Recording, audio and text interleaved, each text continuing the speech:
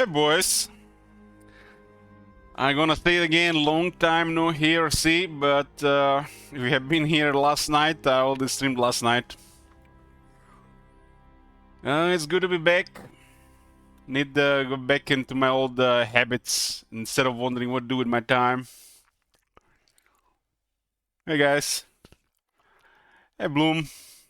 Yeah, I'm kinda in a vampire schedule. Kinda am. Oh my god! Have you seen that shit? Holy Yoo-hoo. shit! What the hell? So, if you haven't been here last night, we played some Halls of Torment, which was requested by Jeep Count. It's kind of vampire survivors game, which we'll be playing some more. My SSD has died. Oh my god! I lost Have you seen that shit? 8 Holy years shit. of What data. the hell? I have multiple drives left of me, but I haven't made any backups.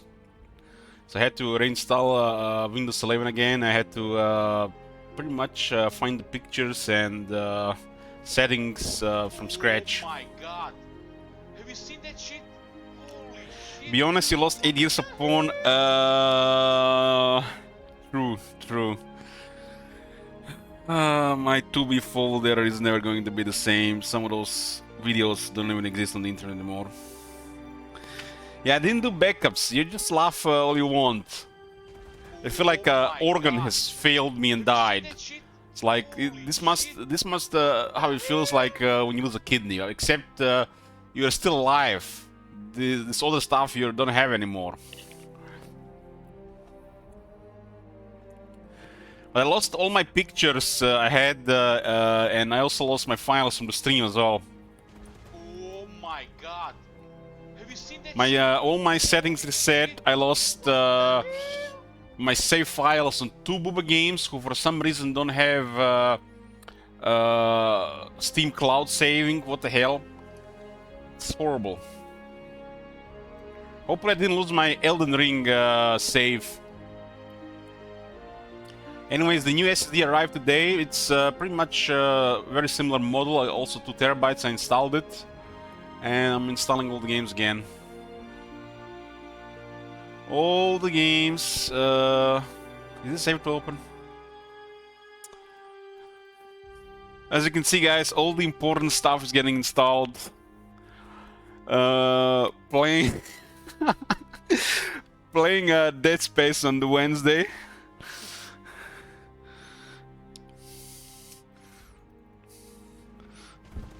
Don't you give me feels weird, man. Have you seen that shit? Green names. Holy shit!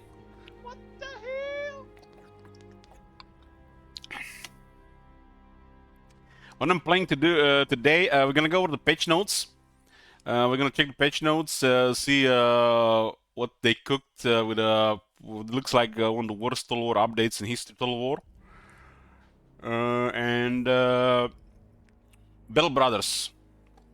I'm gonna be playing some Bell Brothers. I promised, I said when I got it back from my time off, vacation, whatever we're gonna call it, I'll be playing some Bell Brothers. But this whole month will be various stuff. Variety Elich. What month it is? September? Variety Elich September. So, no Warhammer 3 campaigns this month. None. For reasons, we're gonna be doing some Warhammer 3 back again next month. So I'm open to requests. Other than that, I'll be picking 5 new games that I said I would pick from the sellout stream goal last time. People might request something. I might play some Gladius. I might give the last go at the Fallout 4. Other than that, pretty much same as before. Stream almost every day. I will say on stream or on Discord if I'm gonna be taking any days off in the week. But you can expect streams every day again. Eternal stream has been interrupted with the break and the one day before, so I don't have feel like pressure anymore to stream every single day. But I don't mind streaming every single day. Maybe if I have a busy day, I'll just take that day off. There's gonna be no any particular day in the week that I'm gonna say I'm not gonna stream on that day. I'm not gonna stream that day. I'll tell you guys probably like 1 or 2 days ahead if I'm taking a day off. Did someone request Starfield? Nobody requests Starfield. Nobody. It only costs you 1 request token and 100 euros. Kekwi.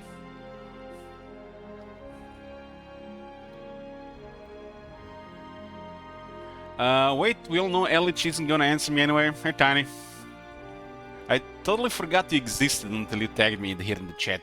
God damn, my last 2.5 weeks were near perfect. Just because Tiny... There was no chance of Tiny appearing in my life.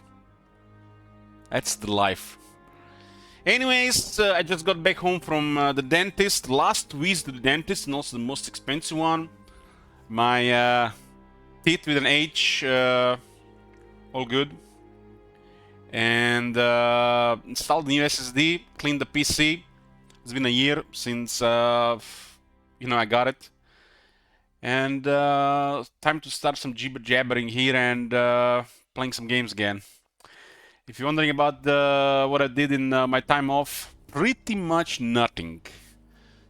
I spent half of the time on myself, the other time half on obligations.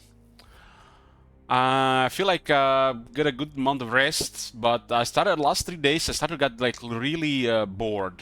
It's like I missed streaming and I missed playing games, and I don't feel like playing games unless it's possibly with a stream. Unless those games are not allowed to be played on Twitch, if you know what I mean. You know, like the boob games. So, getting back in the streamer and hopefully get busy. Get busy. Oh my god. Have you seen that shit? Holy shit. What the hell?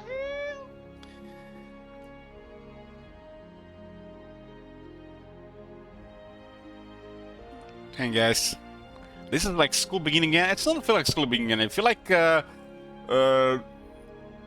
don't feel like streaming like a school or even like a job or obligation. It feels like part of my life.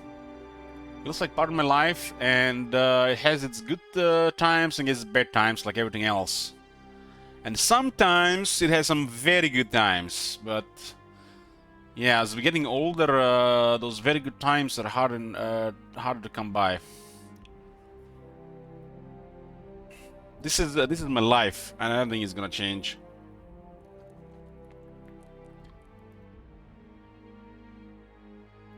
Look at that microphone setting detecting me drinking my beer.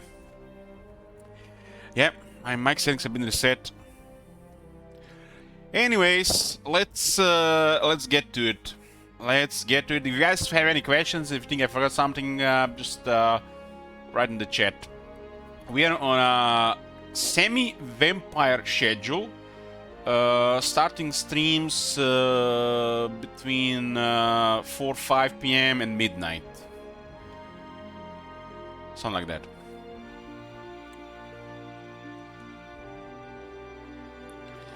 And don't give me Phil's weird man Bloom Cools.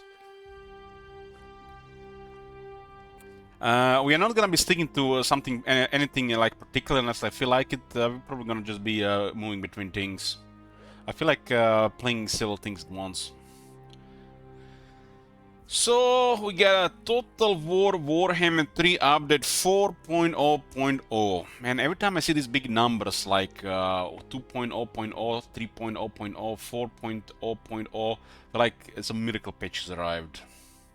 Like a big change, bam. But this basically signals they released an expensive content, and this is what comes with it. It feels like I mean, it feels like Warhammer 3 is going to be. At least the last half of it. I hope my YouTube history has been cleared. I don't think I'm going to be getting notifications. Somebody messaged me on Facebook. Ignore it. I haven't sorted all my settings yet. Windows 11 is a minefield. They removed Minesweeper from the operating system, but dealing with all the features and notifications and things you don't want in Windows 11 has become some form of Minesweeper itself. 7 minutes! Holy shit! Let's go. Let's go. I've been itching to play some Total War, guys, but I decided not to touch Warhammer this month, and I'm itching to play it. I haven't played Helmengorst all year. Haven't touched any of the Vampire counts, and I barely played any of the dwarves. It's like, how do you live without these campaigns?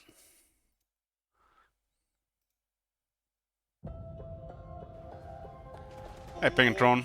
Patch 4.0 arrives alongside the Shadows of Change DLC and brings with it 8-Cold Hellbrass as your FLC hero, new achievements, stability and performance fixes, gameplay changes and balances, and 13 new legacy landmarks to Immortal Empires.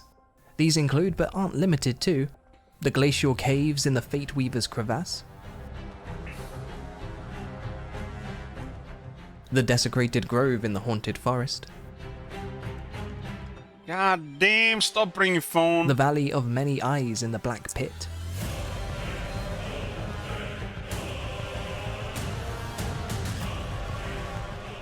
the Occupied Celestial Palace in Wei Jin, Sounds like a chaos landmark. and the wreck of the Talon of Agony in Hai Chai. For all you achievement hunters, we've added an additional 32 new achievements. This includes 2 achievements for each race within the game that didn't already have them, giving everyone from the Warhammer trilogy the chance to track their ultimate victories on any difficulty, with a second achievement for doing the same on very hard or legendary. There have been some changes to how the AI will act in battle depending on the difficulty level you choose. With the addition of a difficulty scale, you can fine-tune your experience. For example, on easy difficulty, the AI ranged forces will target anyone who comes into their range first. On very hard, the AI difficulty, with the addition of a difficulty scale, Got an AI stats modifier now. So one piece at a time, they're adding all those advanced settings people wanted. Interesting. you can fine-tune your experience. For example, on easy difficulty, the AI ranged forces will target anyone who comes into their range first. On very hard, the AI will be more aggressive, efficient, and focused by picking soft targets, focus fire 1 unit down if possible, and will Picking not soft targets. How the hell is a zombie dragon or a black dragon 55 mistrins a soft target? be baited by misfires. They will also have increased spell, missile, and artillery evasion. Staying with battles, and we've added some additional maps. Herdstone, a minor settlement map for the Beastmen. Spawning Pools, a Dominion battle map for the Lizardmen. And a selection of new Chaos Waste mountain maps.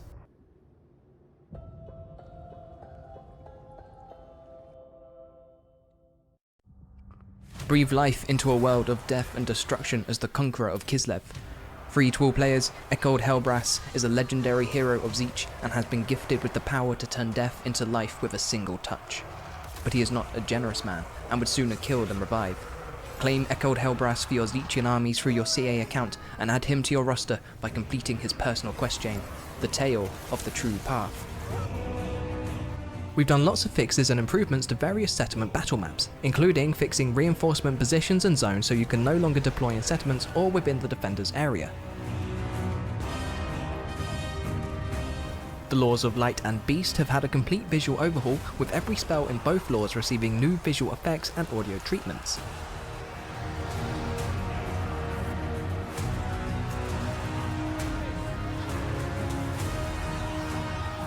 We're always trying to improve the AI and how it behaves in both battle and campaign. Some AI changes to the campaign will mean that they go to war less and take longer to identify the player as their main threat. To list a few specifics, in diplomacy, distance is now more important to the AI, which should lead to them dealing less with further away factions. Passive factions are less likely to go to war, and each war increases the negative impact on an AI faction situation, meaning they'll try to be in less wars overall. Oh, makes sense. In strategic behaviours, the AI will be less likely to focus on regions recently captured both offensively and defensively, The AI will be more likely to make mistakes instead of placing their armies just out of reach, though that's dependent on difficulty, and the AI should focus more on nearby targets. These are just a brief taster, there's many more changes to AI behaviour, so be sure to check out the patch notes for the full list. Along with overall faction buffs and balancing, the races of Tzeentch, Cathay and Kislev are getting a few small changes. In Cathay, you'll see an update to the Wuxing compass and a rework of the harmony system. Isn't this like the most ridiculous shit? Warhammer 3 is literally like brand new compared to like half the game, and you hearing reworks of Kislev, Grand Cathay and Tzeentch stuff, meanwhile Lizardman. This is mind-boggling to even mention a rework of anything Warhammer 3 related. Addition of Yuan Bo, we have our first Cathayan character who has campaign goals set outside the provinces of Cathay, making the Wuxing compass, which currently only applies to regions within Cathay, increasingly irrelevant to his campaign. Instead of applying solely to regions within Cathay, the effects of the Wuxing compass now apply to regions that are Cathayan owned. When playing the other siblings, The corrupt action brigade looked like one of those swords from Burning Crusade shit wizard. The ones that those big four-hand demons are carrying. Yuan Bo's 4 extra directions are present on the compass but cannot be interacted with. Whilst regular Cathayan factions cannot set these directions themselves, they can benefit if Yuan Bo sets the compass to those directions. Harmony has moved from a faction to a provincial concern, balancing your construction of yin and yang buildings on a local scale. World of Warcraft. There are now distinct benefits to a province being heavily aligned with either direction, or by being in harmony. A province with a strong yin leaning embodies the introspective state of the world. Bonuses to construction, growth and control means you will likely want to start here to get a province off the ground quickly. Or perhaps war is your truest agenda. A strong yang leaning comes with bonuses to recruitment, research and recruitment rank. Indeed, a young province will enable you to rapidly build strong armies. This, huh? But balance remains important, and a harmonious province promotes long-term prosperity. Income benefits, reduced upkeep for armies in the province, and movement boosts means you can travel through your secure and harmonious heartlands quickly. Man, they really know what we want. Over in Kislev, we've taken a look at devotion. For a start, it can now go into the negative, meaning low levels of devotion start from 0. We also wanted Kislev to have the tools to take the fight to chaos. I have to interrupt here, boys. Somebody actually sent me a message a couple days ago when they were looking at the spoilers of the early stuff from this update, and they're saying that the Kislev is finally playable. And I'm like, what? Those coasters are beyond ridiculous. You don't even have to use any other unit. They say Kislev is finally playable. To that end, we've added a new commandment which is only available within the Chaos Waste, which negates the effects of the uninhabitable climate, but will cost devotion each turn it's active. And we've also removed the devotion cost for constructing buildings. For Tzeentch, we've made a few tweaks to the Changing of the Ways and Unholy Manifestations. In the Changing of the Ways, Halt faction has been changed to Halt Army and now targets a single army. Forced Rebellion now also damages the walls of the settlement, hopefully giving the Rebellion a little extra help when they attack. Show Faction Intentions has been replaced by 2 alternatives. For Kairos Fateweaver, it has become Borrow Time and replenishes an army's movement range. For the Changeling and Village, it has become Spread Corruption and is used by targeting your own army and spreading corruption from said army to the province they are inhabiting. Give War Coordination target has become Force Peace, which forces peace between 2 warring factions. We can't have any fun things of the Ways actions can now target armies when they're at sea. As for Unholy Manifestations, we've tweaked a few numbers for things like Scriveners of Insanity, Mutagenic Energies, Magic Flare, and Magic Flare Ascendant Upgraded. Check the patch notes to see the specific maths behind it all.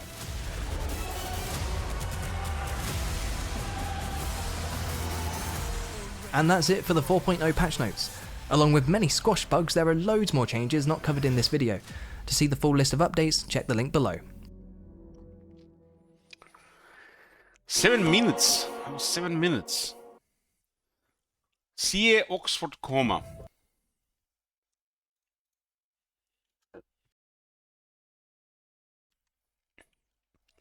Let's. I'm going to read the new fact showcase. Showcase is what? Welcome, update 4.0 arrives tomorrow, August 31st. That was like 5 days ago. Bringing with it just many improvements to Total Warhammer 3, but also a bunch of new content to sink your Vortex Warped Tentacles into. I don't like them mentioning Vortex and Tentacles in the same sentence here. Here's some of the highlights. The Changeling, Mambo Jumbo, and Mother, how did Ostankia? I don't know how to say this guy here, Mother Ostankia. This are the new guys, the 3 new lords. The 3 new lords arrive in Shadows of Change. Let Zinch take the wheel with the blue scribes, scattering spells across the battlefield, only the hand of fate to guide them. Stanky. Just call her Stanky. Mama Stank. Mama Stank. Take it to your foes with our newest free legendary hero for Zinch. I called Hellbrass, so another legendary hero. Control Destiny like never before with additional difficulty options and sweeping AI improvements across both the campaign map and battles. God damn, man, this is terrifying. Every time they mention AI improvements, something gets worse in the game. I don't remember one instance where they improved the AI and didn't make it worse. Maybe they just improve it on normal difficulties and just make it always worse on legendary. What do you guys think about that? Maybe we just don't see any of these improvements because we're playing only on legendary.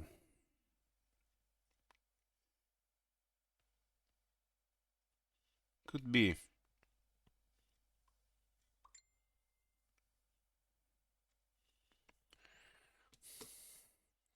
My phone pinging. Show off your skills with 30 new achievements for every existing race within the Warhammer trilogy. 30 new achievements. Do we really have 30 new achievements?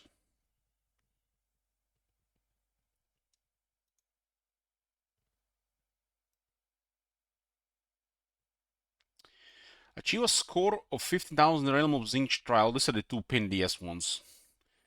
I still haven't completed these 3. Playing as the Beastman, win a single player campaign. Playing as the Beastman, win a single campaign on very hard legend difficulty. Playing as Bretonia, win a single player campaign. Playing as Bretonia, win a single player campaign on very hard legend. Man, these guys are so original.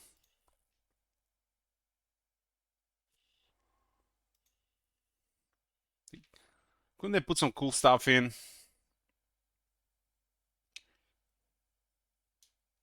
So basically just you win a legendary campaign with the Empire, you get both achievements. God damn, this is lazy shit. Nothing cool added on, just more lazy stuff. 16 achievements, huh? Okay, who knows? Let's see what's next. Maybe something's gonna surprise. I haven't got any spoilers about this, except you know, the usual, the state of the game stuff. If you guys have been out of the loop,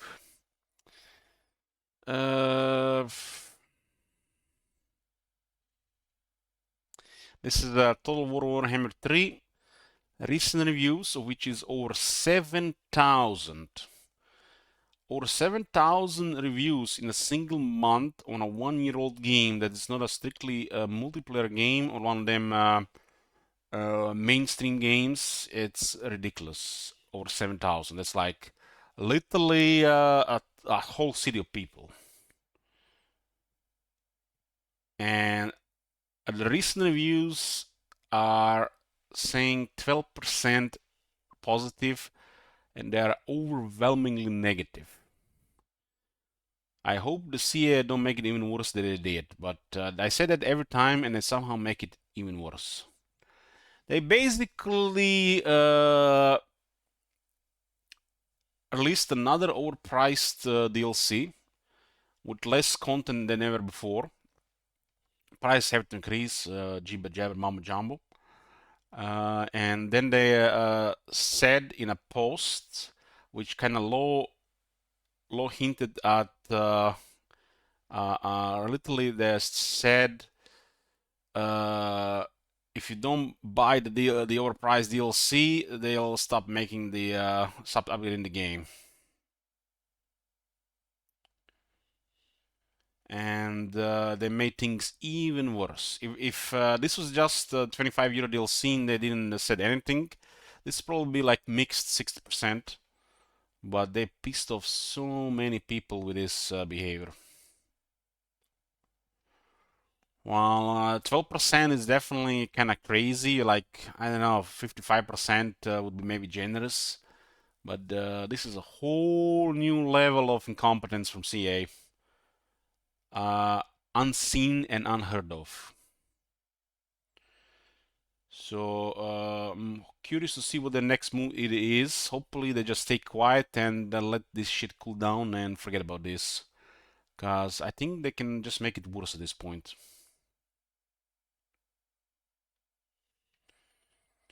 And regarding the prices, we haven't talked about this game at all on stream, but I was showing some yesterday. And I didn't mention anything about this game before. I did promise I would play the next Total War game. And the next Total War game is a Total War Pharaoh, which is coming next month. I have a small feeling it's gonna be delayed. Just a small feeling. But what's to be delayed? Just a copy-paste of Troy. So this is not even a saga game. Not even a saga game. And we're getting literally a new Total War game literally in the midst of post-release content, lack of content or drought of content in the Warhammer 3, you know, side of things of Total War. So how much is it connected? Who knows? CA is very busy. They're working literally on 3 Total Wars and a non-Total War game at the same time. And that's like what we know of. The skeleton crew of Warhammer 3 can only do so much, right? And you can see here, there's already a 60 euro price for the standard edition. This is like a Total War Pharaoh. You can expect the level of the game as Napoleon, I guess, or Attila. And there are some weird prices here. 72.87. I feel like almost they want to confuse people with these prices. And then 91.46. It's almost like they didn't want to put 79.99 and 99.99. I don't know, weird stuff. Haven't seen anything about this game. Many people are already making it a laughing stock because of Troy Kobe Pasta lookalike. We're going to get into it with what do you call it? As much as possible, unbiased view, and try to just treat it as any new game. Maybe play 1 or 2 campaigns, and if it's any good, play more. If not, just move on.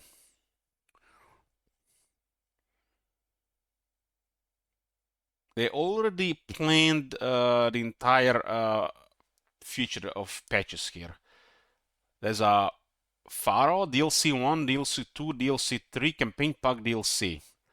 This is literally just already a campaign pack in itself, and there's gonna be a campaign pack DLC for the campaign pack itself.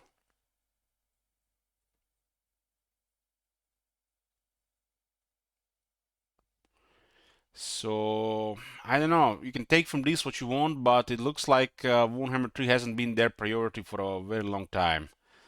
They barely have any people working on it.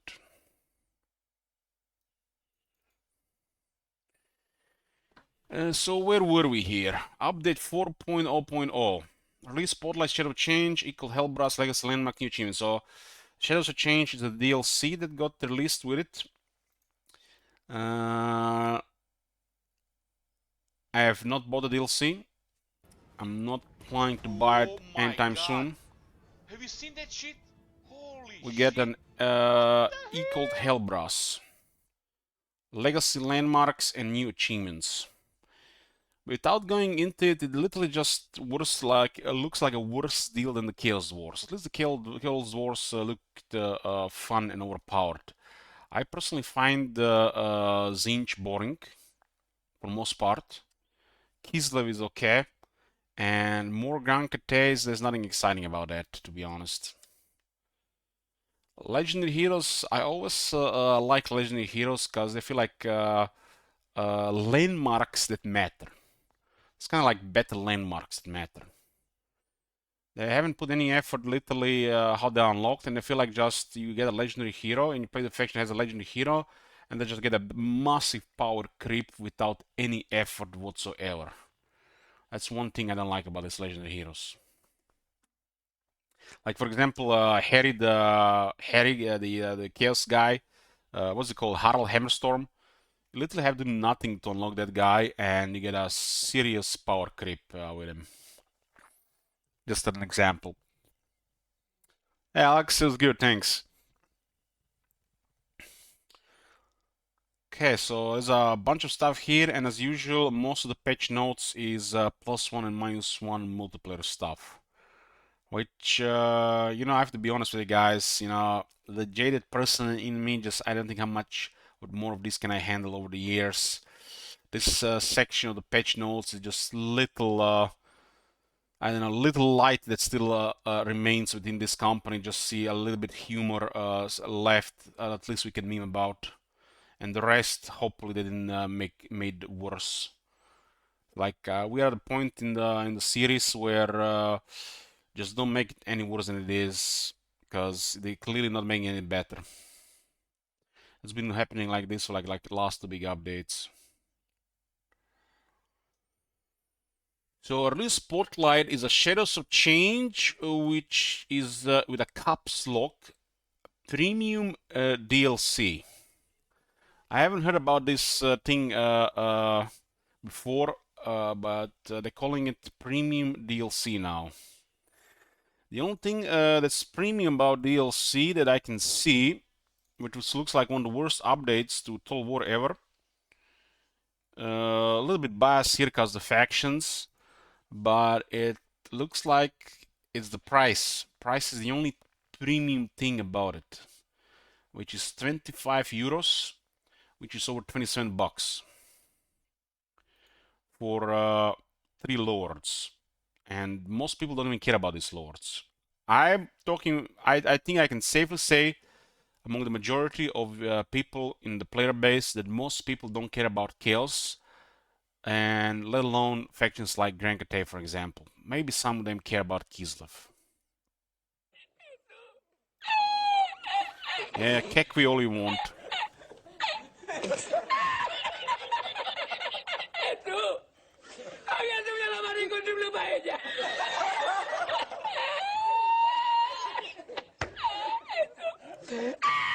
So at the start of the Warhammer 3, when they started patching the game, they released the Champions of Chaos DLC, and at that point, I considered it a good DLC. I think the good DLC was a good rework, and at that point, people were already complaining about more chaos when they were delivering actually a good DLC. I can't even imagine if they are having anything other than frustration at this point from their premium content. Like the old games are now merged, literally. All games are merged. A minority might even play the mini campaign, what is the Realms of Chaos. There's no reason not to start updating the older parts of the game again from Warhammer 2 and Warhammer 1, which are the core of the game and always going to be more relevant than anything they release with Warhammer 3. Warhammer 3 was supposed to be the icing on the cake and not another level on a crumbling tower that's the state of the game at the end of the Warhammer 2 that needed more reworks and more bug fixing. But instead they added another level to the top without making the foundation stronger and fixing all this shit from before. And now it's shaking even more than before.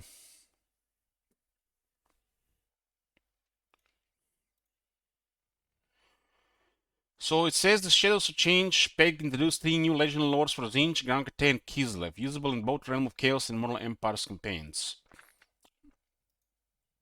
Inject new legend lords, heroes, and units into your games to vastly expand your methods of play. Vastly, huh? There's literally 100 lords in the game, and adding 3 legendary lords to literally factions which are really a minority of the game, how they can be vastly change? Did I see Angry Joe rambling about this? No, I haven't seen Angry Joe stuff in a while.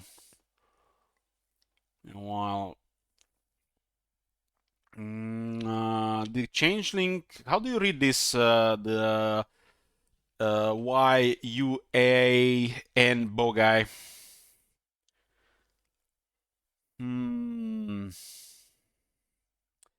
My Chinese sucks. Yuan bow.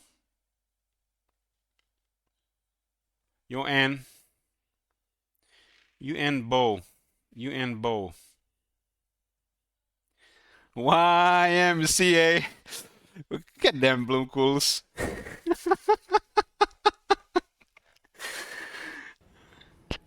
Oh my god.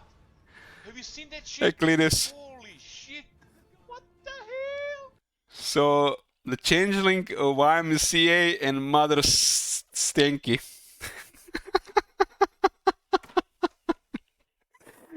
God damn these names of these lords. Each bring their own campaign mechanics to the races with goals separate from the Realm of Chaos campaign and new units to help them pursue victory in their terms. Mama Stankek. 3 new legend lords emerge from the shadows. Perform dastardly schemes and trickery with the changeling of Tzeentch. Establish and execute grand stratagems on global scale as YMCA and the of Grand Crate. Did this shit even install yet?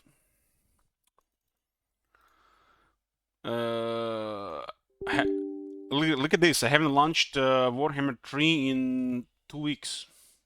No, it's actually 11 days. Damn, what was it, 11 days?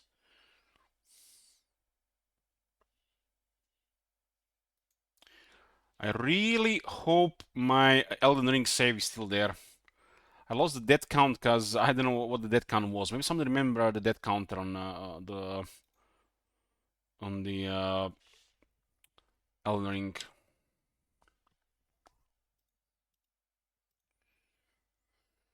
Everything's been reset.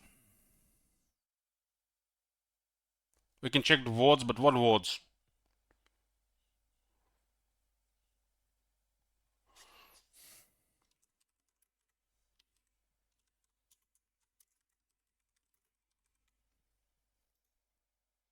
I don't see audio. Hear audio.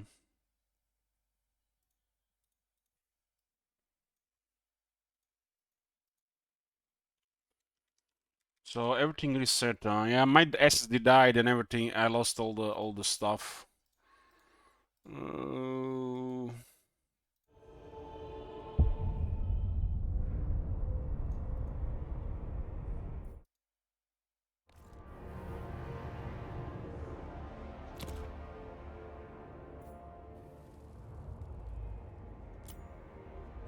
Oh my god, look at this.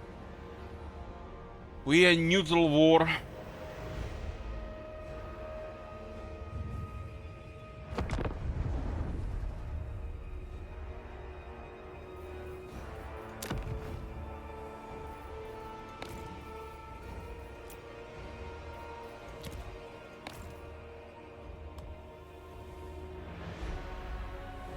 Why this was a default resolution set to such a bad setting?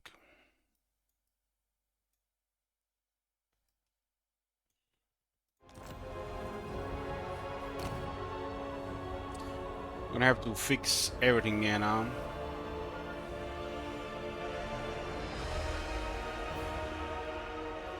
I don't even remember what settings I was using. Is there a screenshot of our settings here?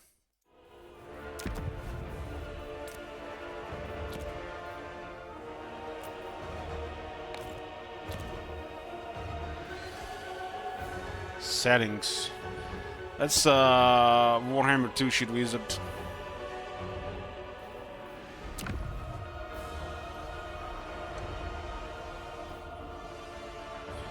I think I use most of this like this.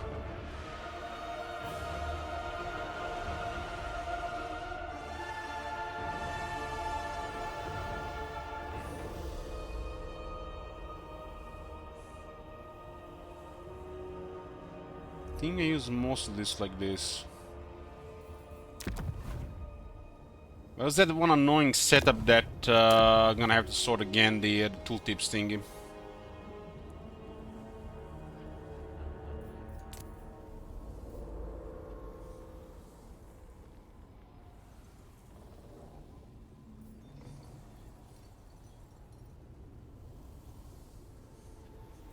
Open Warhammer 2 instead.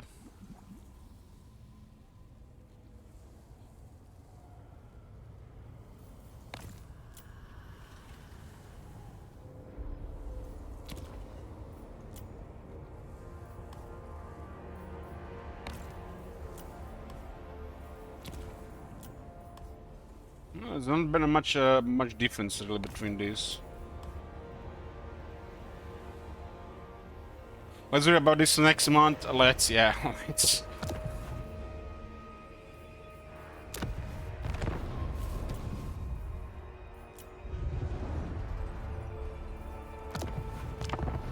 I command here. Only I keep chaos at bay. Kislev has my protection. It's like a character from which universe?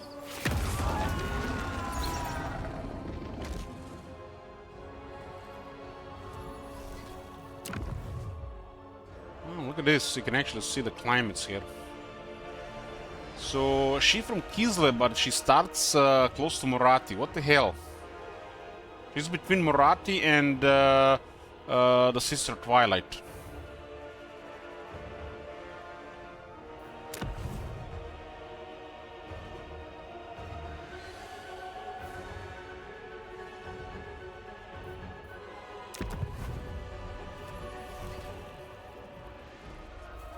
Sheena ambushers. What the hell? That it shades to Kislev?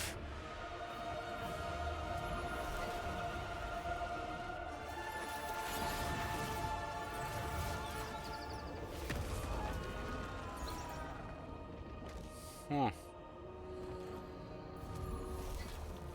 Incarnate elemental beasts.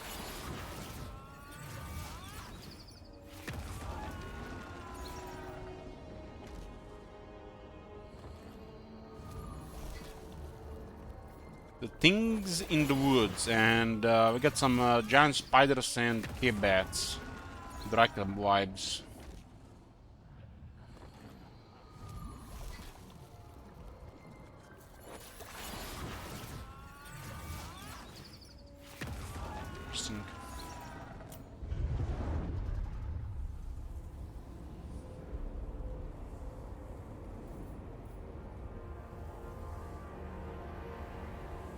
Interesting. So she's one of the 3 new lords.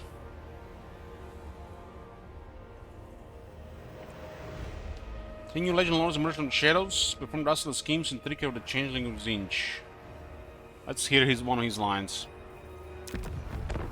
In the name of Magnus. Oh, look at this. Zinch actually got another lord. So there is a hope. There's a hope that there's gonna be a lord appearing here as well. Right. There's gonna be a lord here. He's gonna have 3 boobs. Right?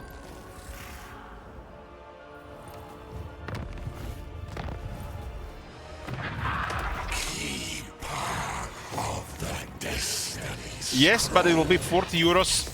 That's a sacrifice I'm willing to take. Changeling. Warhammer. That's a pretty cool opening. Look at Belaga there. Of many faces.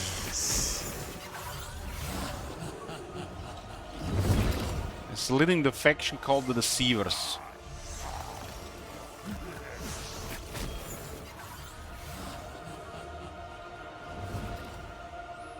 Zangors. I think I've seen Zangor unit when I played. I think it was Still Fate Overhaul in Warhammer 2.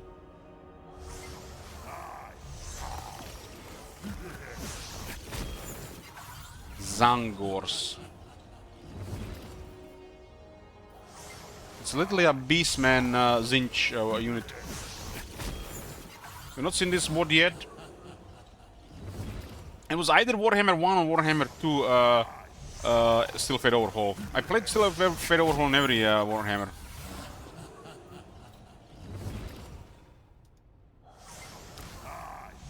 Cockatrice. This is literally like a Witcher DLC. Thanks, bye folks.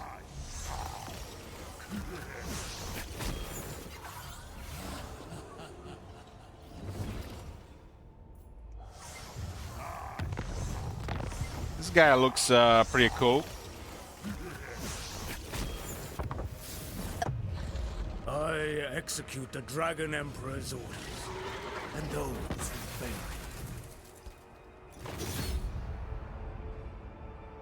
Jade Lion, because it's green, so it has to have poison. Witcher 1 when? God damn it, shit wizard. We gotta stop playing all these old games. No all these old games anymore.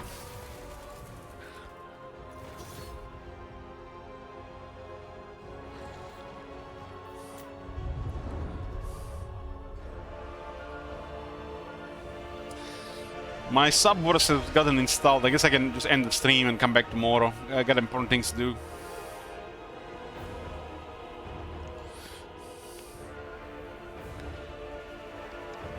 We did a Witcher 1 playthrough on stream.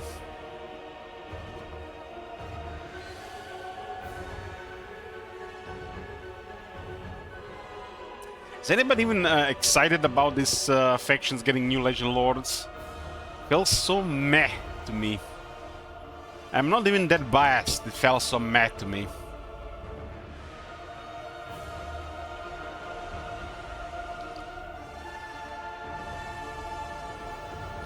Battle Brothers, we'll be playing Battle Brothers tonight.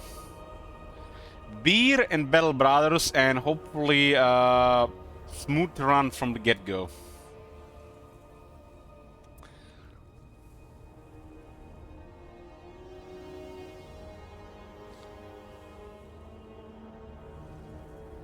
Smooth BB run, it's happening, Aknarovich, happening. Well, who do we have here? Rubio Nubio from the dead. That's one of the OG red names. Establish, execute grand stratagems as a global scale as... Goddamn man, I don't know how to read this. What did we said? YMCA? Grand Cate. We read that. I have jinxed the BB run now. I have changed the screen. Conjure powerful hexes and incantations while engaging in witchcraft, flipping campaigns on the head as Mother Stanky of Kislev. Stankia? Or Stankia? I think it's just Stankia here. Nice relaxing lone wolf. I'll be playing a knight turn trader shit wizard. We're gonna be see battle for like 5 months.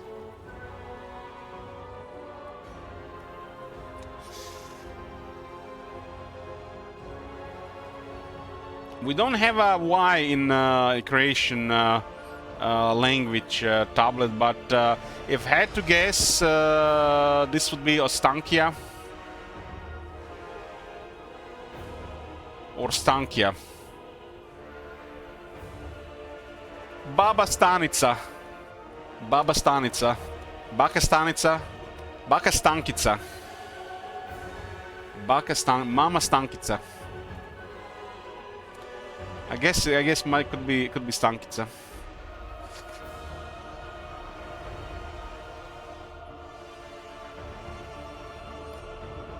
Yeah, but depending which Slavic language it is, sometimes some of the letters are silent. We don't really have silent letters in Croatian. Babushka of Kislev. We have names like this, like Stanko, like Stankica, stuff like that. Scatter magical spells at random with new legendary hero, the Blue Scribe of Zinch. Expand your roster with 11 additional units and enhance your troops with 9 new regiments of renown. What? 11 additional units, but 9 new regiments of renown. Does this mean like 20 new units? That's 3 more units for the Legion of Chaos. Man, Legion of Chaos is gonna be ridiculous when they release all DLC. But I gotta tell you guys, they messed this up. They picked Zinch, Grankate, and Kislev for this DLC pack. That's just fucked up. This should have been like one of the Warhammer 3 factions, one of the Warhammer 2 factions, and one of the Warhammer 1 factions. Or even if they wanted to put some real effort into it, 2 of the Warhammer 3 factions and 1 of each from the previous 2 games. So everybody gets something. And not just 3 of the Warhammer 3 calling reworks while barely changing anything in the game. At this point, these updates have to be truly massive considering the size of the game, and they've gotten like smaller than ever.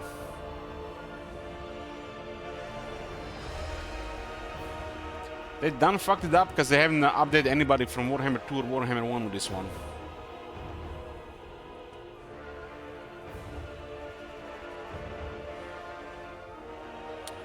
Guys, don't forget to pre-order the Shadows of Change, 10% off launch price. Still more expensive than the previous DLC before Chaos, Warriors of Chaos at full price.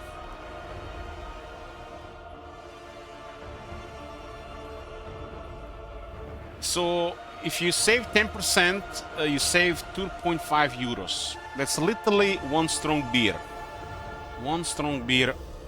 They buy you a strong beer, so you can get drunk after see what they released.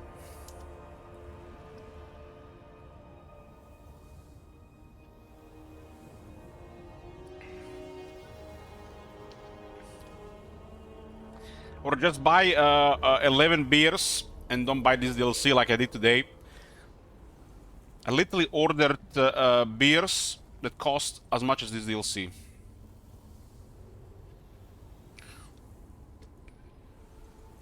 Breathe life into a world of death and destruction as the conqueror of Kislev, a called Hellbrass.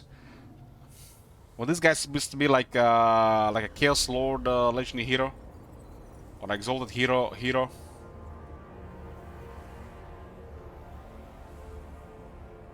Getting drunk plus BB seems ill-advised. Well, run will end quick, and I can go play Fallout New Vegas. I mean, Outer Worlds. I mean, Elden Ring, right?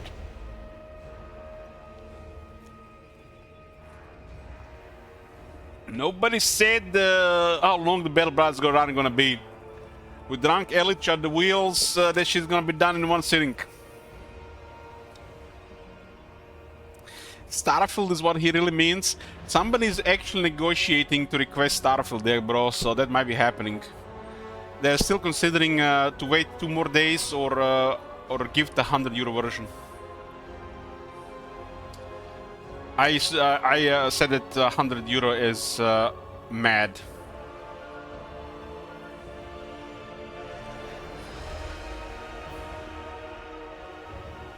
That game looks boring. Like we're gonna be dropping into a coma after like 3 days, I think. Maybe it's gonna be at least more stable than the No Man's Sky in the beginning. How many shades of the Chaos Dwarfs campaign? I don't own Chaos Dwarf DLC. I do not own it. Bring me to my men.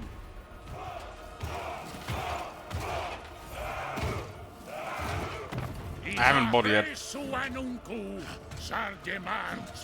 But I might get it next month. Hell no, I actually have to buy Pharaoh next month. They're gonna put me back, so I might get it next year. Maybe play Chaos Dwarfs for Christmas. Chaos Dwarfs will be available for next sell-out stream for the request campaigns, but I don't advise it. I feel like it's gonna be a meme at this point.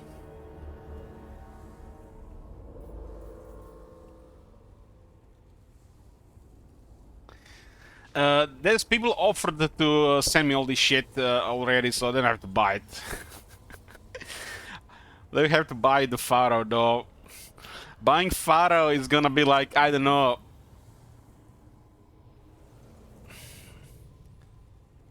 I'm gonna fill a hole in my pocket. That's all I can say. Chaos Dwarfs for Christmas, some green shit. Well, Grinch has to come and get his piece of the pie as well, shit wizard.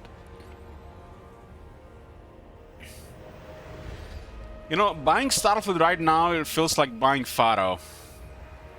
I don't want to give this money to Bethesda, and I don't want to give this money to CA, but people are offering to send it anyways, and I feel bad anyways. What to do, guys? What to do in this situation?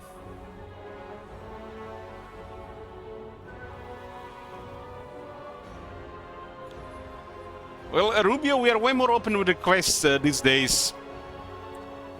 But some things like still off. Like you can't request a horror game, and currently there's no Chaos Dwarfs or whatever these factions are called. Starfield, why not? But I don't think anybody should request that game.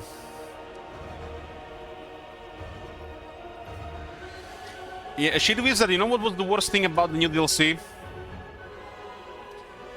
The house is literally on fire. People were furious, steaming. Steam was going out of their heads. And at the same time, they've sponsored Dance Gaming to show the early DLC. Sponsoring big casuals to promote the game. At the same time, this scandal is happening. I think that was the worst part of this whole thing.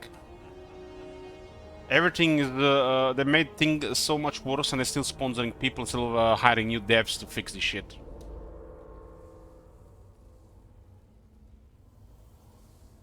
And they pay Koch too. I don't know. I don't follow Koch. That guy is too positive for me. It makes me sick.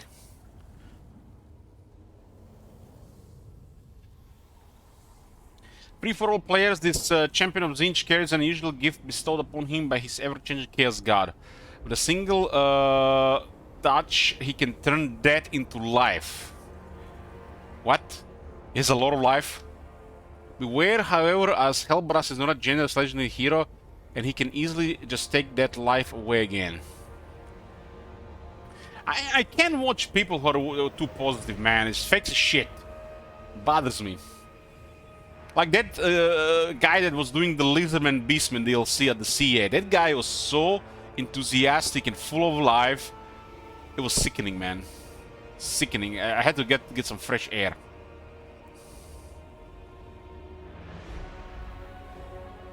You know, people like this exist.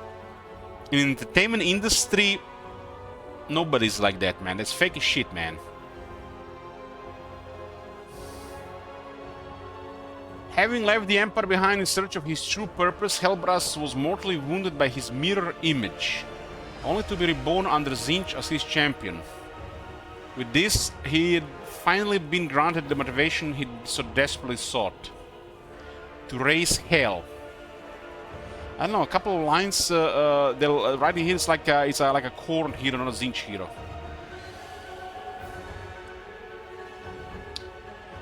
Echoed Hellbrass is now available as a free addition to Tzeentch and certain Warriors of Chaos factions in Warhammer 3. To everyone with a C account can be added to your roster by completing his personal quest chain. The Tale of the True Path. You can read more about C accounts and create own here. There's a link.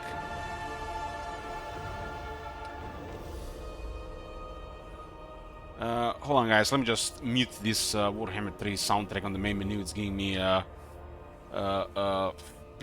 PTSD or whatever you wanna call it. Okay.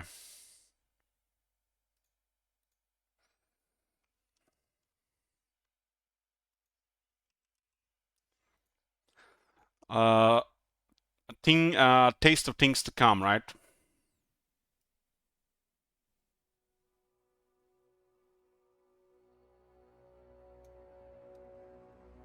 We're doing a Total War Attila campaign this year, boys. From start to finish.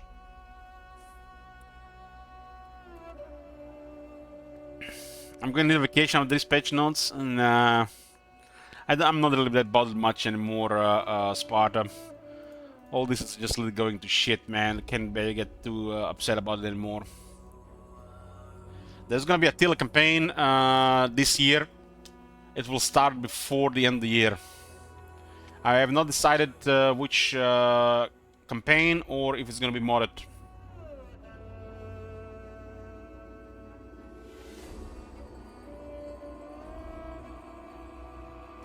That was part of the sellout thing. Man, now thinking back, I have regrets, man. It's like I feel like the Alien would have been easier than playing Attila campaign. Oh shit, we did complete the Alien already.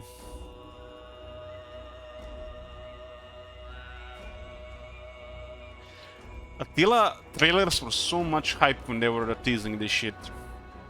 And it delivered for most part. When they stopped patching the game. Starting December 31 at 23 p.m. after the 39 minutes of waiting. Drunk Elich will appear with 3 bottles of rum and Age of Charlemagne campaign that can complete in 15 turns. Don't clip this shit.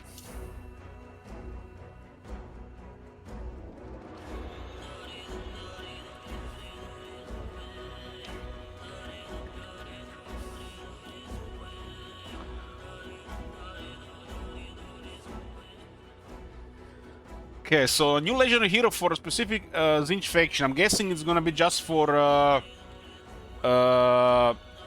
maybe Archaon, Kolek, Kairos, Village. Am I right? Somebody knows?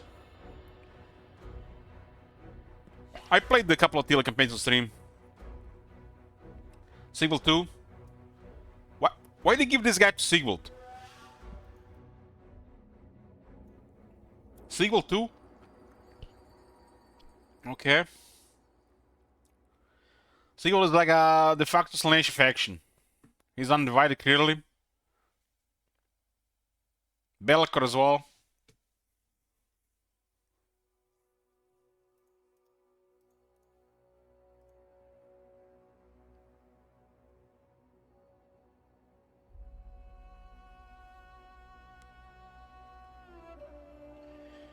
This is the exciting part. This is one of my favorite thing to do with the updates. New legendary landmarks. We've added 13 new landmarks across the map in our continued effort to bring fan-favorite locations from the trilogy into Mortal Empire. So guys, continued effort has been mentioned. Warhammer 3 series is safe for years to come. We're gonna have at least another year of updates before they scrap this shit. Glacial caves in the Fate Weaver's crevasse, Agamon's menagerie in the Castle Splendor, Desperate Grow in the Hunt Forest. Looks like there might be some chaos landmarks. Occupied Imperial Palace in the Wei Jin.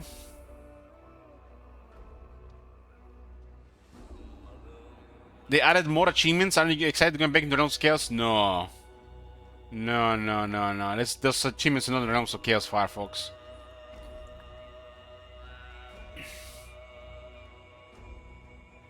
Pillar of Bone in Death Gorge, Huatl in the Awakening. Monument of the Aesthetic Hunt. Shrine of Kronos. It sounds like a celestial landmark on Ulton. Valley of Many Eyes in the Black Pit.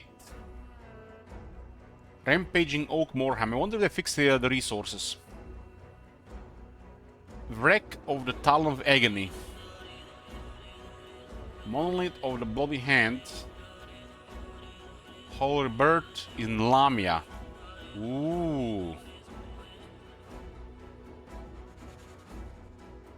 Hall of Rebirth to Lamia. Is that everybody has access to that landmark? Maybe just Tomb Kings. Does she even start with Lamia? Does not.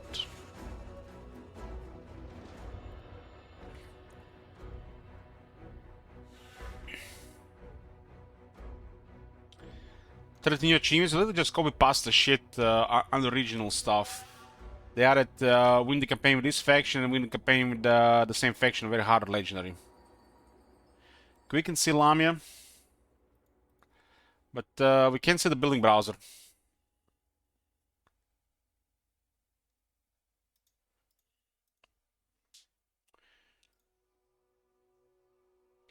Etc.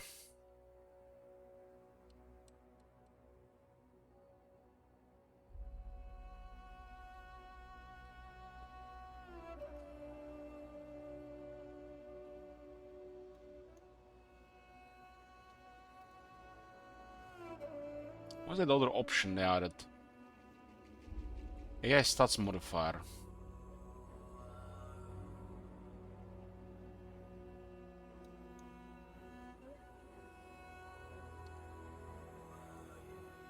Huh. The defense used to be 20% on Warhammer 2 Legendary. And people are complaining about this in Warhammer 3, Jesus.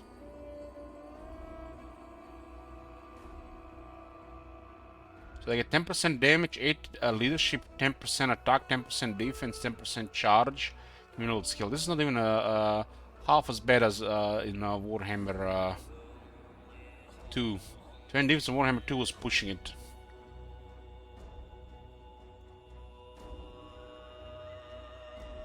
But there's another number on it, just a bar.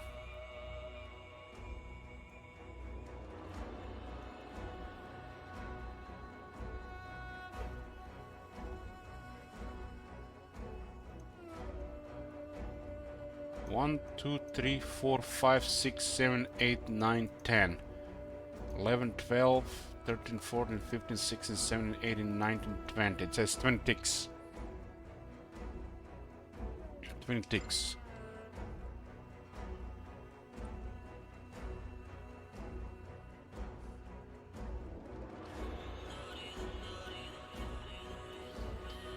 Yeah, this seems like completely irrelevant to me, guys, personally. But stuff like this, I think it's good to have as an option. I think it's a good stuff because I think a lot of people would like to change some of this stuff. But to me, this is completely irrelevant. We have done 200 campaigns in Warhammer 2 with bonuses much higher than this, and we made everything work. So playing with Warhammer 3 with these stats, it's a joke.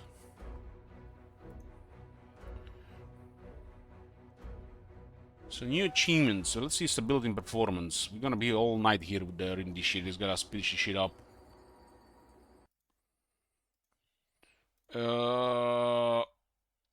Fixed a crash when resurrecting artillery pieces for a unit with no currently living engines. Huh. That's interesting. How they figured out this would crash the game? There's still hope for these people. Fixed a memory-related crash when picking up artillery pieces with a smaller, different crew. than the originally manning those pieces. Yeah, that was a thing that would crash the game back in Rome 2, I remember. That was a crash back in Rome 2. So in Rome 2, you could literally abuse this, where you would get more manual ammo by switching crews around, and sometimes it would crash the game. Fixed an issue loading to the game, soft locking in rare cases when AI is attacking a settlement with reinforcements. Fixed a crash when zooming out while selecting a VOD target. Fixed a crash that could occur when auto-resolving certain battles. Fix the quick deal button diplomacy panel losing its functionality when reopening the panel after threatening a faction. I wonder if they fixed the diplomacy bug. The game-breaking diplomacy bug. Because that's really bad right now in the game. It doesn't make sense with some factions, but shit's broken as fuck. But Mr. Streamer, you don't have to use this. Just don't use half the game. Just kill everybody. It's total war, not the total peace.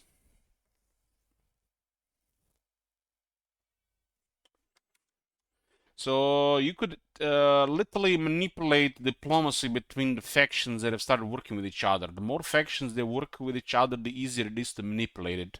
And by start doing this, you increase the odds of them turning on each other. Well, this is fitting for like playing a Chaos faction or a Vampire faction. But playing a Greenskin faction and having bugs like this is game breaking. Here in this instance, we're playing as Grom the Paunch, and we are asking Prince and Emperor to break non-aggression pact with 7 of his friends, and he would do it willingly. He doesn't want anything in return. He hates our guts, where his primary threat is literally building a network to deal with the evil powers, and we could make his life complicated by messing up his diplomacy. Makes no sense for the Greenskins to have such an option. While it does fit Chaos and the Vampires, like I said, this shit is broken. By messing up diplomacy like this, especially if they're working with the dwarves, it could cause strife between them and even war over time. And this shit is so bright. Where's the dark mode?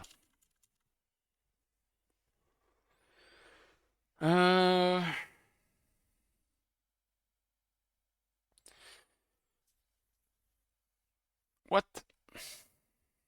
Fixed start of a turn crash when a character is ready to upgrade.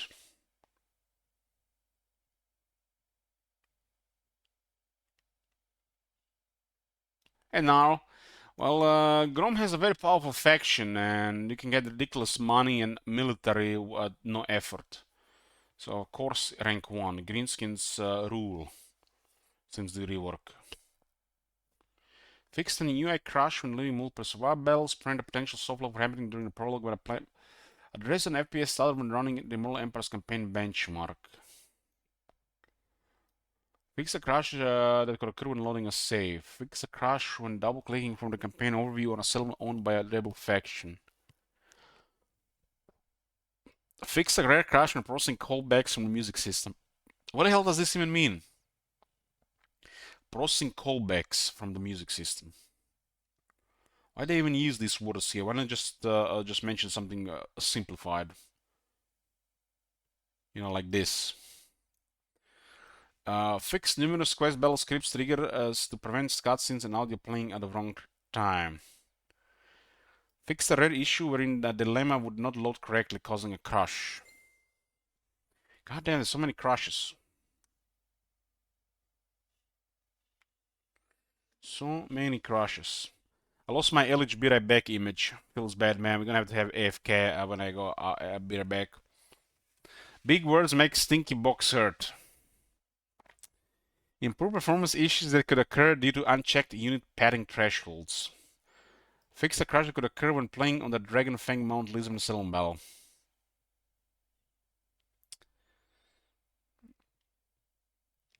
Look, you know, guys, if I zoom in, the more I zoom in, it looks like the bigger the patch notes are. Sometimes I think that too, Toka. Well, half the patch notes seem made up.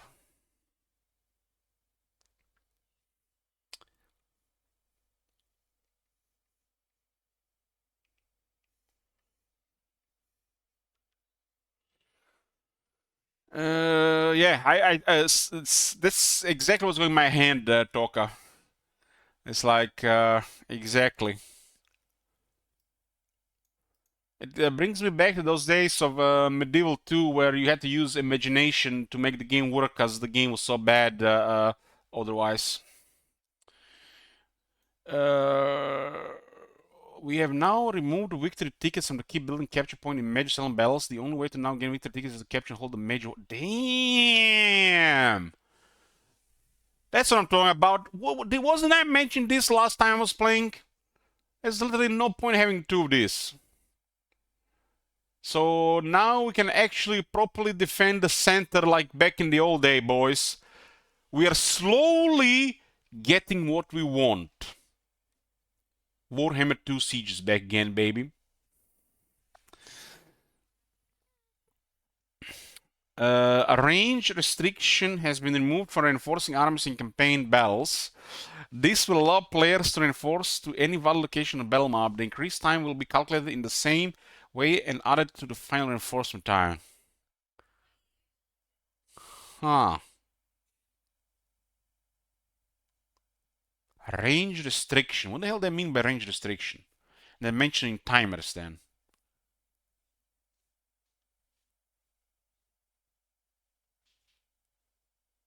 Range restriction. What the hell do they mean with this? This makes no sense to me. A range restriction has been removed from reinforcing armies in campaign battles. This will allow players to reinforce to any valid location on a battle map. The increased time will be calculated in the same way and added in the final reinforcement. This shit makes no sense to me. Range restriction.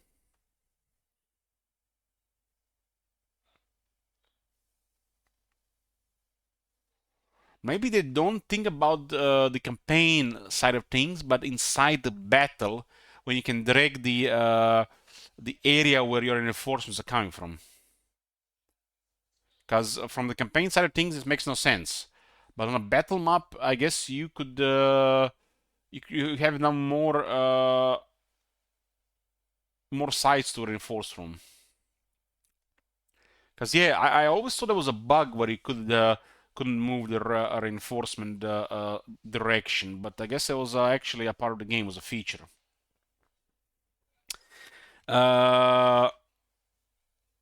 Nice round. How much copium did I miss? 1.5 dark beer of copium.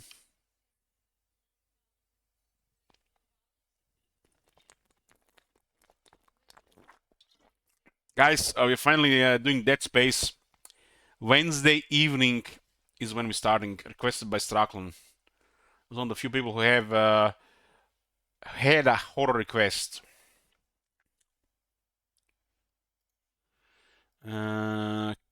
Howdy. Howdy. My name is Jed Masterson. We do not play Fallen Omega Sellage. Caravan Company. We're back, boys. If you're hearing this, I have a job offer for you. Happy Trails is organizing an expedition north into Utah, off the Long 15, and we need people. We're looking for caravan guards, prospectors, couriers. If you're used to humping it across the waste, straight toward trouble, we want you. If you got a Pip-Boy, we definitely want you. On the other hand, if you're a greenhorn or a city slicker spinning tales about your skills, you can kindly go hang. If we like your gumption, we'll pay you square and treat you fair. Find me, Jed Masterson, at the Northern Passage if you're interested. Luck to you.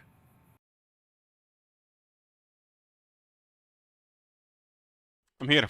I'm gonna probably have to take a short break again soon. I'm meeting somebody for a short time. So I made it like a thing. Every time there is a patch notes in Warhammer 3, I get like a ball of Diplomatico. That's become a thing. Not token, no. I heard Jerry's in Starfield. Come on, shit wizard, don't play with me like that. I'm not sure what Dead Space this is. We're playing this Dead Space.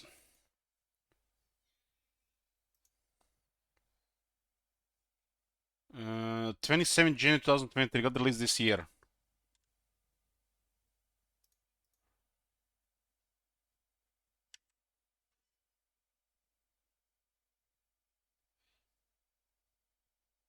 This one here.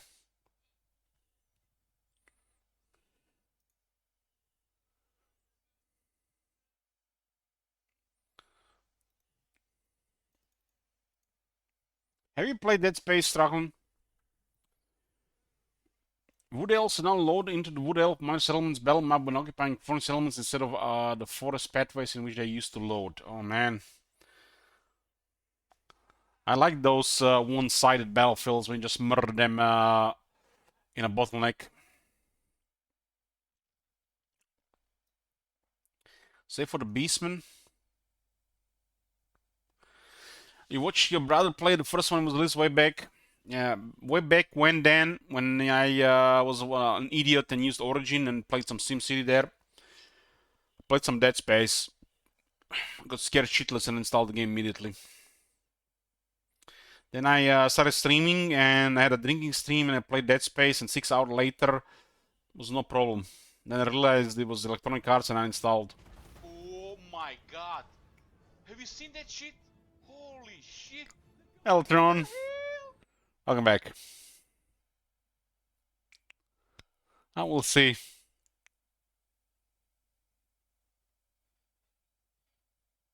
Who the fuck plays atmospheric games with lights on? You should be ashamed of yourself.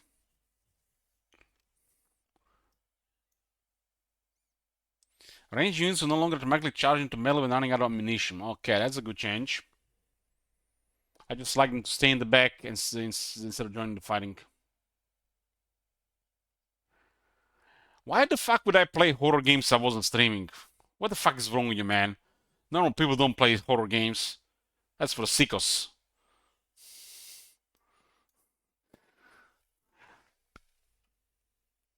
Do you play mobile games with the lights off too? Yeah. I lock everything. Open my put my clothes over the door, and only then I start playing mobile games. I have to double check the doors are locked. You never know.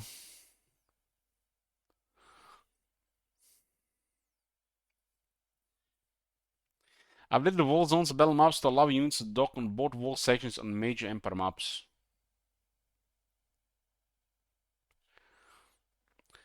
This is Twitch these days, Rare. Streamers got offers they can't refuse, and it's turned the program into odd hell. And you know what month it is? It's September. They want your money. They want subs. I'm not sure if you have any third-party stuff that can help you against this, but it's how it is.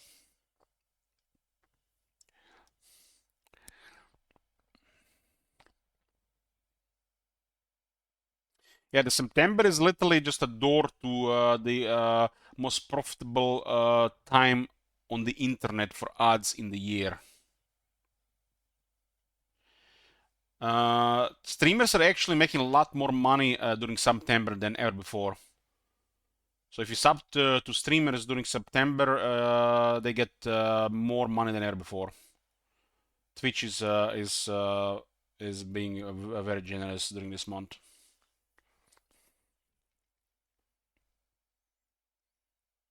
True that, oh my, true that, yeah. The defender is in an ambush battle will now leave the cinematic camera after a set amount of time, stopping cases where the defender would have to watch their skulking arm slowly walk to the exit. Huh?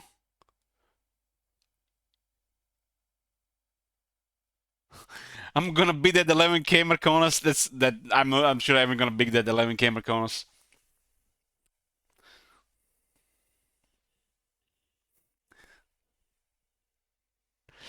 I'm out of the ad gulag. Did you answer the question? What was the question, Foiled? Let me scroll up. What did Foiled ask? How would you ask for dick pics? I don't see your question, Foiled. You need to put it again.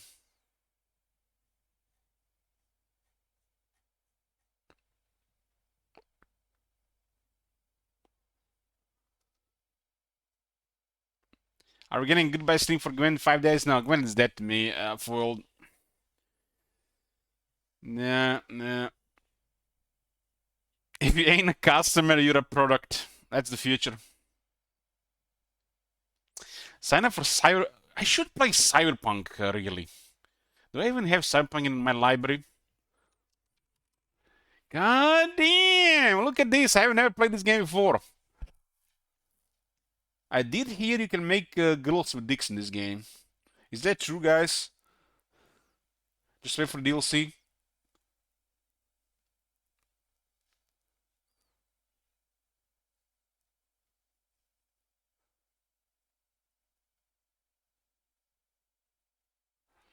Hey, Fialovich. Cyberpunk might be actually be a good point to play. Like, I got two questions about this game. Like, the most important two questions. Can you have a girl with a dick? And the second question is, can you sex Keanu Reeves' character? That's everything important, I think. Yes, no. God damn it. I guess we get only half.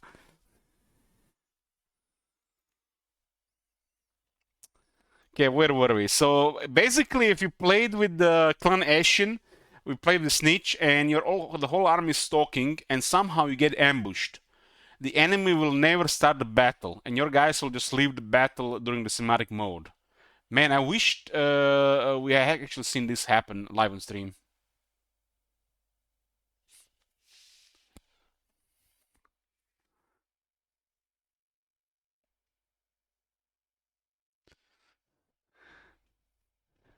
What the hell are you talking about, Shoot Wizard? I've always been a red name since day one.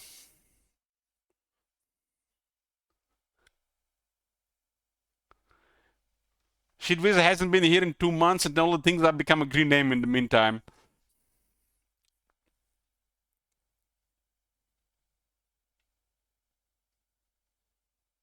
Actually, I think you qualify for that Cyberpunk promo. The only requirement is that you have streamed any CD Projekt Red game since December 2020. I might take a look into it. CD Projekt Red X Twitch support a streamer. No promises.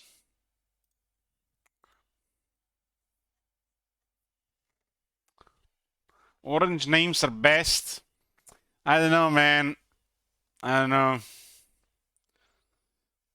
Shit Wizard got back after 2 months and feels like he's changed. It's not the same anymore. I haven't heard any Kekwi or Buka Tutor and Peak. He's no longer the same person. Some might have taken his account.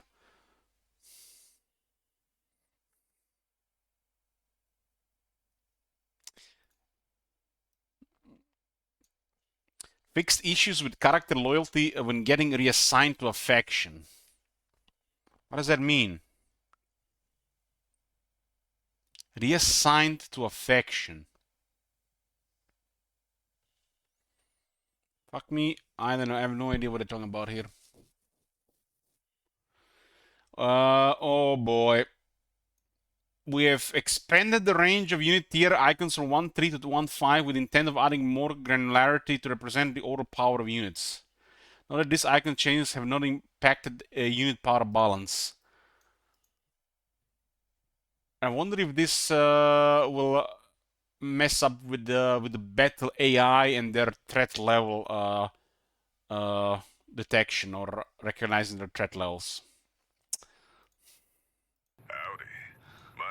Jed Masterson, and I'm a caravan boss for the Happy Trails Pit Caravan. Wizard never change. If you're hearing this, I have a job offer for you.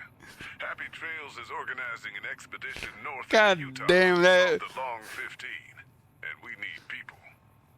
We're looking for caravan guards, prospectors. That works half the time here. You're used to humping it across the waste, I even toward trouble. We want you. If you got a pit boy, we definitely want you. On the other hand, if you're a greenhorn or a city slicker spinning tales about your skills, you can kindly go hang. go hang, English cake. If we What the like your hell? gumption, we'll pay you square and treat you fair. Redeem Heimsker. Find me, Jed Masterson, at the Northern Passage if you're interested. I'm not even that drunk. Luck to you.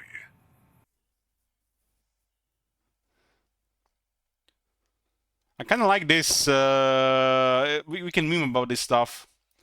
We can finally see what I think about these things.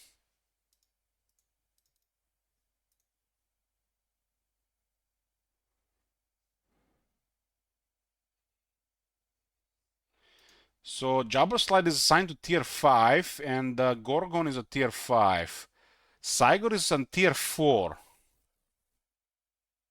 This thing got added to the Beastman, nice. Incarnate Elemental of Beasts. It looks like similar to the Gorgon. I'm drinking cooking rum again. I'm drinking cooking beer.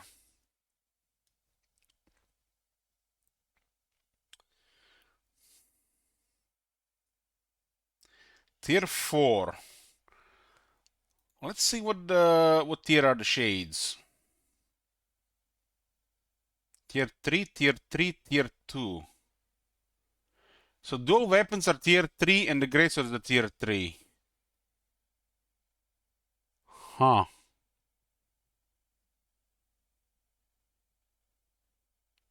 And the shades are considered tier 2 unit.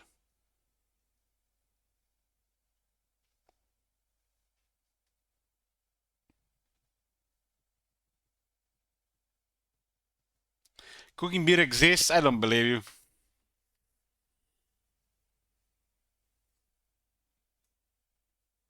I think it's based on what tier they are on the building. Hargan executions are tier 3? What the...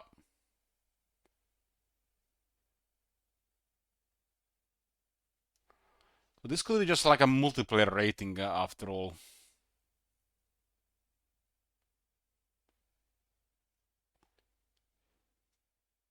This faction has no tier 5 units. No tier 5 for the Dark Elves. So this unit tier thing is made for multiplayer. High Elves have tier 5 units, but not Dark Elves.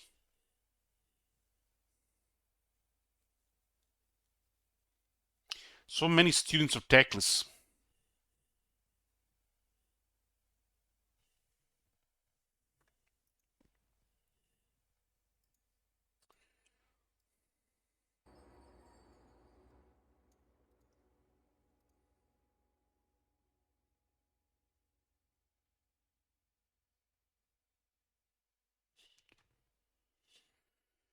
What else do we have? Rules and systems. Fix the unit caps for the regiments are now introduced in update 3.1.0. That's like when you can recruit more of them. Fix an issue DLC locked mounts showing in the UI after getting unlocked in the game, even if the player didn't actually get a mount. Corruption is spread from the ruins is now listed as ruins rather than buildings in the corruption tooltips. I'll still hope for the tooltips if they're making changes like this. The carcass deals panel for wounded carcass can no longer be opened. That was happening sometimes. Fixed an issue where legendary heroes like Harl Hammerstone could spawn stuck in the realms of chaos. Has anybody had the Harald Hammerstone spawn stuck in the realm of chaos? Never mind, guys. Nobody plays realm of chaos. I'm drawing my question. In the objectives panel, the victory condition tab will now always select the first victory condition type instead of sometimes selecting the second. You don't know who Harold Hammerstorm is, Alex? Haven't heard about Harry? Harry the OP?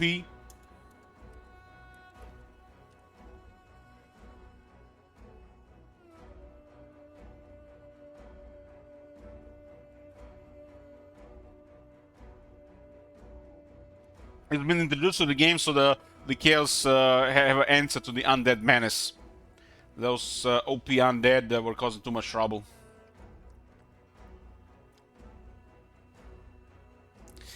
Top manager says, can't imagine a worse fate than to play Realms of Chaos. Top manager is it's like we're in a prison here, and Realm of Chaos is like hell or some shit. Some fucked up shit you say there.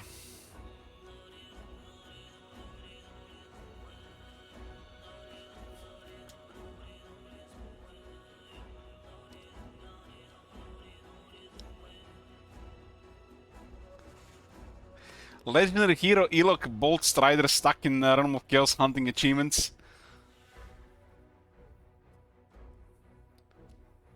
I don't know about that, Judge. You can clear those achievements pretty fast.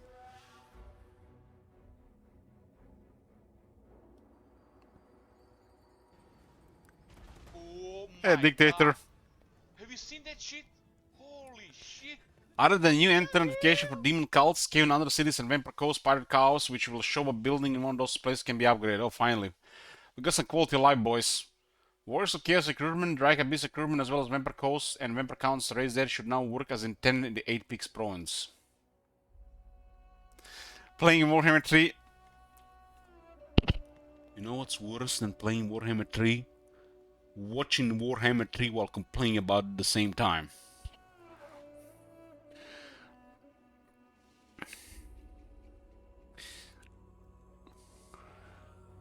If you guys want to be free from CA, Total War, Warhammer, you gotta unfollow this channel and delete your history and never come back.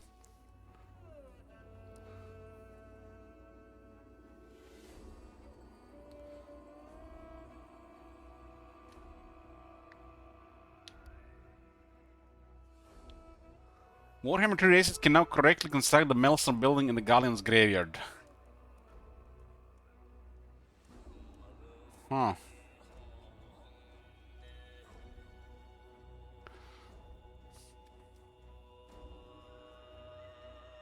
Slakon, what was the worst, most uninteresting game you were watching on this channel that made you stop watching? And I don't know, and I know it was not World of Warcraft, like what most people would say. I think most people would say World of Warcraft. For Firefox, it was Gwent. Shit Wizard, you know what to do. Fire his ass. You never stop watching.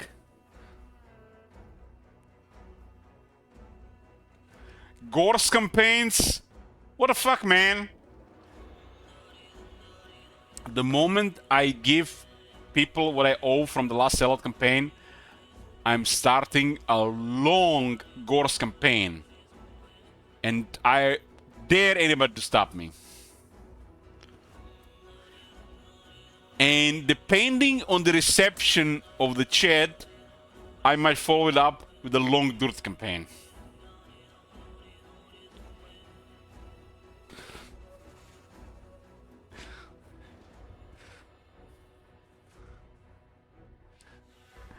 Do it you want. Who what? Is that you, King Roman?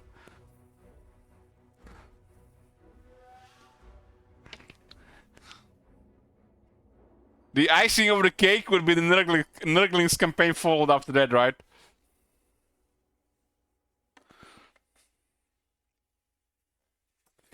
Knowing CA, by the time we do it, Gorse will be bugged and able to recruit zombies. Oh, we don't need zombies to play Gorse.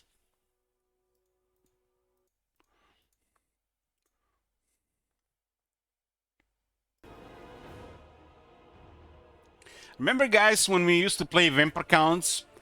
And before they patched the free skellies, we'd always go for the quality armies with the usual just cheap crap until then. And then just get a crazy army of Graveguard added with the quality over time. And still get crazy economy and everything. And then they added the free scalers, and all of a sudden, like, it was literally impossible to play the vampires any other way, because, you know, you just can't play it any other way. Like, you know, they were unplayable before they added free scalers.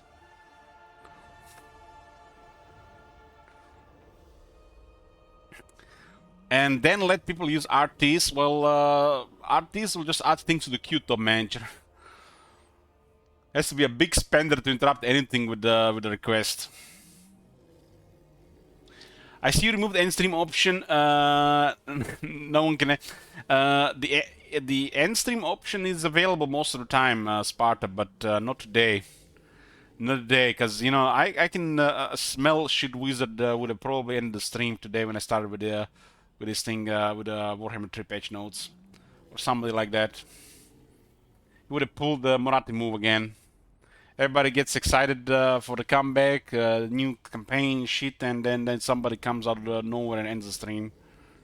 We have to put the end stream available when nobody cares about if the stream gonna be ended or not, including me.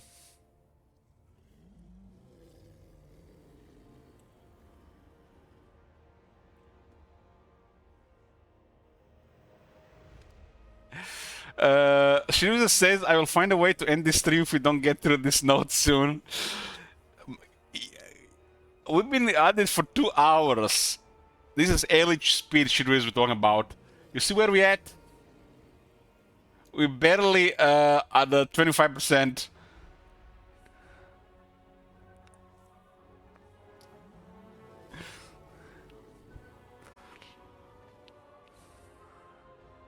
Okay, boys, I need to interrupt here. Be right back.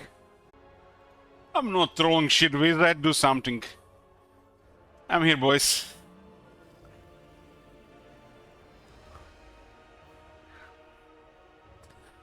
I watched Oppenheimer in the cinemas and I loved it. I haven't seen Barbie. Because I nearly shot myself when I sent the ad for it like 4 times.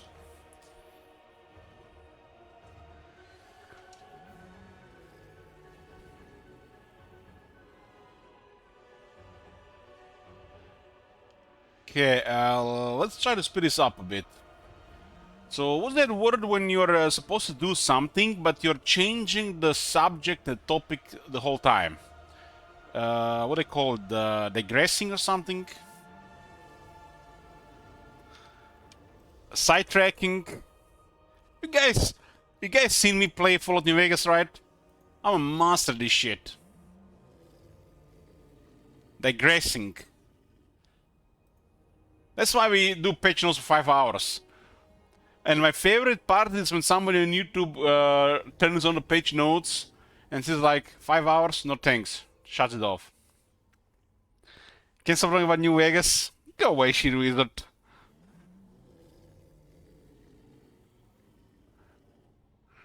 I'll fill the hole with the Fallout 4. We'll kill Mama Morphin. We'll make shit right again. There's a quest where you can kill Mama Morphin. Oh my god. Have you seen that shit? Holy shit. The best part of New Vegas drunk gambling? What do you mean? I don't remember that. Which time? Hey, Green Wisp. Free ticket out of Ad Hell.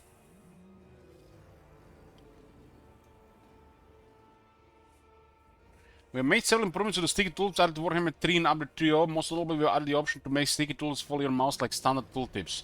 This can be achieved by disabling the pin to element checkbox in the game settings.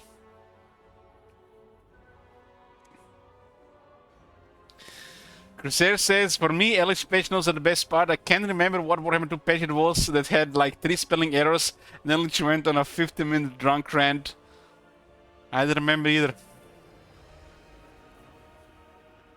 It is also not possible for players to set up a keyboard shortcut that instantly sticks tooltip. This shortcut can be found in the MIS subsection of the universal category with the name stick tooltip. What the hell?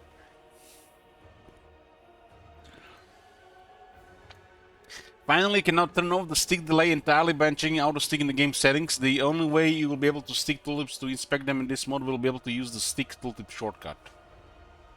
Who's asking for these features?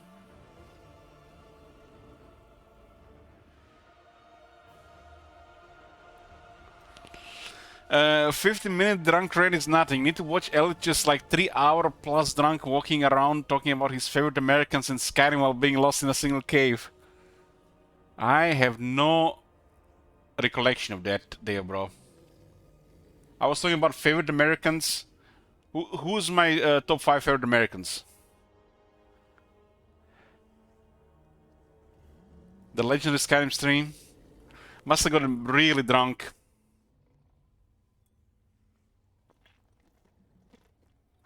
George Warsaw, fucking hell. George Warsaw not probably my top 50. Piper Perry was your number 1? No, no. Everybody knows Miley Cyrus is my number 1. And Arnold Schwarzenegger was number 2 for a while until Debro taking his spot.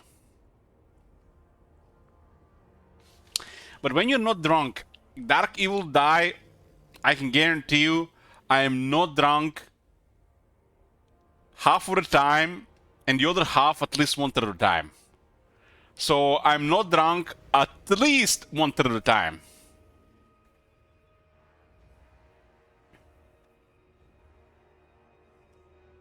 Isn't Arnold Austin Arnold Schwarzenegger is American? He's an American and an Austin. You can have multiple, multiple thingies.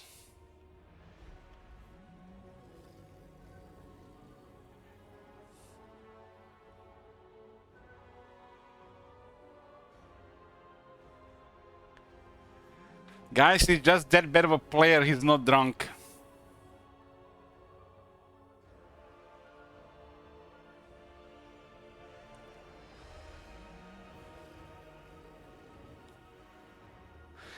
I remember that time when Ellie told a story about that girl he used to be in one school and then he went to another and stopped saying hi to her and she was like, what the fuck, man?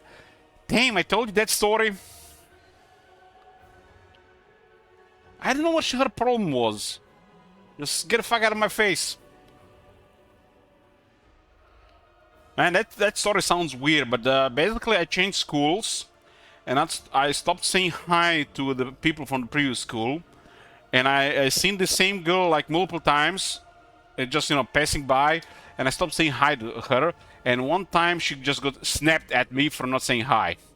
Like, what the fuck, man?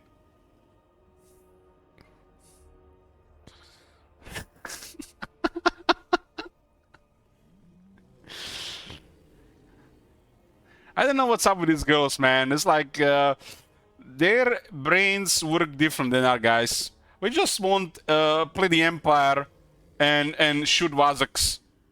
We want simple life, and they were like about talking about this shit for this stuff or not saying hi, and I don't know, man.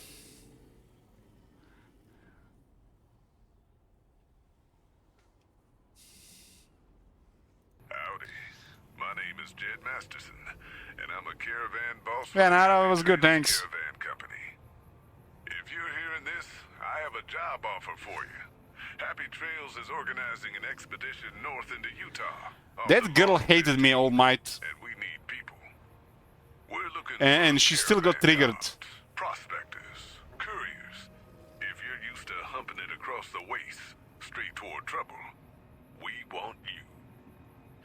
It's like one of those situations where, like, she already has a lot of people in her life, but she wants everybody to like her.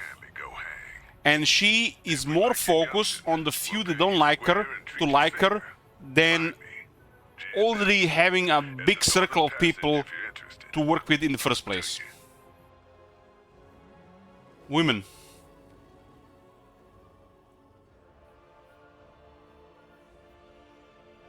Maybe some kind of OCD they get. Maybe it's like unique to women. I know a thing or two about OCD.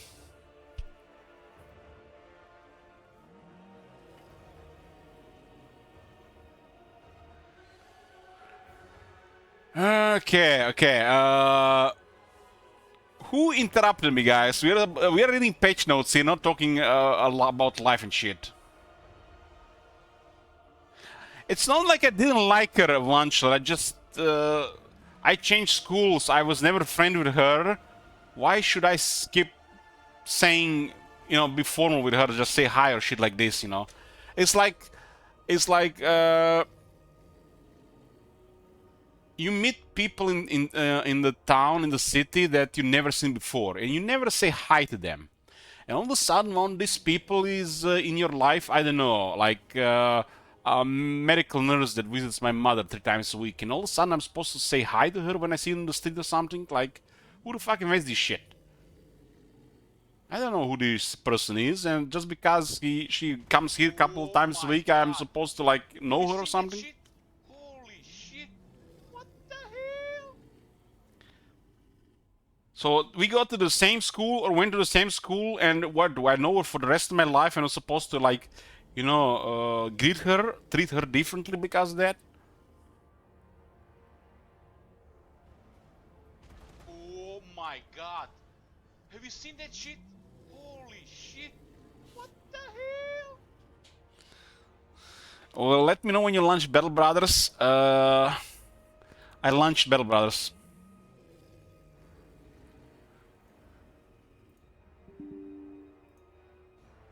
I need a drink. Me too. Make it a double.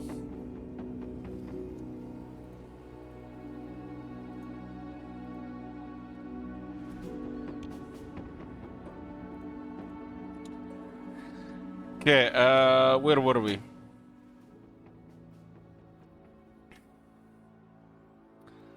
AI rules and logic. This is my favorite part, guys. Stop interrupting me. Stop interrupting me with this pointless stuff. Okay, let's me mute this other game that nobody cares about.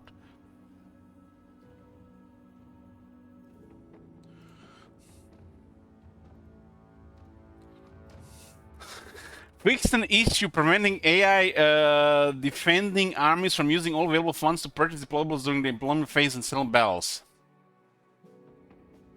So this is why sometimes you start a battle and they have no towers. But I also see it sometimes they start a battle and they have like 4 towers. And they're not supposed to have the 4 towers.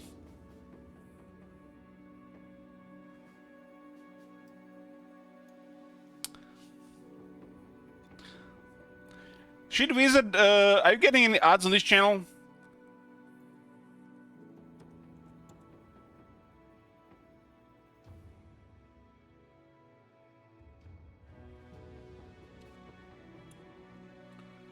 I was just wondering. You don't get ads on Twitch? Well, they didn't get you yet. Fix an issue in settlement battles preventing attacking AI units from padding through areas where deployable barricade has been constructed. AI units will also now more reliably all target deployables are blocking their path and banning their current route destination. We actually had a siege where we were moving a unit from one side of the city to another with this behavior. I'm wondering if they fixed this. There are some factions that have really slow units, like Chaos, where they enter the city and then you just basically move them between the barricades if they have a couple of units left, and you can just let the towers finish them off without fighting them at all.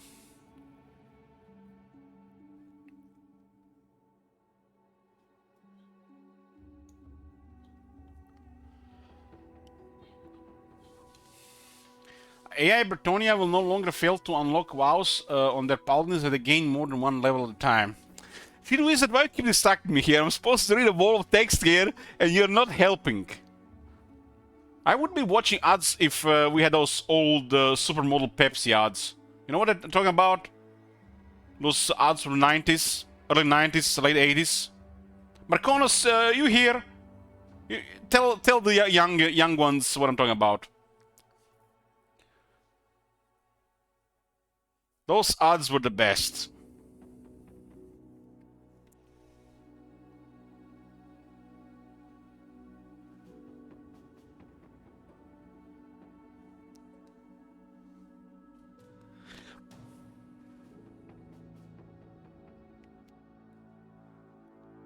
Yeah, Bertoni will no longer fail to unlock wows in their paladins if they gain more than one level at a time.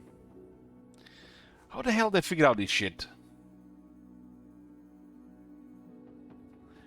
Hey Gal, long time no see, Gal.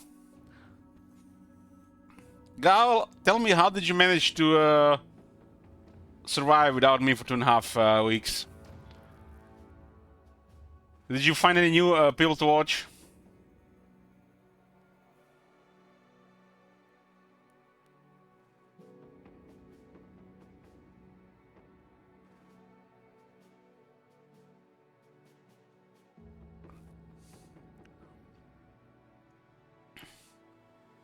You play Booba games? Well, hit me up on Discord. Send me the names of them. You know, I just need to check them out for my friend. Servants of the Conclave will now declare war on factions who raid them. Servants of the Conclave, those are the Chaos Wars?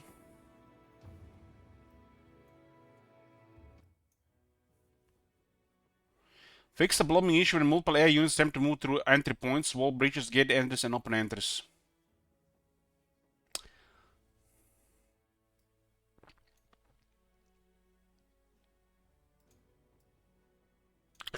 Skyrim is a booba game. Yes, it could be. The other day, when people were talking shit about Starfield, and after a while they stopped talking about Starfield and started talking about other stuff, one of the guys said that Skyrim is literally just another Dark Souls game with mods. How the hell do you turn Skyrim into a Dark Souls game with mods?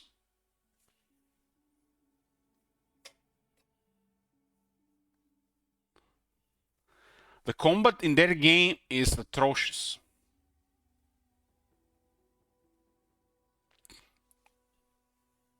You know anything in mods?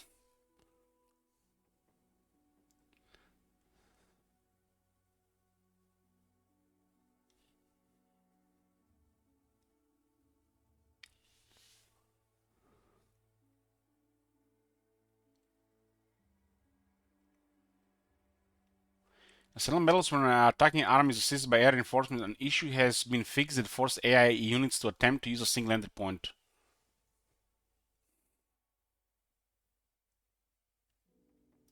Fix an issue when attacking AI armies prevented from idly waiting for reinforcing armies with extended arrival delays. Ah. God damn, they're selling fairy tales again. Rogue armies will now no longer recruit multiple lords in their armies.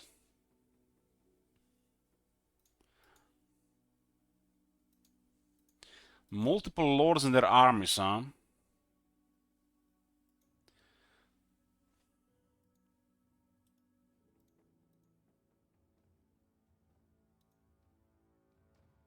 think I have a picture of this. That was the bug I put in the Great Book of Bugs. One less bug in the Great Book of Bugs, boys.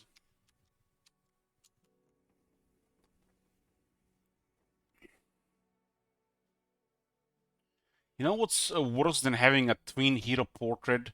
Having 8 same portraits in the army. Not yet, wait to confirm it. True that. Hey Captain Moran. What have you been doing while we're not watching the stream these days? Guys, how did you survive without farming shekels? I found a lot of shekels in Korean streams. Don't feel weirded, man. Me. Watching other Total War streamers. Who did you watch that will die? Is it the chicken guy?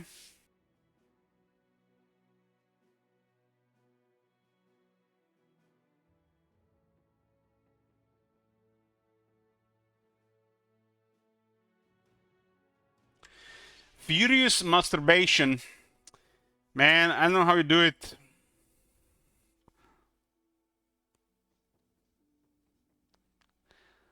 Did they fix any of the Subverse issues with the repetitiveness with the gameplay gal as you progress through the game?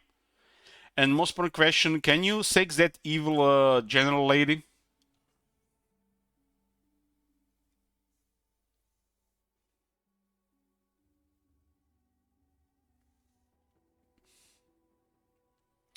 I've got a message from my internet service provider that I might lose internet.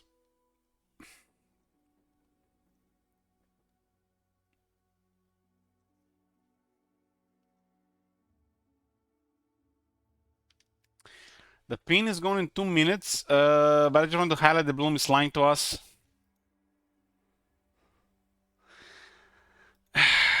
Bloom in video games is like, it's never gonna happen. That's like the early days of World of Warcraft and girls. And somehow, or half those people had kids a decade later. How the fuck does that happen? It's unreal. Hey, Pradik. Those emotes, man. Those emotes are gonna be stuck with me for the rest of my life.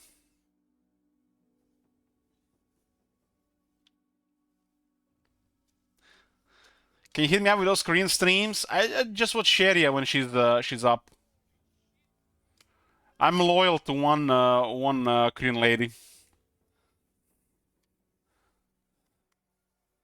Hey, Kevin. But Pratik is always so sad. Pratik was just a face, just another viewer in the channel. He didn't post his picture on the Discord. Now he makes me even more sad that I can put a face to those emotes.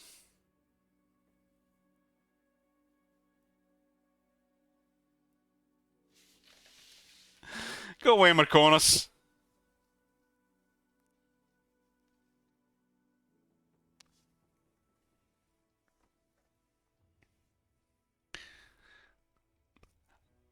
I will finish this patch notes before midnight.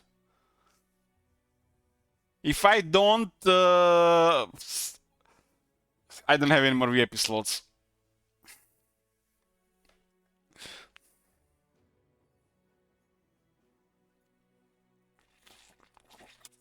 Let's put a prediction. Patch notes finished before midnight.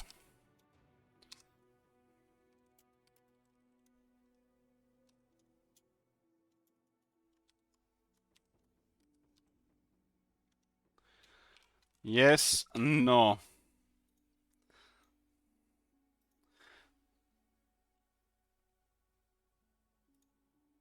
There you go, boys. You got a first prediction since I got back. Keep in mind, boys, I bought like 12 different kinds of beer I've never had before, and I tend to try them all by the end of the day.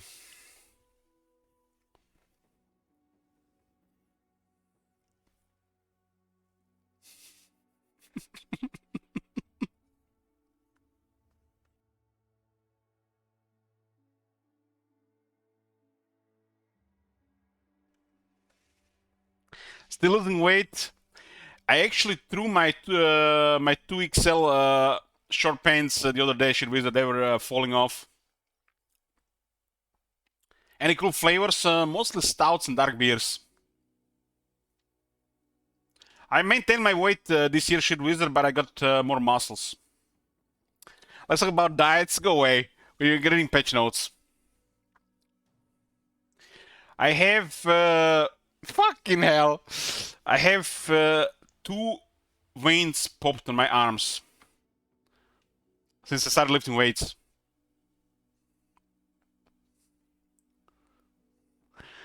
Alcohol, reading, and arguing with strangers.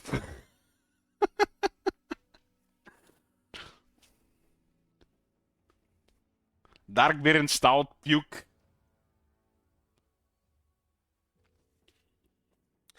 What did they do this entire week without us? I was literally walking around, taking care of my mother, eating at the restaurants, and getting drunk outside. I got so drunk one day that I missed my stop and ended up on the other side of the city. I have no idea how that happened, but I did not fall asleep. I was looking at the Moratis dungeon on my phone, or something like that.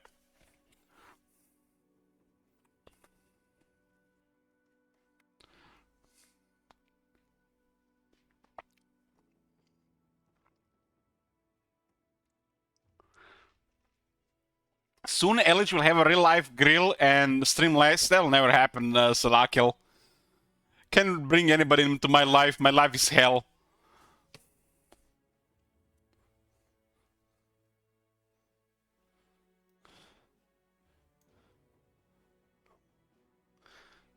You think dealing with one person is enough?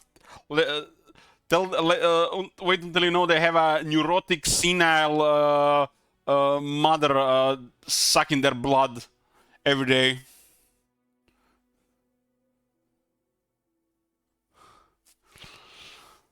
Salakil, that's why I stream, so I share my suffering with you. You carry some of the load.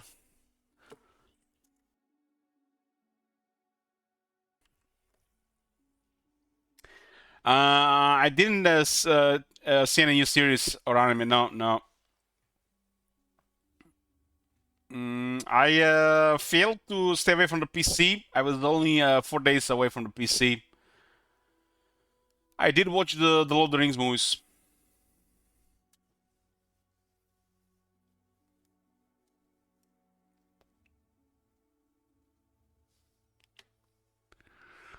Of course, you guys sharing my load. That's how it works.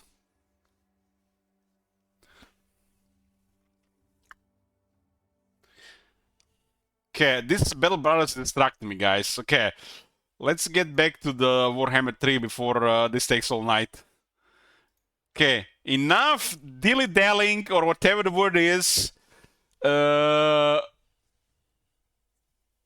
we doing here? Patch notes.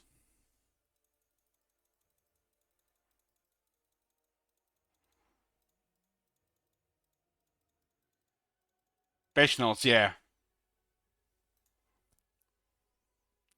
High King speech. Rejected, no distractions. 5,000 shekels, 7 for laters.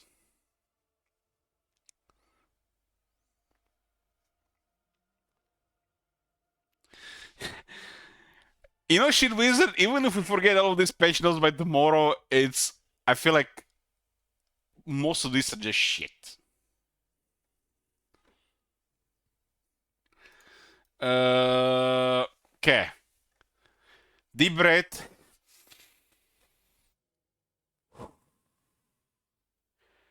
Let's get back to it.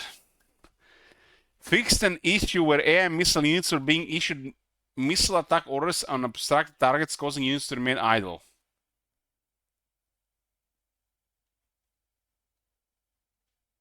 I think I had one too many beers for this one. Fixed an issue preventing AI units from being positioned in deployable barricades during the deployment phase and selling battles. Yeah, to be seen. Improvements have been. Improvements have been.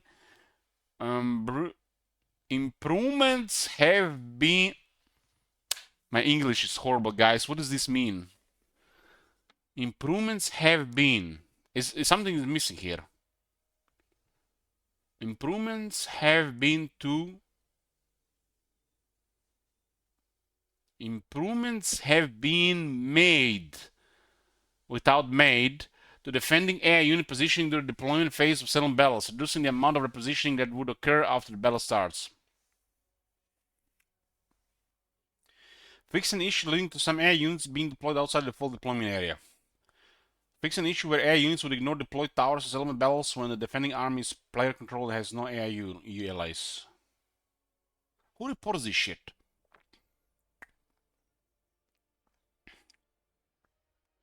Exploit fixes. When the player delegates reinforcing armies to AI control, the opposing AI will now likewise delegate an equal number of reinforcing armies to be controlled separately. This stops players from overwhelming AI opponents by having all their reinforcements appear on the battlefield as separate AI control armies, as the AI opponent will now reinforce the battlefield with the same number of armies where possible. Fucking hell. It took them... When was Eltarion released? This bug has been in the game since Eltarion, or this exploit. What, 3 years to fix this shit?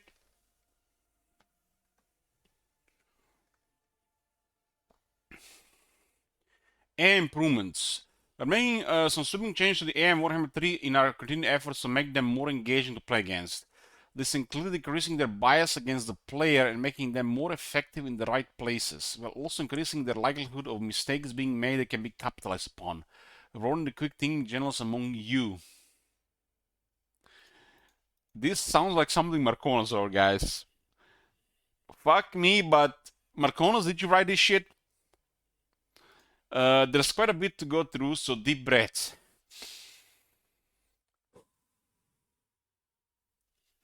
Okay, let's go.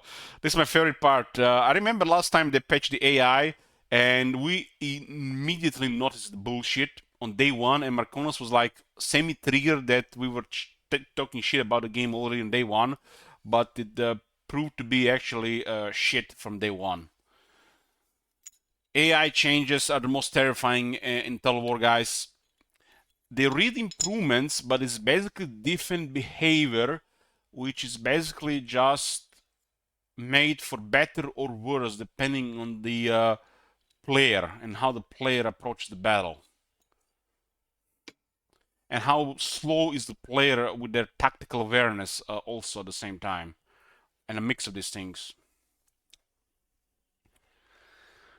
Distance is now more important to the AI when engaging in diplomacy. This should mean the AI has fewer dealings with factions that are further away. I wonder what this distance is. It's like 3 provinces, 5 provinces, 8 provinces, 12 provinces. What is this number? From my experience, when it comes to strategy devs, so all these companies, while I was playing all these games, when they make any changes to the AI, they literally just change their behaviors. It doesn't mean the AI is going to be better. It's going to be different for better or worse, which might challenge some of the inexperienced players or even experienced players by introducing new AI behaviors, which might surprise the the stalemate, the staleness, or what was happening, until that point. The AI is now less likely to declare war when it's in a bad situation due to the number of war declarations from factions that are in trouble. So this means those greenskins that have 6 enemies, no military, will no longer declare war on top 5 strength player. Huh? When the AI is considering a peace deal, the impact of casualties on its decision making has been doubled, meaning that the AI should offer peace deals more often if it has received significant recent losses. But this doesn't matter. The losses are capped to a certain point, and the relations penalties are way, way higher than this losses thing. So you might get 15 from this, but they still hate your guts minus 300. So this is next. It's irrelevant unless there is like some kind of hard-coded thing on the higher difficulty where they'll not deal with you no matter what.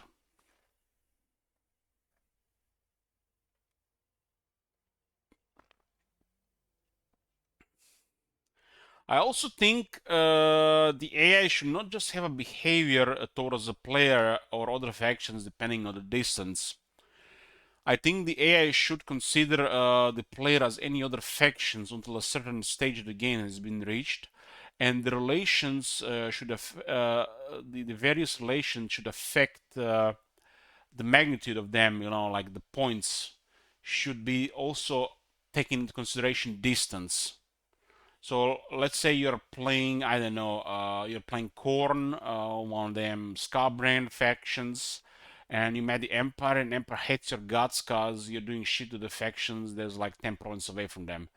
I think the relations with those factions that affect the Empire and you should also take into consideration the distance, and not just their behavior towards you according to distance. It makes no sense that you meet a faction on the side of the world and there's all these penalties because of, you dealing with this faction, they're dealing with that faction, you have this version, that version, and they still hate your guts with minus 400. They should also take into account distance on all these things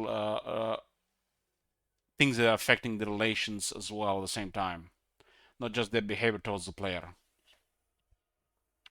Because if you get somebody to hate you because you're doing things to they don't like, I don't know, let's say in the example dwarves, which are the most extreme example, let's say Karak here, you might be fighting Golden Order, you might be fighting Overland and the left side like those two factions, but you're 3 provinces away from them, they're gonna hate your guts. Does this mean because they have a higher negative relations towards you, they're going to declare war on you no matter the distance, just because they hate your guts more because you're dealing with those factions at their border? I think so. The relations will still gonna go to shit because they're the dwarves. I think this factor should also take into consideration distance, and not just because you're doing things to their neighbors which are also far away from you and they're very very far away from you. The distance should be affected this thing as well.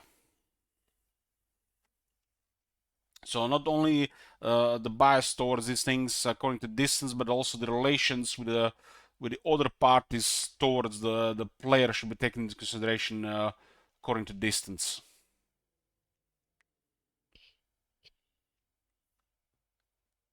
Guys, is that guys make any sense to you? Or am I just talking in circles here?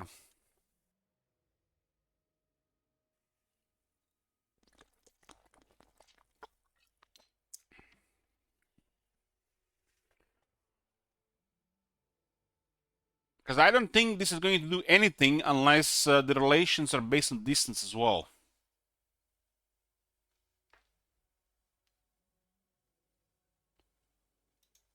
So for this to work, the distance has to affect on relations between the factions at the same time.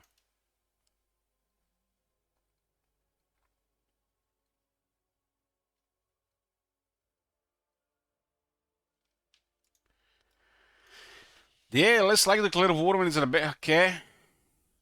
When the AI is considering a okay.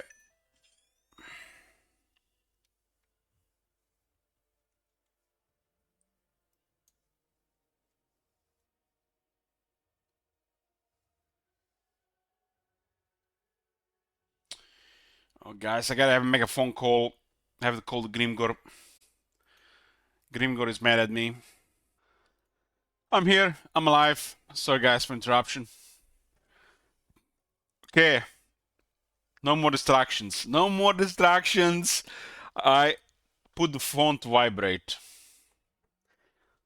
Put the phone to vibrate. That's the problem when you get people in your life. They, you know, for the lack of bad word, they bother you nearly daily. Everything okay? Everything is good. Everything's good. No more distractions. Okay. Passive factions like the ones which live in Wood Elves Forest are now less likely to go to war. Well, this is great news if it works. Because I've always been a fan of the idea that not everybody needs to act in the world. Some factions just react. And if some factions are just passive and just there exist,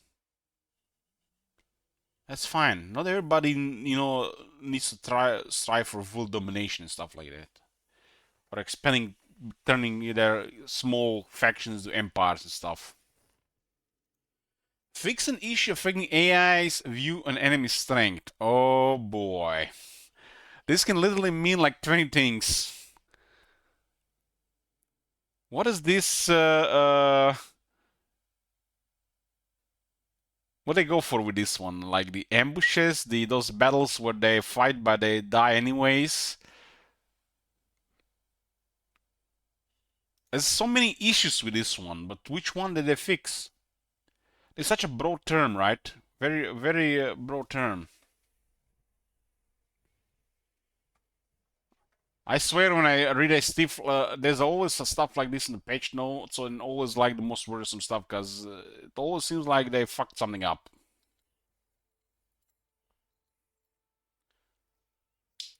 I'm still wondering who the hell is even reporting all this shit.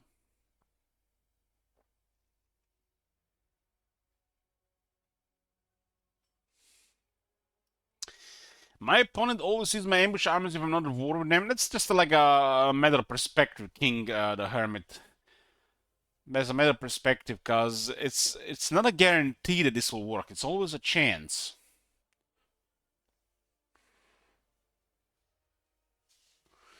The effect of diplomatic events now will subside twice as fast, with the exception of giving gifts. What? Just like that? And we doubled it. They J. Wilson the diplomacy. What the hell? Even with this change here, I still think that the dwarf campaign would have had permanent bad reliability on the rest of the literally time itself. Even for dwarves, well, the dwarves have the regular things happening to manager. They just have much higher values. So let's say you do something bad for a faction, like it's not dwarves, you get minus 40. But if you do something bad for those dwarves, it might be minus 80, right? So minus 2 per turn on minus 40, or minus 2 per turn on minus 80. So it's got minus 4 minus 40, or minus 4 minus 80. Dwarves will still remember it for longer. Battles in hostile territory and hero actions now have a small impact on diplomacy.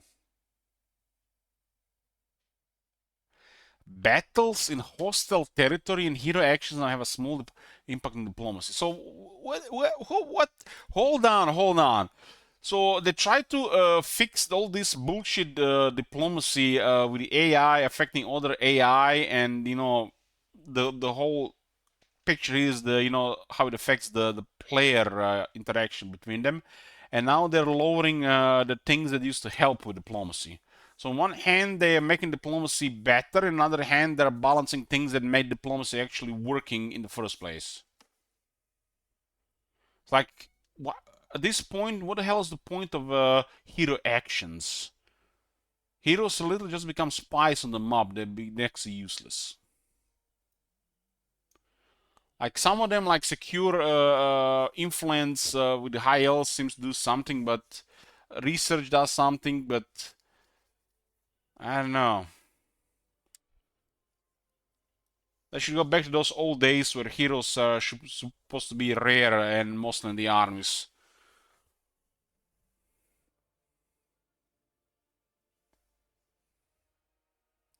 You know what's the worst thing about using heroes on the campaign map, guys?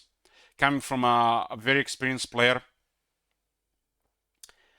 The time investment. So let's say you have a hero on the campaign map, clicking there, using hero actions, having chance, wasting money. So you're actually having to plan extra moves every turn. It's not just having that hero in the army clicking enter and enter and enter and enter and enter and enter and enter.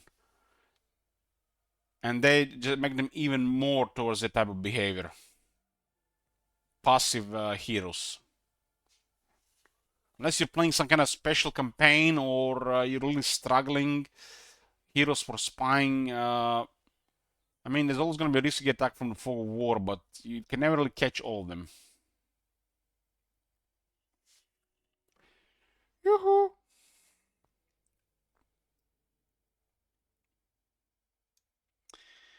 They make some big changes here. AI to AI diplomatic contact has been reworked, meaning AI factions should be much more capable of discovering each other.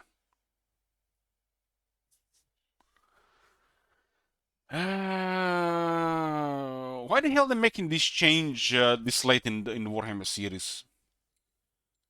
It's like we want them to fix shit, and now they're changing shit that was so fine this whole time. This is starting to me to look like then they have no idea what to do, because they can't fix the important stuff, so they have to do other stuff that seems less important, just for the sake of changing things.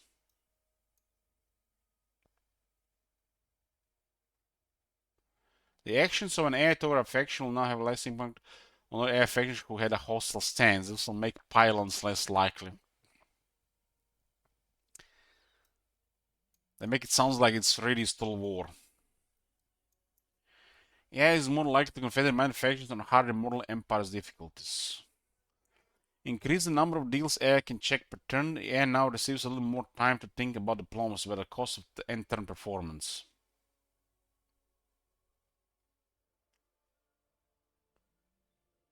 Huh. Last time this was happening, Little had overtide. Each war increases the negative impact on AI faction situation much more than before. It will strive to be in fewer battles overall.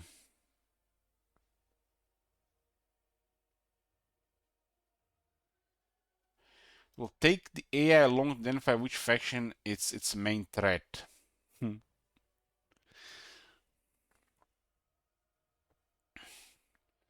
Well, we on the pipe dream again. Smoking that pipe again with all these changes in words. AI tackling strategic behavior. The AI is more likely to carry out offensive tasks within its current active target region. Each AI is designed with a defined set of regions it would like to take and hold per campaign, increasing the chances of it operating in regions it doesn't currently own. Reduce the amount of time that AI factions will consider territory to be recently captured. The AI is less likely to focus on those regions. Increase the inaccuracy in the AI's calculation of movement, meaning mistakes will be more common on some difficulties. What the fuck, man? They made the AI worse, man. At least the AI called calculation of movement was on point this whole time. AI will not retreat forces with 4 or fewer units on any difficulty.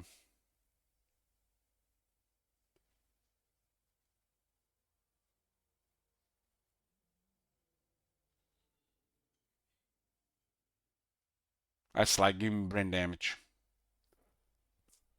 AI will not retreat forces with 4 or fewer units on any difficulty. What do you guys think about that one?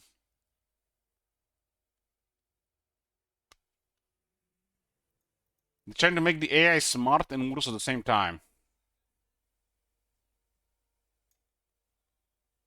Because the main way to handicap the player and make things go slower is to waste their campaign movement.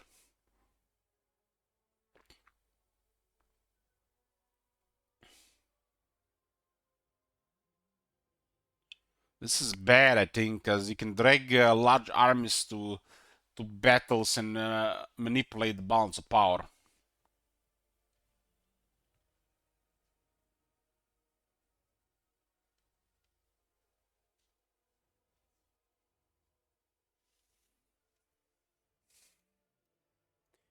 AI is much more willing to defend its last settlement, even if such an action is suicidal. AI should stand their ground more often instead of escaping trying to survive. Rework of AI defense behavior. Instead of focusing more on regions with enemy forces inside, more emphasis is now on regions with bordering enemy factions and directly dealing with enemies. What the fuck? What?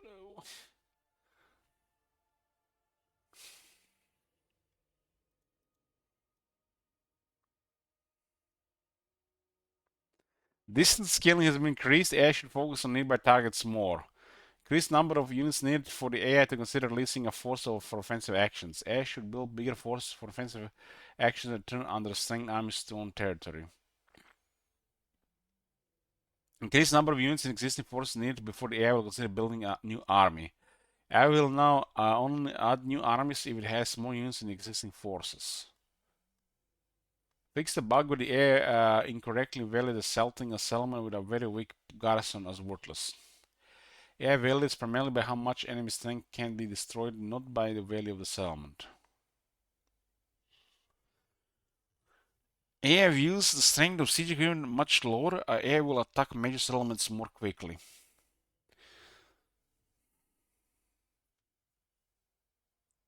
AI this, AI that. What a thing we were memeing about a while back. AI, it's artificial. It's just artificial these days. There is no I in it anymore.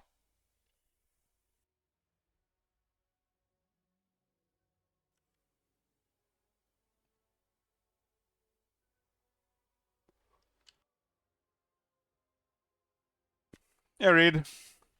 So, Rubio, what have you been up to these days? Haven't seen you in a long time. Please tell me you don't have another 10 kids.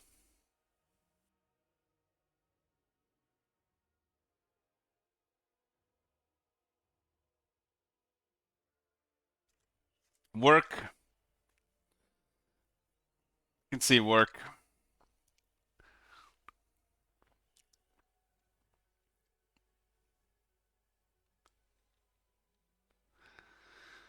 It's like Twink. Every year I message him, he's like a new kid. 5 years later, 10 new kids, like that poor woman.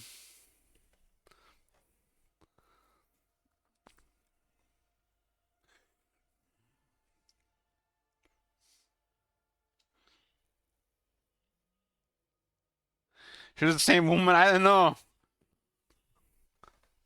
I know it's America, man. People have. I heard this. There's a province in China when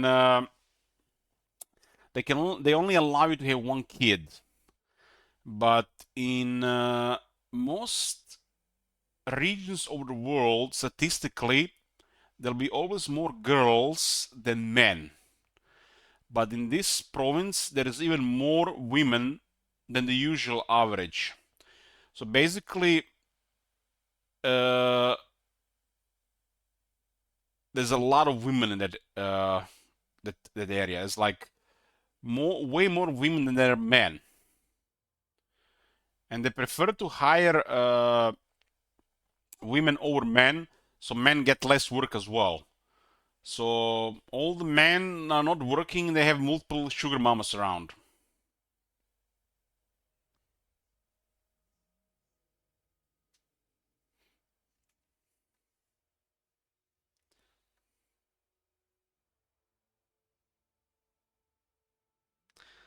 Some province in China.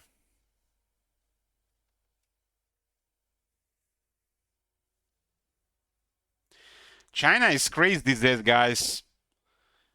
They have buildings in China that have 30,000 occupants. A single building. Can you imagine that? They already have Mega City 1 over there. That building probably has everything you need for life. You don't even have to move anywhere. We had this, they're called mammoth buildings here. They had like a couple hundreds of apartments. But they have like 30,000 people living in a single building.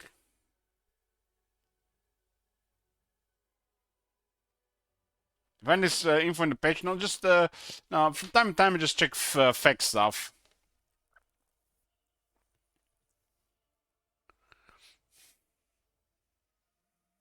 I can't imagine living in a building with 30,000 people.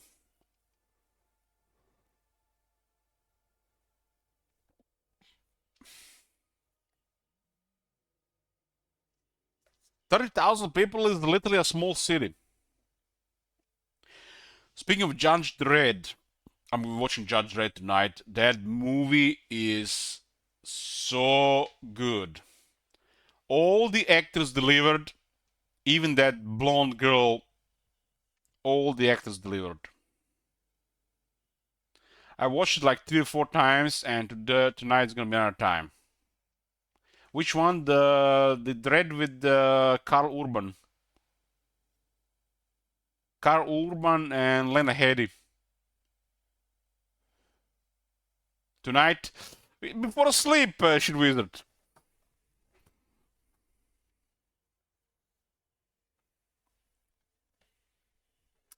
I'm up until like 4 in the morning.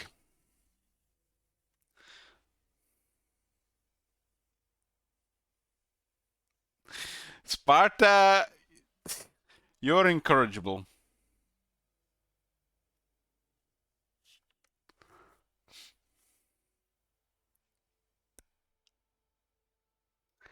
Distance scaling has been increased. AI should focus on nearby targets more. Can't believe they haven't made a sequel for that movie. That movie was amazing.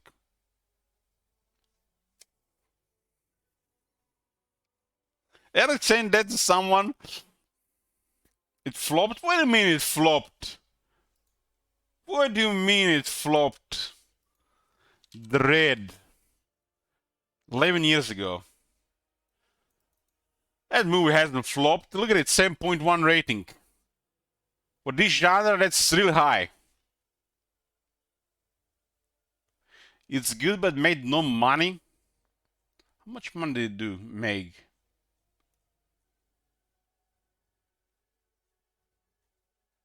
They don't show the money thing anymore if you don't have a professional pro AMD Pro here anymore. I love this movie. This is like a 10 out of 10 movie for me.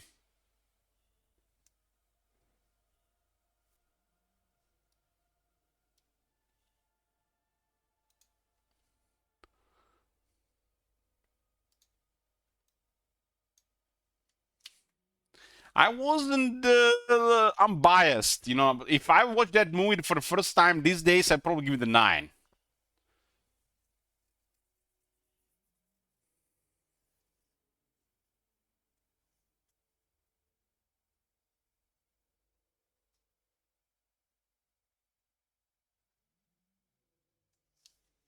They didn't make enough money. God damn. It's all about the money.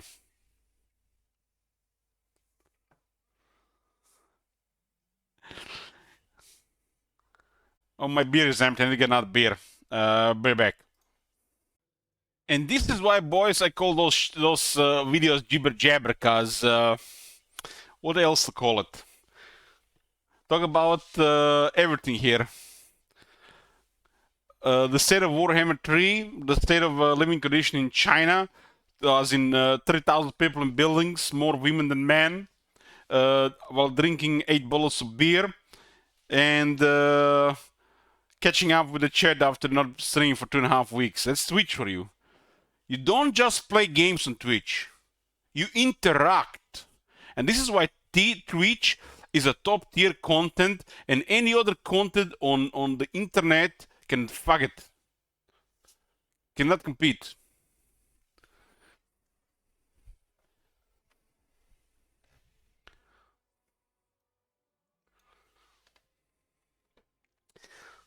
Still searching for that building with 3K people.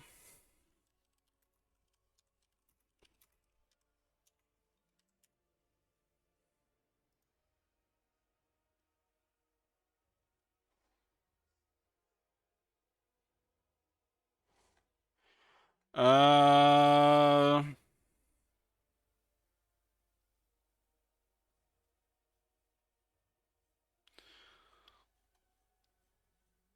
I'm not sure I saw the article, but now a quick Google says it might be false.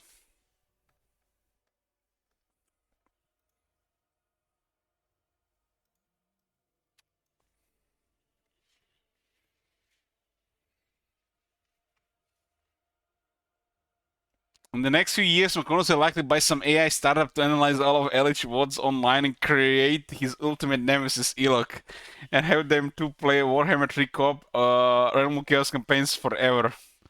That sounds like hell, man. Hell.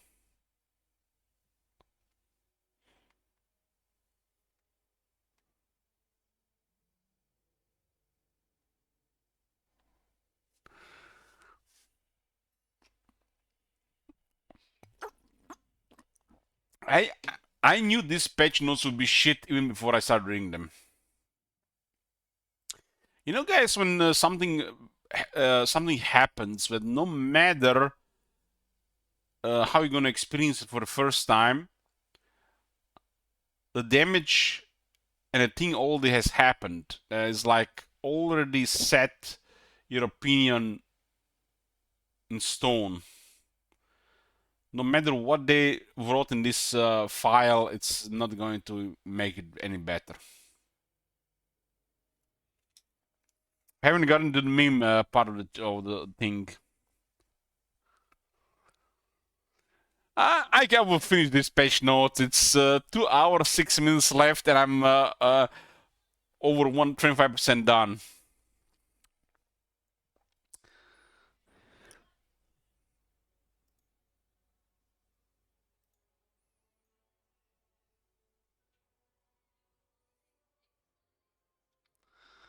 Spartan, like, what the hell, man? Where the hell you get those pictures?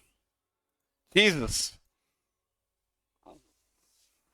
You guys seen Morati's Dungeon recently? That's some next level shit there.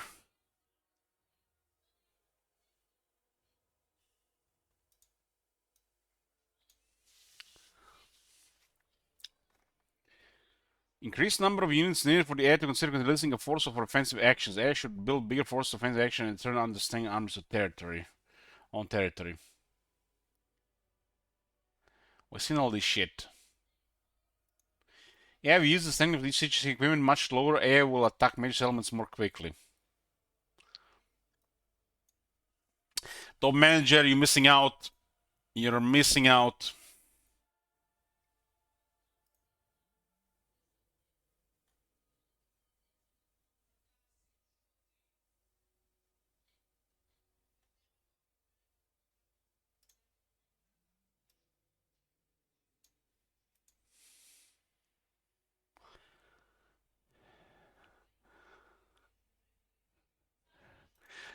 Why would I read this shit off stream, shit wizard? What the hell? Why would anybody read this shit off stream? Like, you crazy? Why would I read this shit off stream? I was at the dentist today. I arrived 6 minutes early. And dentist was late 20 minutes. You know what I did for 26 minutes? I was listening to a podcast about some religious nut job on YouTube talking about how we shouldn't eat animals or plants and we should live off of the sun. That's 26 minutes better spent than reading anything CA released.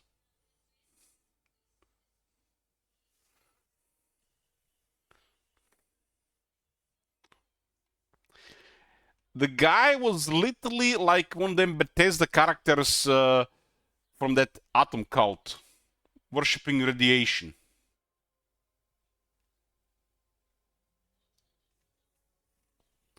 Yeah, I saved it to read on the stream, Firefox, for the first time. You crazy? Why would I read this shit for the second time?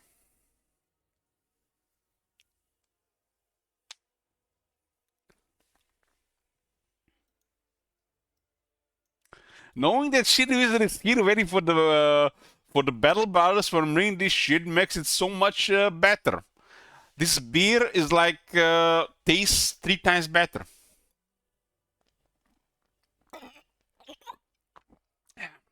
If shit wizard was just silent in the background and he didn't appear, I would have already been done with the page notes. 100% true. Take that, Kekwi. Take that, book at Tutoring Peak.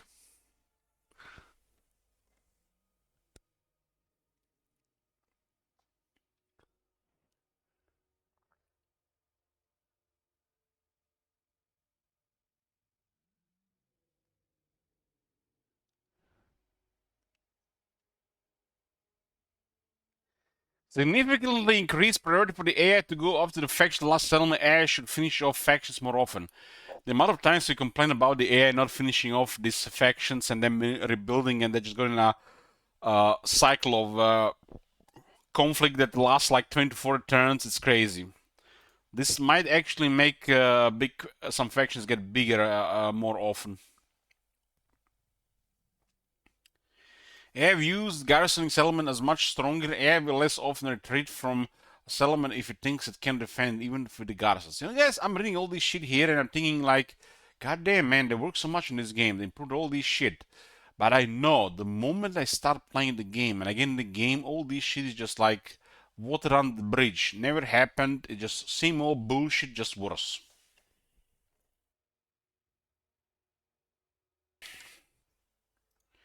Improved AI logic for working out which region to recruit units in. This is like, I don't know, it's like all the shit we want to hear every time. AI military recruitment. Fix an issue that AI high elf factions would only recruit rangers or masters of Hoyt. Ultimatus fair bearers to AI recruitment. Reduced AI vampire counts propensity to recruit zombies. Ooh, look at this shit, wizard. Make vampire counts AI great again.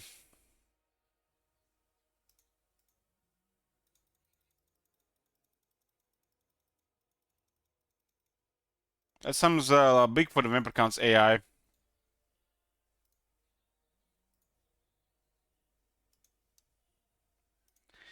Warriors of Chaos AI faction should be more willing to upgrade Marauders and Warriors of Chaos units. Oh my god, I just remembered. Hold on, I have it somewhere here.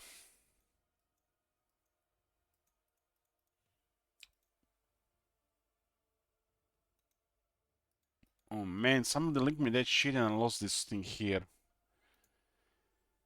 I shouldn't go on Reddit, but people link me shit.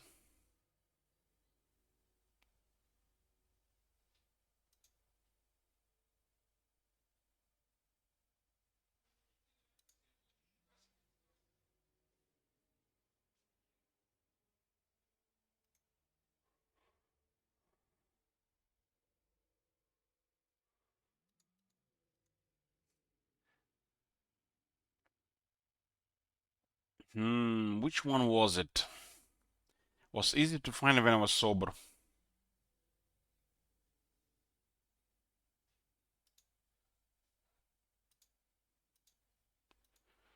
think it was this one. Okay. How did you know, Goland? How did you know? Get a life, man. You was my nephew. Too much time in your hand. So this guy made this picture where the AI has 3 Chaos Trolls in the army with rank 7 and 3 veteran Chaos Marauders unupgraded in a Colleague's army. The day this was linked to me, one of the first responses was actually had upvotes. This one here had upvotes. And this guy said, feel like armor trolls aren't worth the cost to upgrade. They lose other stats and armor's never been that great for Warhammer.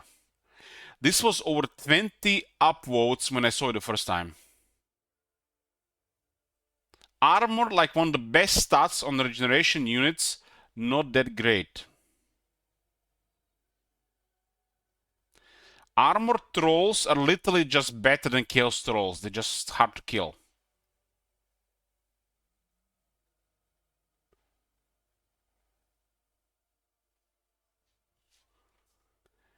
When I saw this the first time, I was like plus 20 upvotes. Human race is doomed. We need a solar flare to wipe us out when I see shit like this.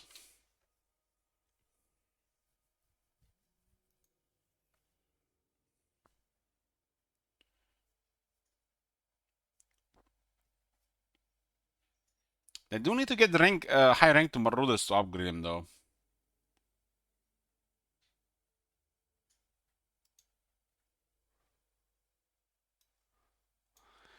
Yeah, unique behaviors. FAs have been banned from resist elements early in the game with the exception of Beastmen, Corn, Wood Elves. Banned? Who the hell these guys are? Wizards? Banning shit?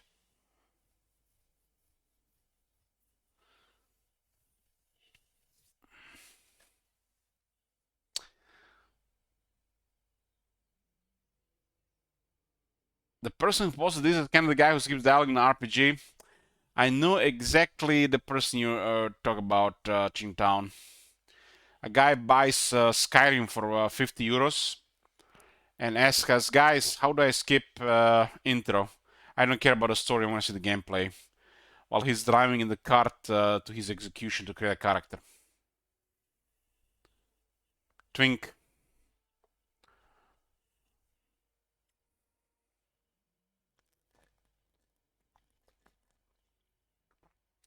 Legend Among Men. I think it's Bethesda is to blame, shit Wizard. They need to put alternate starts where you just create a character that doesn't start with the main story and you just start random in the world with a backstory and shit. But it's too difficult for Bethesda, I guess. Their games are some most replayed games of literally all games outside the strategy games. And no, we don't need alternate starts. There's mods, but why they not do it without mods?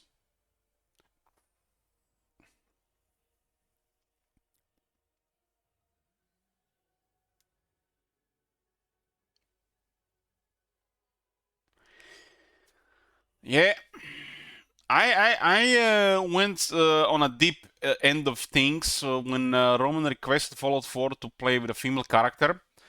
I got all the mods to look her nice. I even tried some of those mods, you know what I'm talking about, the Boo mods off stream. And well, that was pretty good stuff. I did not find the mods I wanted.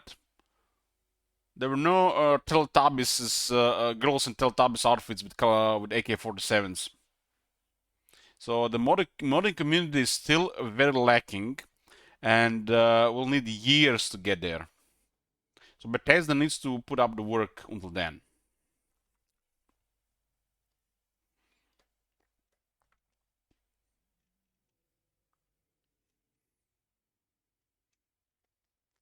This seems really good, but all this AI behavior changes. It's like, how is it going to interact though among all these things they added?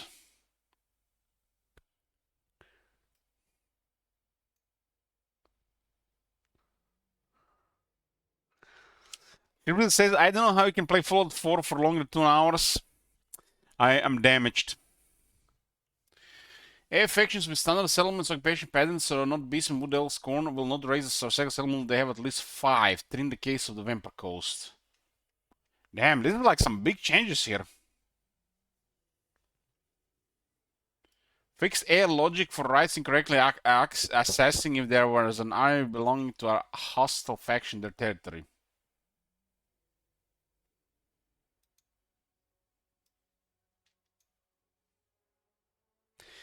Oh, AI Eagle Claw is more likely to use workshop buffs. So guys, was I drunk or somebody posted a picture of Eagle Claw on a Doom wheel, driving a Doom wheel and pumping the Doom wheel in the back at the same time? Basically 2 Eagle Claws at the same time driving the Doom wheel and doing the work behind. We need to play a Eagle Claw campaign.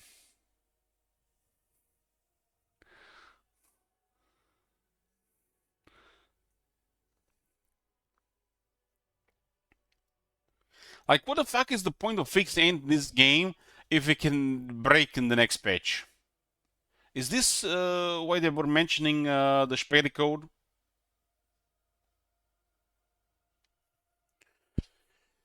Air buildings. Air should now build more garrison buildings. AI should make better choice when building military recruitment buildings in minor and major settlements. AI should be better upgrading military recruitment buildings.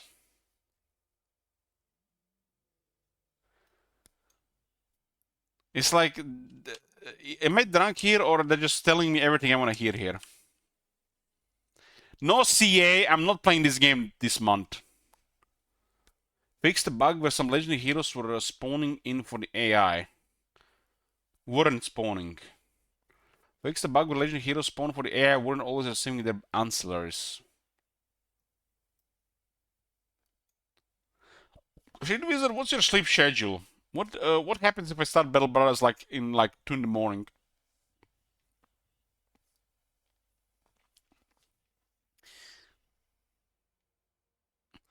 AI start positions. Every major settlement now has their faction potential, which causes different AI factions to rise and fall each time a new campaign started.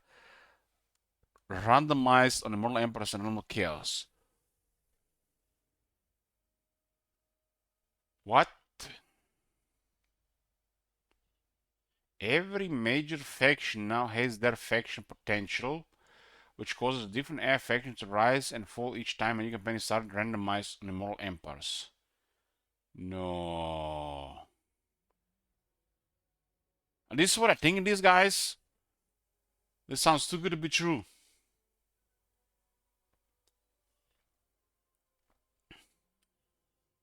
This is awesome. This is awesome. If it works.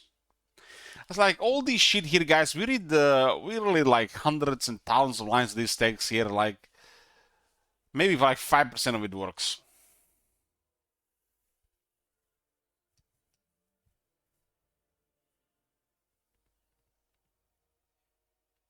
I like this. I wanted this.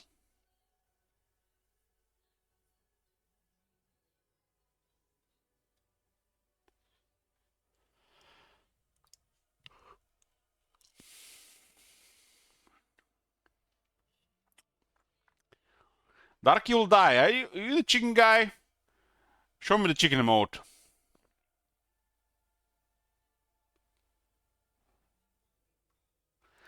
Look at that emote, boys. That's the best emote on Twitch.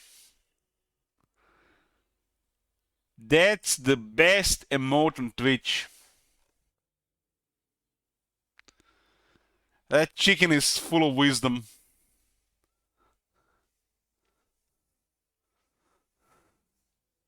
That chicken would have fixed this game at least 3 works per update. Mark my words.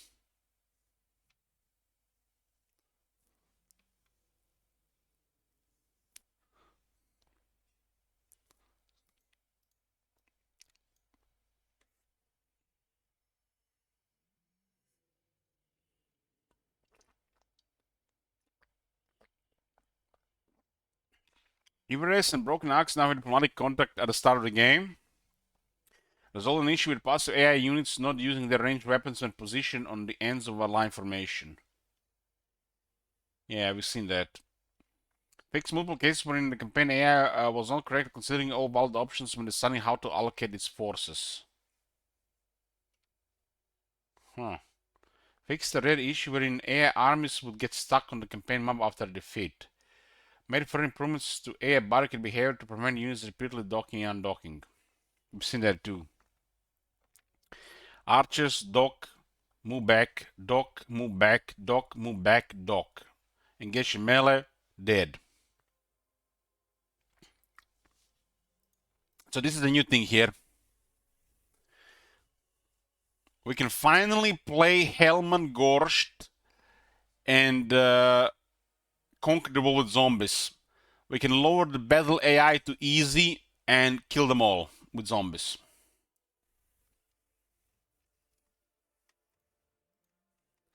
Do I have room for that one? Let me see. That cat looks like he just heard a crazy person say something. What is this? I have to sign in. I might have this one. User mode.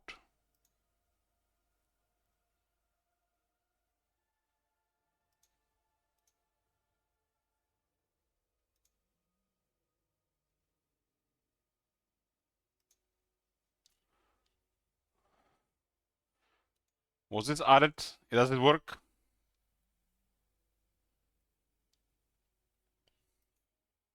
Huh? Huh? You do not have it?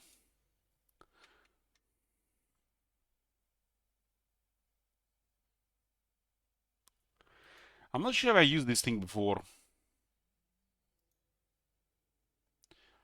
Apparently I don't have any emotes on this channel here.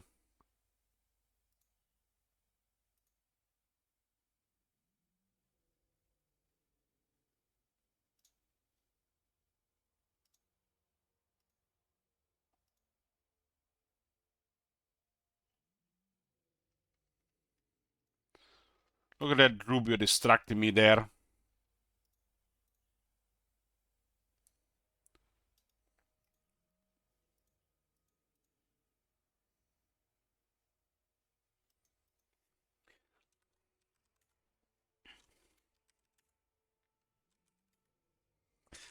Don't work. It does work.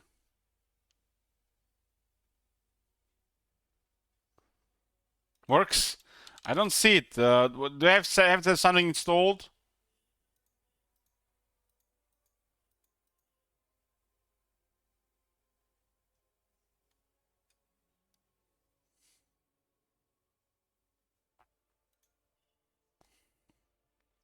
We have 7 TV? I don't think I have 7 TV.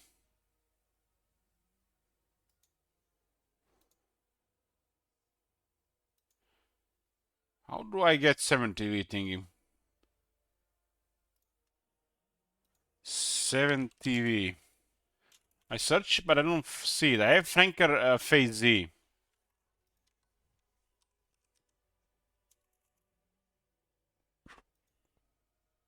Seven TV.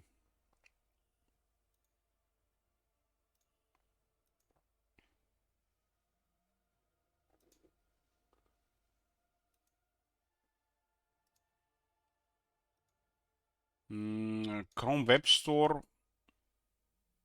Where the hell do you even find extensions these days? Haven't visited these sites in search store. 7 TV. 7 TV. Oh, I see it.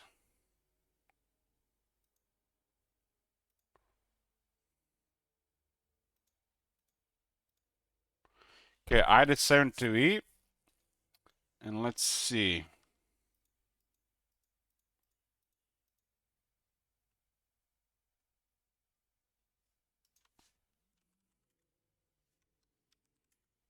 Oh shit, it works! We got a cat in the chat.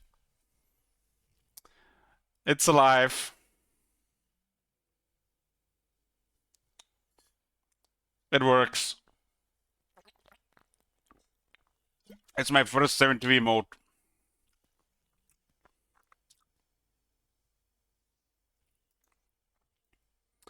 So, Serolti has been over 3 hours and we're barely like 25% through.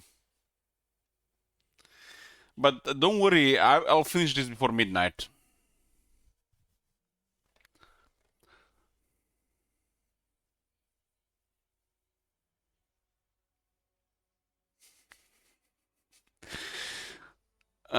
We're excited to announce some major improvements to the battle AI and difficult settings. Oh my god, more improvements to the AI.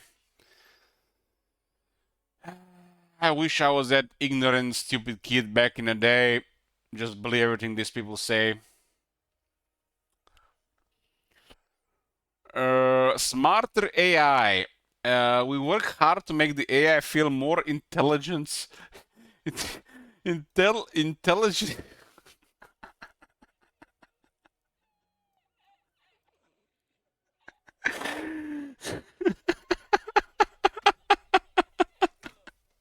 They work hard. They work hard.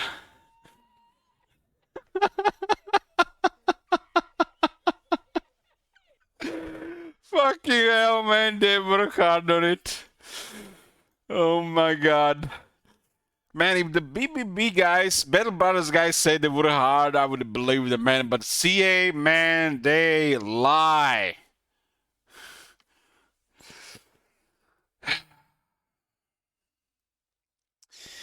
Okay. Okay, I have to read this with a straight face. Read this with a straight face. We worked hard to make the AI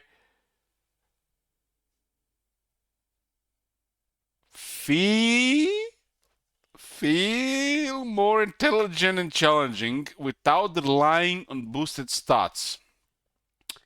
Say goodbye to cheating AI and hello to a more engaging battle experience. So basically, guys, what this means, they're saying they tried to work hard in the past to make the AI more intelligent, challenging, and they failed. So they're giving you the slider to adjust the stats, so you can play with the same AI with better stats or the worse stats, and they've done nothing to change it. That's what they're saying.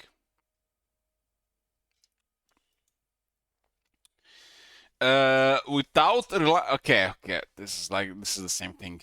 Improved AI behavior. Depending on the difficult level you choose, the AI will now behave differently. In low difficulties, expect a more passive and less efficient AI, while in higher difficulties, the AI will be more aggressive and focused.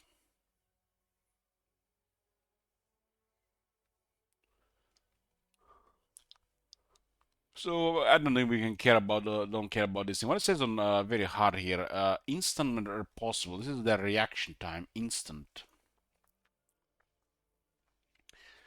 Yeah, I forgot to change my title, guys. One moment.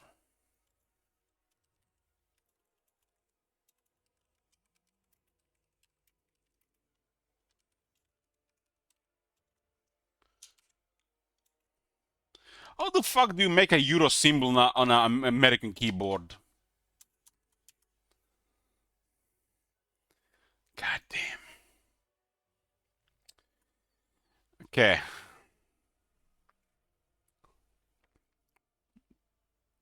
Algier +4.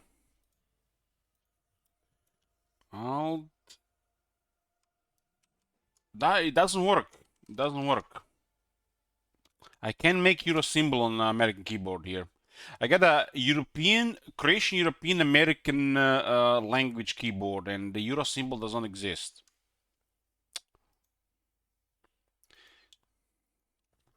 You know, guys, if CA offers me sponsorship to the hyenas, I will investigate this, and I will go full troll mode and ask them how much shit can I talk about the game while I'm playing it.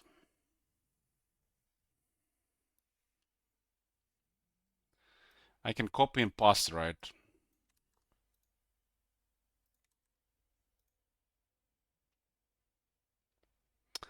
What is hyenas? Creative Assembly is creating a Fortnite game, which is currently in like closed beta. They released the closed beta on the same day Starfield had an early release, so nobody even watched it or played it.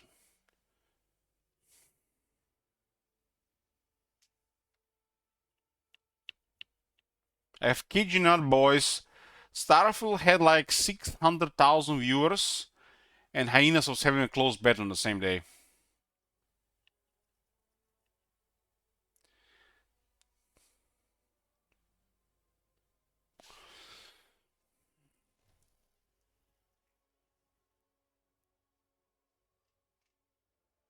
I mean, we know about this shit. We know about this shit, but this is just like detailed on screen to see for us.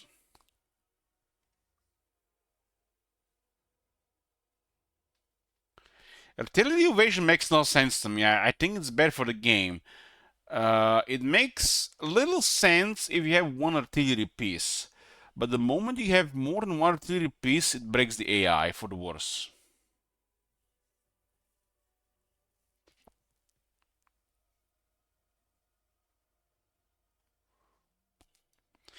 Okay, we have arrived to the best part of the patch notes. This has become definitely the best part of the patch notes.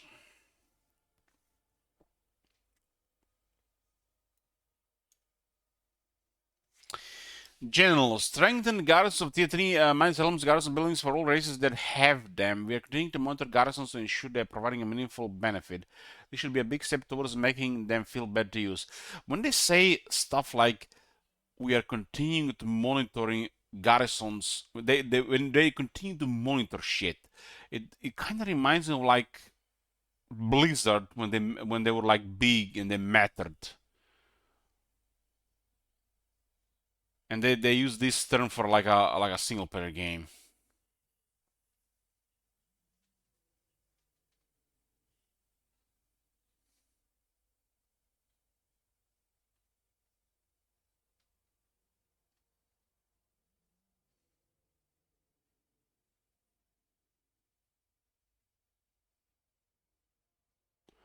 This is a literally a simple solution to the garrisons, guys. And listen to me here. I'm not sober here, so I'm gonna try to do my best.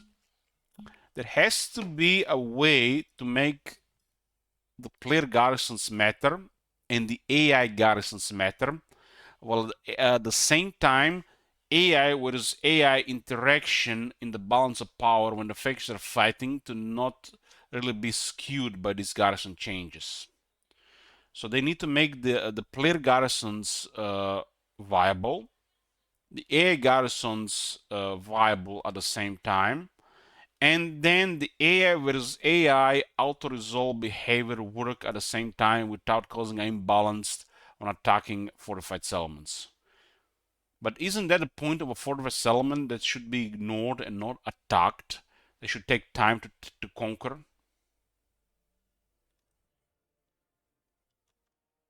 I think the solution is simple.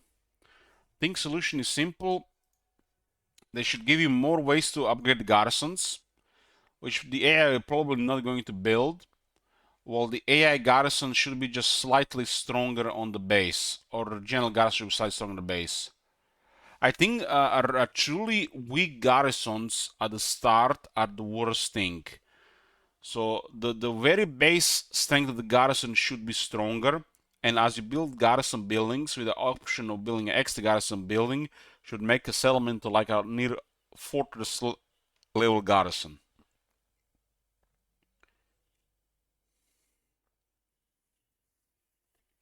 And they need to make this difference, you know, for the player against the player and AI versus AI. They need to separate these three instances of the game. Because if they balance on the same instance, they're never gonna get to a good point.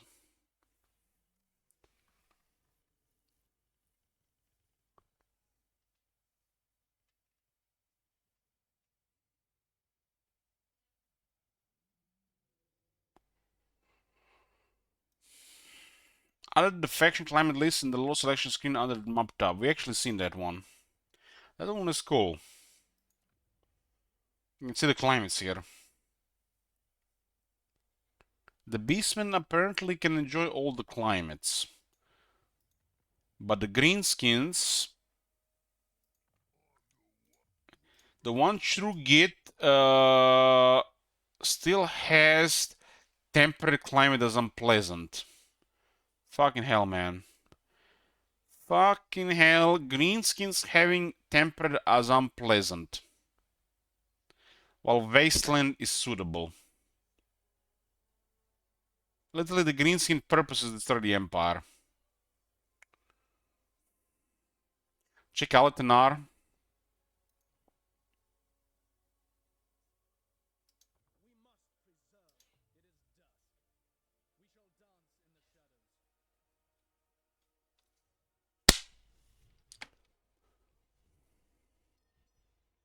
That's part of the difficulty, boys.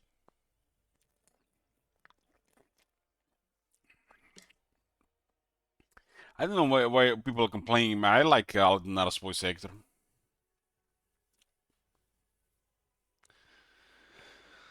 Traits. Several traits that are innate to some recruitable characters, meaning those from the Warhammer 3 base game factions, are lagging behind those from the rest of the trilogy and the subsequent DLCs. As such, you're bringing many of them to speed. Traits improved?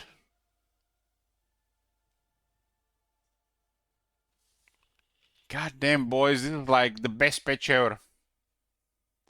The best patch ever. That's all I ever wanted. I just wanted the traits to do something.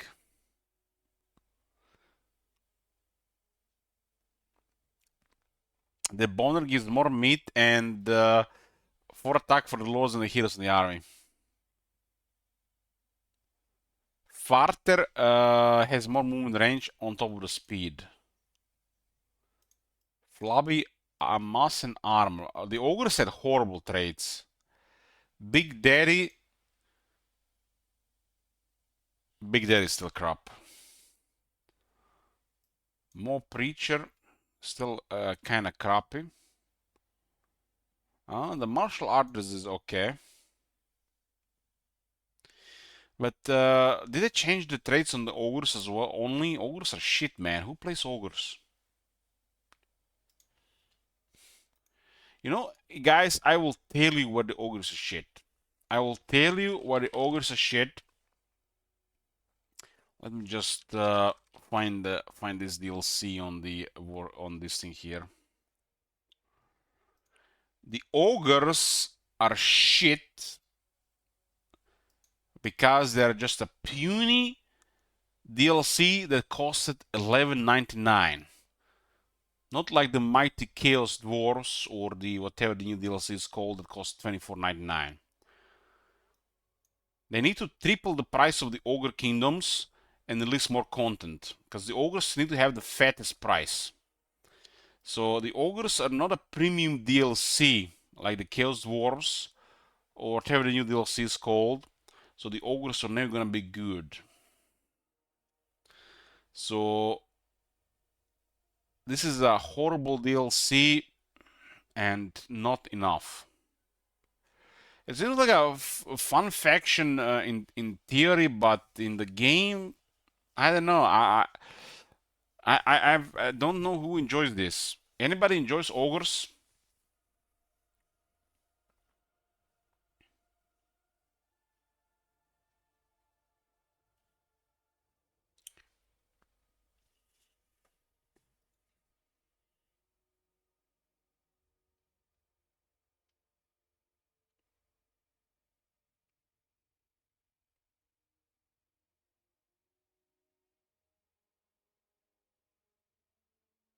I think ogre need like a big core mechanic where they can work with other factions to achieve various goals, like a proper mercenary system,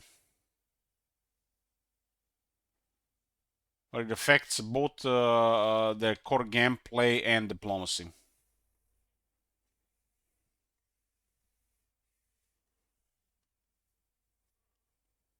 So a lot of these trades got changed, and it looks like for the better. Like this one is still shit though.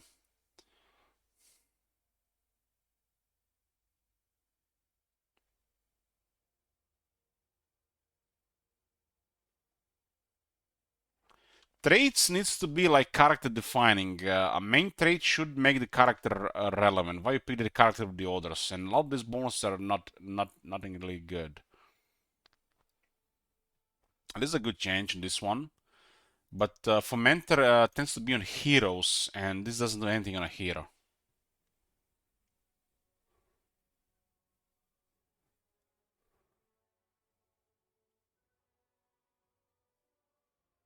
This one is cool.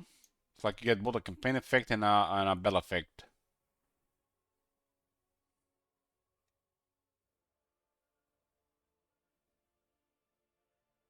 It looks like a lot of those Warhammer 3 shit traits got improved.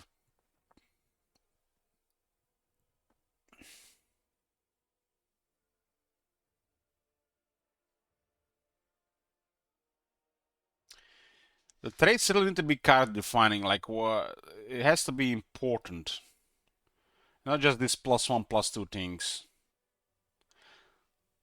Like, this might sound like something, guys, but trust me, this is like a +1 irrelevant thing. The corruption is always so high that this is irrelevant. This literally needs another stat line to be relevant. This is like 2 points below average. It's like another bonus to be relevant, like this. Funny how they upgrade this one and it's still worse than a generic trait. But this is, I guess, a decent start.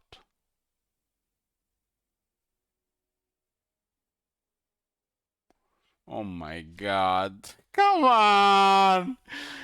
Come on! What the fuck is this, man? Look at this shit!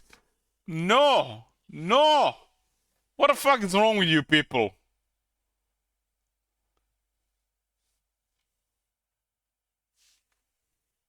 This is fucked up, man. This is fucked up. Fucked up! Where's that ball?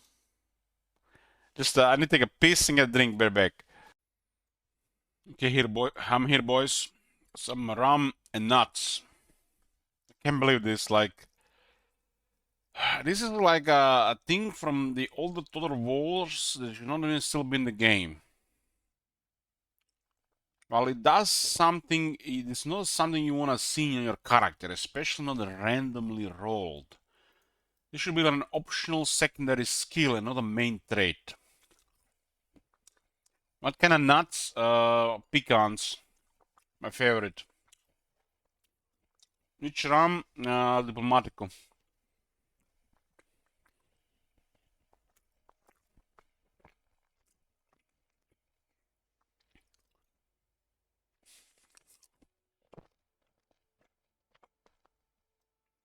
Well, this is questionable what we're gonna do.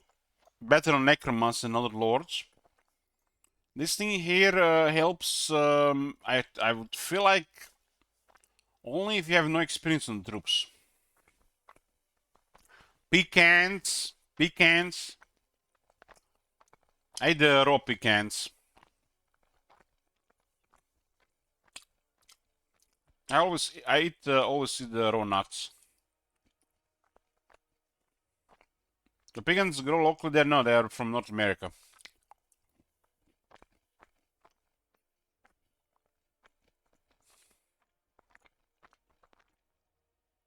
Stuff like this should never be a main trait. This should be like a secondary skill. A main trait should be something more relevant. Ooh, vicious is good.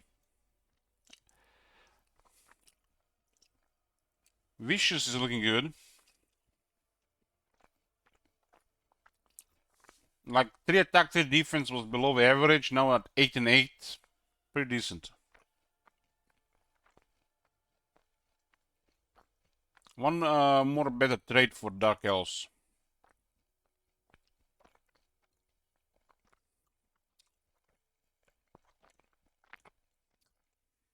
Okay, we're not gonna go over all the magic changes, but let's see if there's something good here.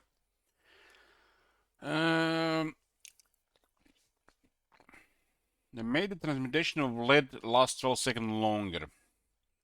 It's for a grinder, melee grinder. I don't think it's very relevant. Occam's Mind Razor is cheaper. It's the big damage buff. But it's hard to justify a costing Occam's Mind Razor when you have Pit of Shades, Pneumal Pendulum, and Melkor's Mystifying Miasma in the spellbook.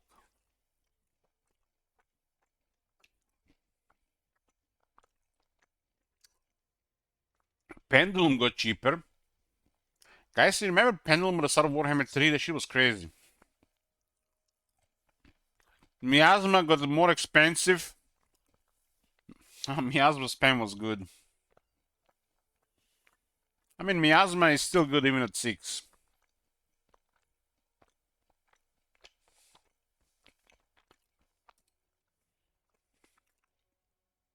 Royal Heavens got a little bit cheaper. Good buff for the Lizardman. I think the Lower Heavens is the most relevant on the Lizardman.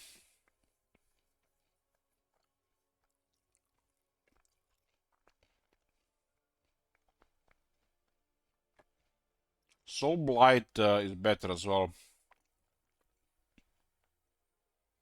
Doom and Darkness needs to do more. It's like that fix 16 leadership is not good.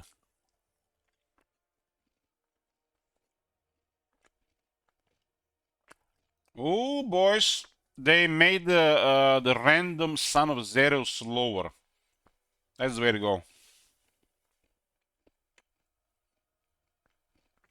Shield of Torrents a little needs better reflect.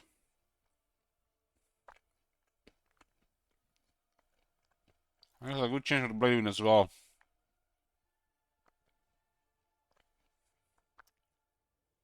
Okay, boys, are you ready for the best part? Yes, a lot of life, no change. It's perfectly balanced.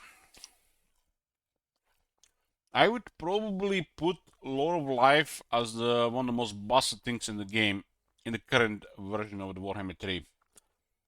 I don't like to do these things, but my personal list, Raised Dead and Lord of Life are like on the very top of what's our part in the game.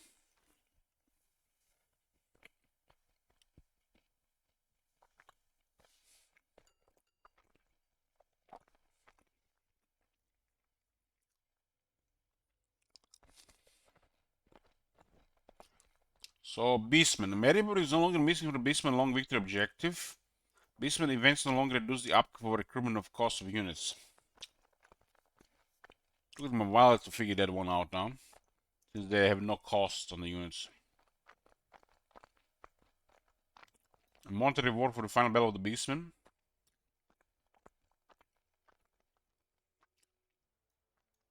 And the Beastman has they have an extra red line effect.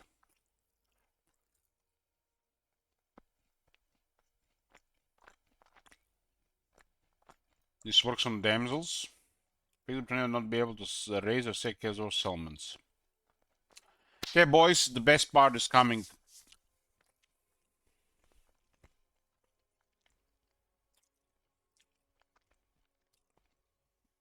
So look at this. At the same time, they lowered the Grill Knights size, so they no longer can go through infantry, and they increase their costs at the same time.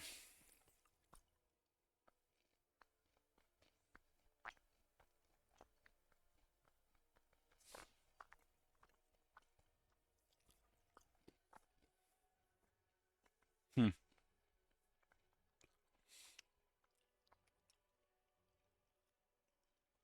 So like, what the fuck is this? What the fuck is this? What the fuck is this?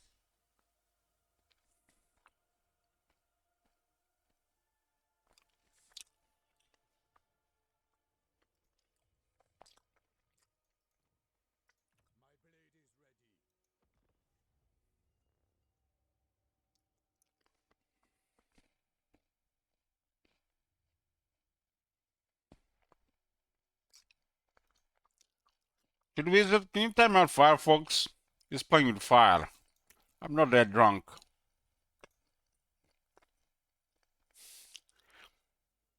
Should visit? You're the best mod here.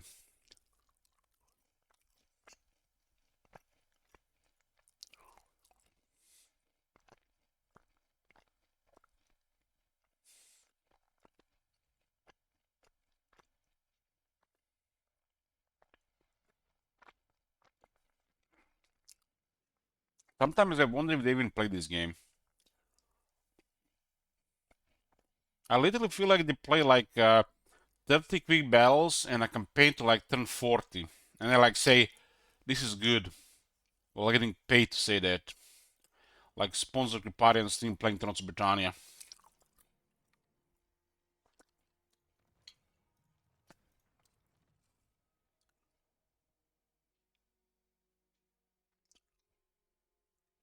Still tier 4.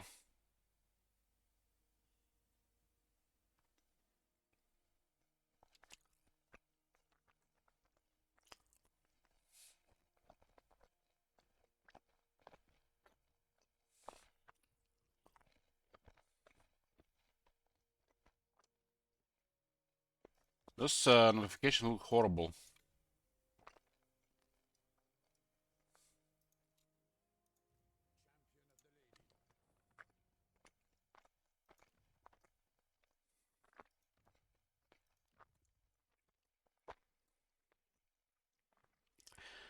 Oh man, what does Sandy had for this shit?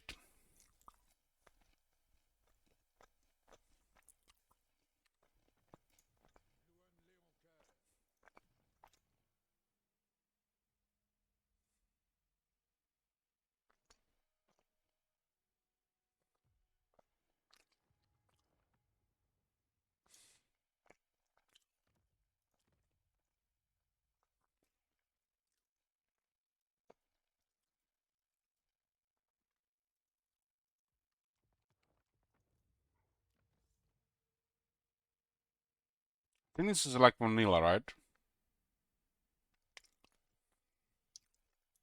Hesitation. Can you believe this shit is still tier 4?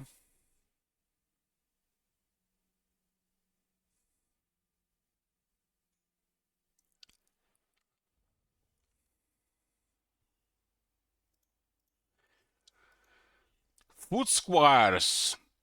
I swear, every update this goes up and down, and like, why did they change this?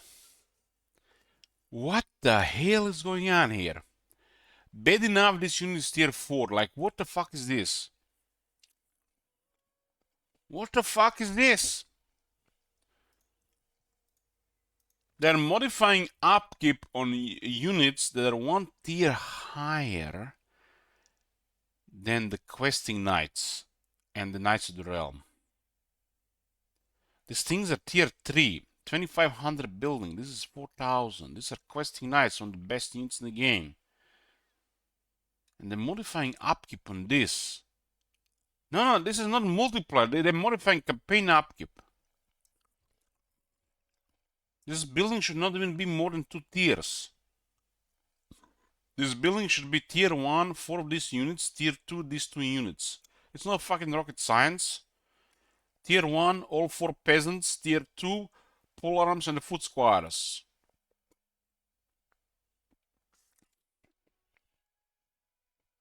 What the fuck are they doing? Not only did they increase their cost, but increase their upkeep.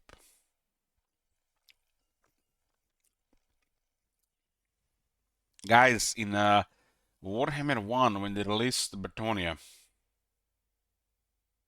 they were actually nerfing bell skills on the peasants. Only idiots recruited peasants. The cavalry was way superior. They were modifying the stats on the battle skills of the peasants. For the worse.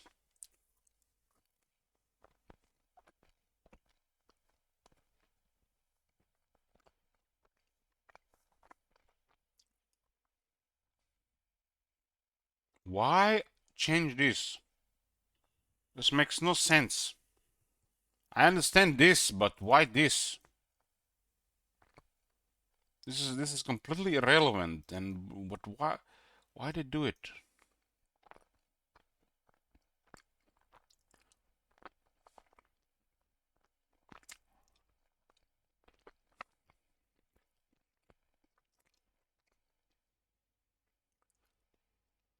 This is the biggest meme of the CA, the unit changes.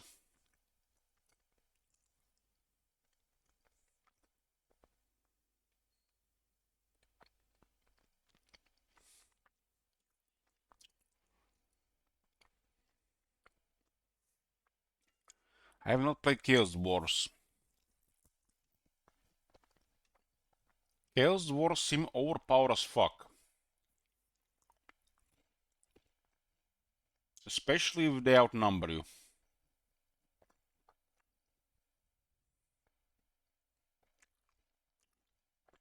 I'm not even sure why should I read this. I have not played this faction.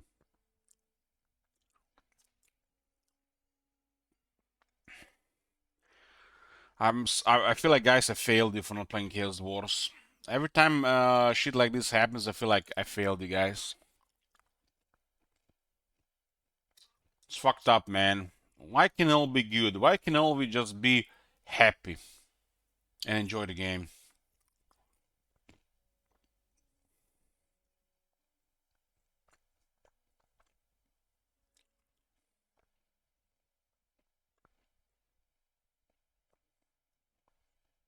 This is all irrelevant to me because I have not played Chaos Wars.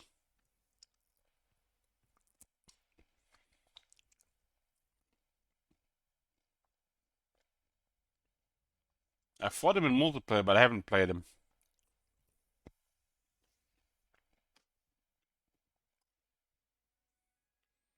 It seems like a fun faction, if not just tad overpowered.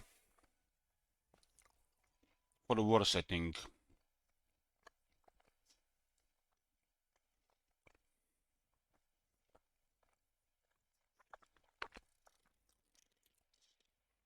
CA has failed me, and I have failed you guys. There's no excuse. There is no excuse.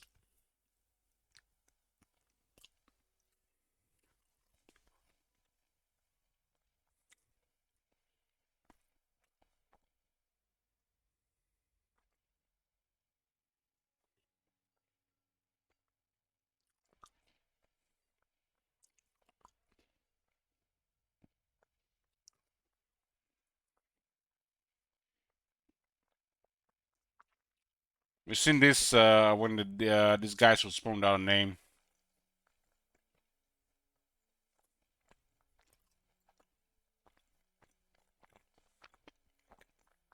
This was bugged as well, so got fixed now as well.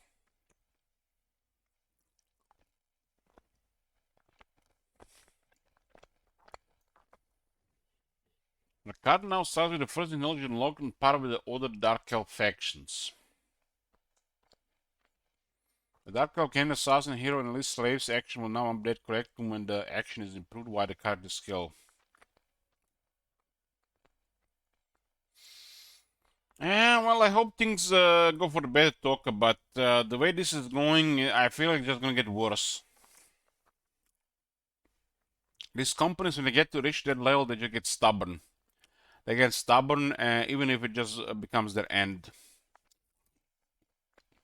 I think they rather just go into the ground than change their ways.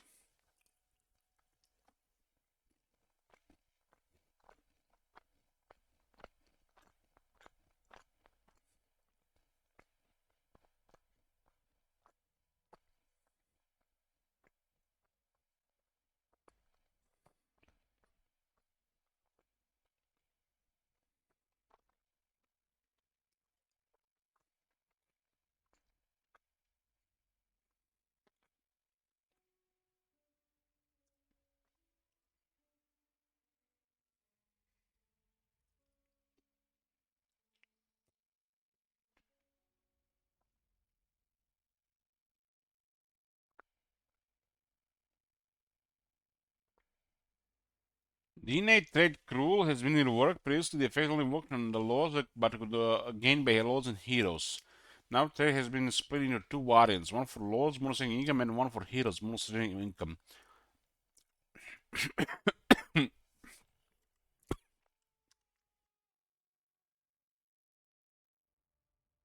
Gotta be careful when chewing nuts while reading words.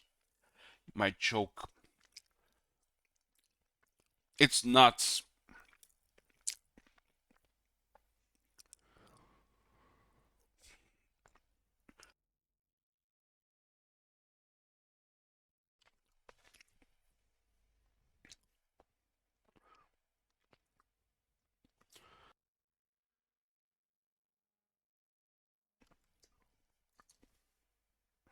Is there anything even relevant here?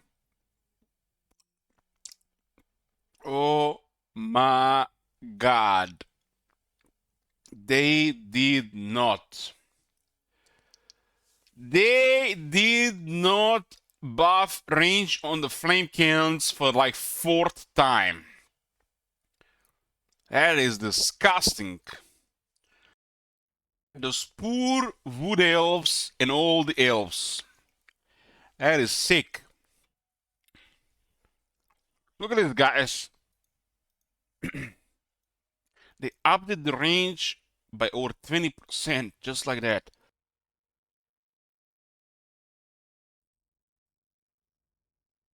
No hiking speeches today.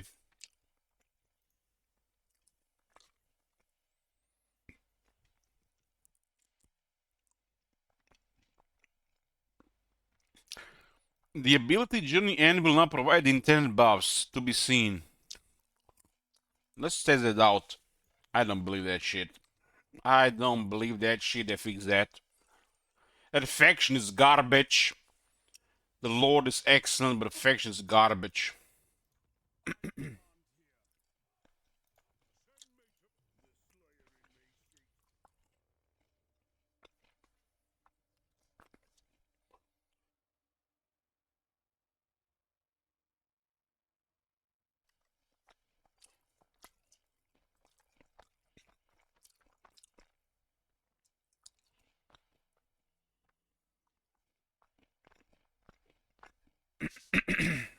They shouldn't have been bugged in the first place.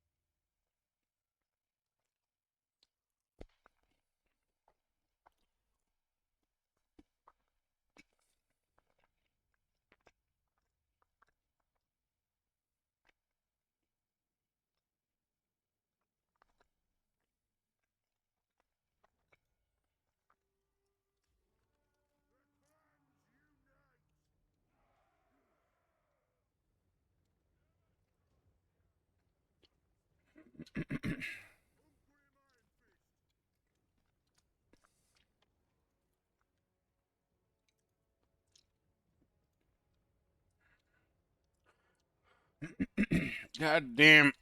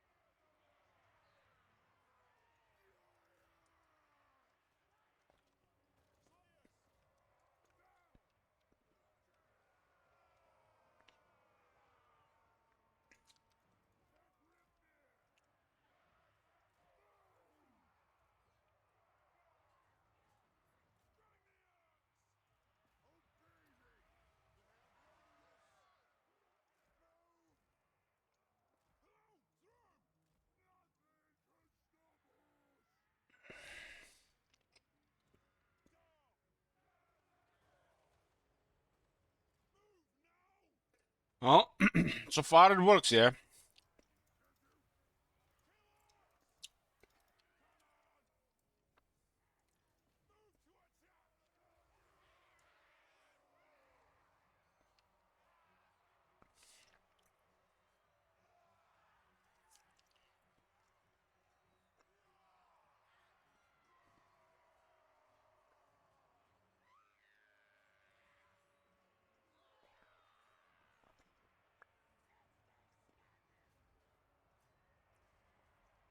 Well, this bell works.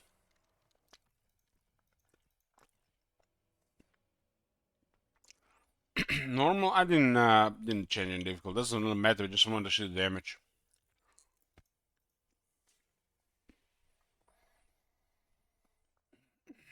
So they fixed the garage not playing fighting against greenskins or chaos, but the ogres are also part of that one.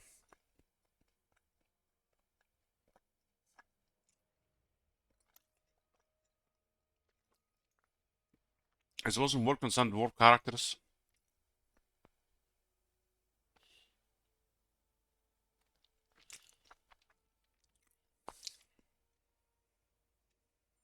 Behem looks out of place. Which one?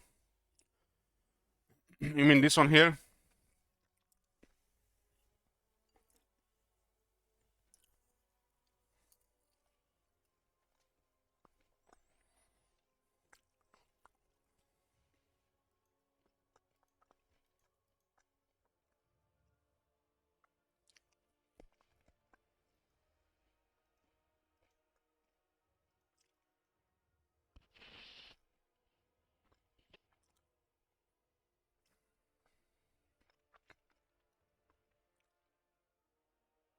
Premium art.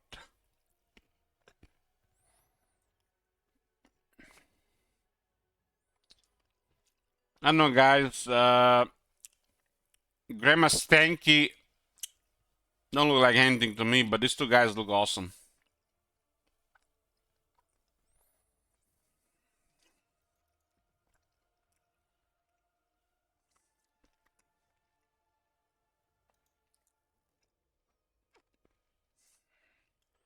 Skills on the catering lords no longer mistakenly show the unit info for the other lords as being affected by the skill. They messed up, you can't change the art anymore. The Zender Lord of Jin Shan and Rebel Lords of Nanyang are now more hostile. Oh my god, I lost my Mommy Ying folder. God damn, my SSD died. I lost my Mommy Ying folder and Marathi folder and the Feng Chantress folder and the Seagull folder. God damn. I need to do backups more often. Looks like a part of me have died, boys, when my SSD died. Goddamn Samsung not warning people ahead of time. Some of those art things are not even available online anymore.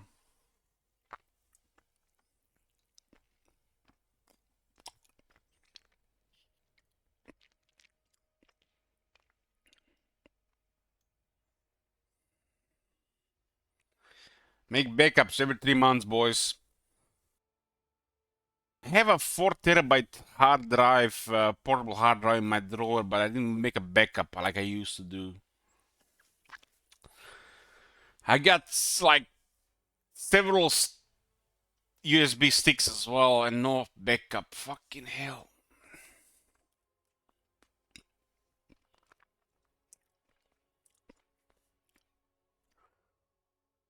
We added 2 new quest items aboard Miao Ying and the Storm Dragon, One Brace of Yin and Stonewind Corona. And the Zhao Ming, the Iron Dragon, the Burning One Braces, and the Horns of Shanyang. These can be unlocked via missions during campaign. Effects of the Wuxing compasses will now apply to regions owned by Catan factions on top of regions within Catan. I don't really care about his items, I don't even care about his factions. The effects of the Wuxing compass will now apply to regions owned by Catan. Okay, some of the effects of the Wuxing compass directions have been tweaked to make them less situational.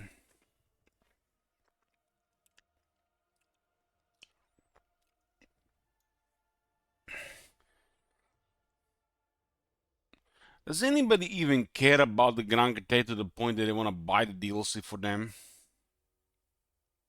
I don't want to be like the doomsayer, but I don't think the Grand Catan is worth any of your money beyond just buying the Warhammer 3. This is nothing really special. You get Mommy Ying already.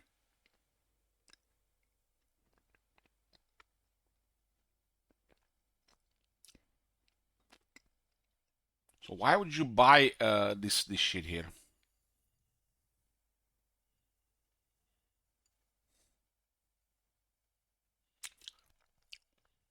The people that care about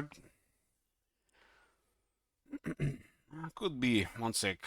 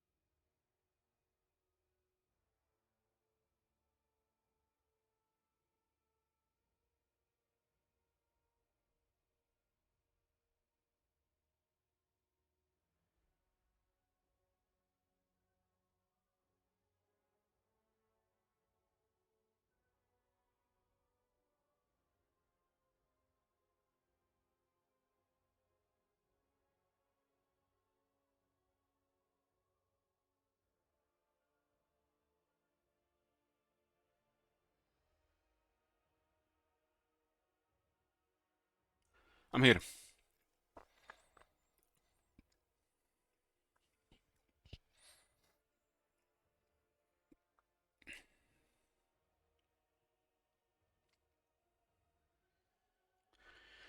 We've seen from that video they did changes to the harmony thing.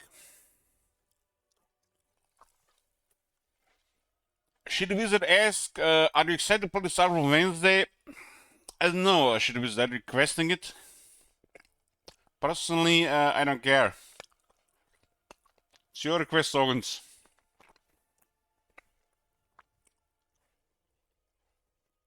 Shit Wizard, have you seen that clip where Dan's Gaming was walking on the surface of the planet and all of a sudden had a pop-up to loot a ship in space far, far, far, far away?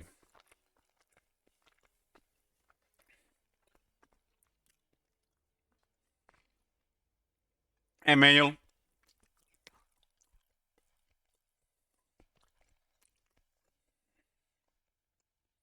There's definitely things to do in Starfield, but I'm not really rushing to play it.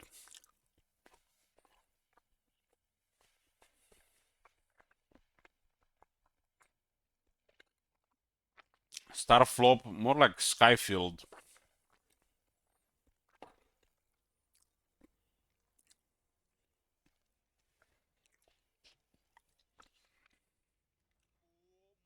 As Zimmers.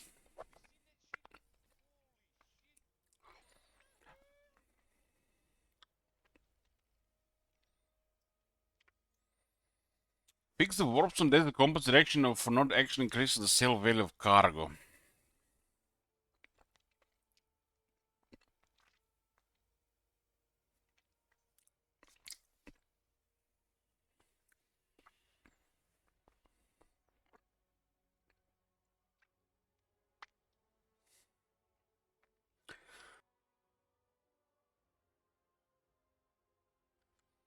Because the moon custom blade not being correctly worded to caravans that finish the cast dragon. That's why we didn't get it sometimes. Is this like a guaranteed thing when you send a caravan to Dragonhof? Because sometimes I didn't get it.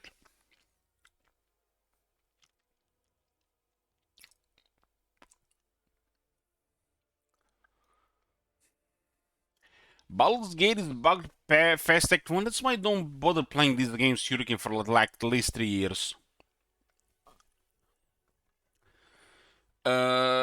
Fix an issue where rebel armies could spawn with laws that weren't normally recruitable. Caravan Masters.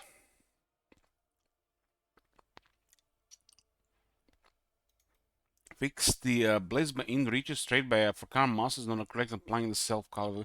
Did they add any new regions to the map, guys? Who you guys spoiled the patch already?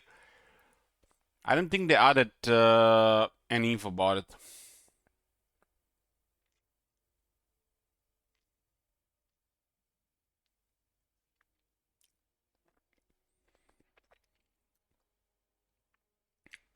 There's a new island in Gran Pepe. Ooh. New island in Gran Pepe. I gotta see that shit. We are playing a Gran Pepe campaign this year.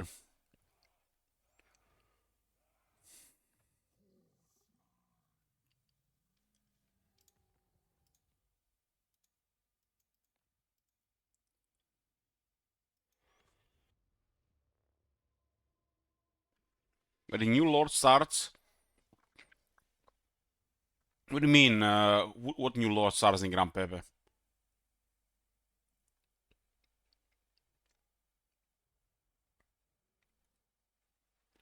Just look at top bar. Don't worry, I got a triple rum drink here.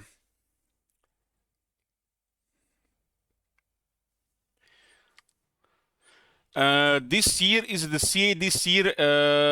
Toka, that's I'll leave that for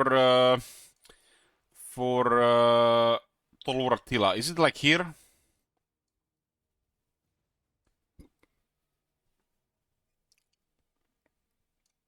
South. Ooh. What the hell? What the hell are the Chinese doing here?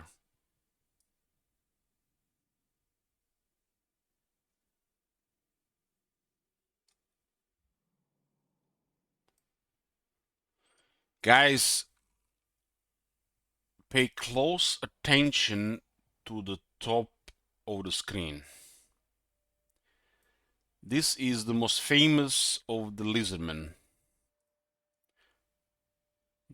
The most powerful living wizard in the Warhammer universe. We got treasury and we got income, and that's all we got.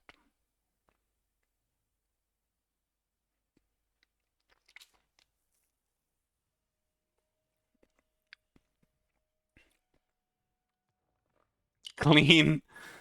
It's clean.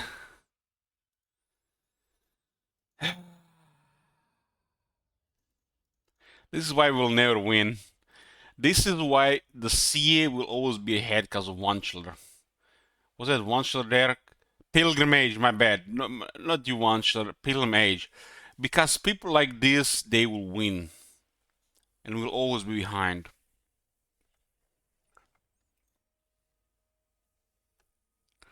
I just want to see what the region is.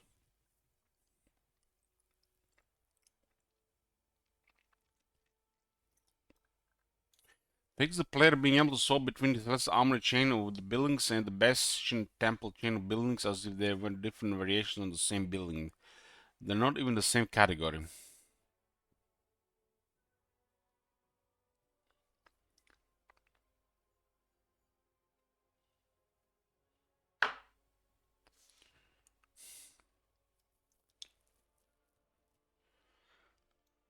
Wishing Compass with the addition of the goddamn, how do you read this guy? YMCA to the Bertan roster. We have our first Catan character who has a campaign set outside the province of Catan, making the Wishing Compass, which only applies to regions within Catan, increasingly relevant to his campaign as he proceeds outwards. As part of this update, we adjust the functionality of the compass. So why the fuck does he have compass if he's not in Catan? Known as a reminder, the effect of the compass applied to all Cathay factions. Why the hell he has access to compass if he's not in Cathay? Still applying solely to regions within Cathay, the effects of which encompass now has two separate conditions. The effects regions that are either within the borders of Cathay controlled by any Cathay factions. When playing the other siblings, YMCA's 4x directions are present on the compass, but in an uninteractable state. While regular Cathay factions cannot set these directions themselves, they can benefit if YMCA sets the compass to these directions.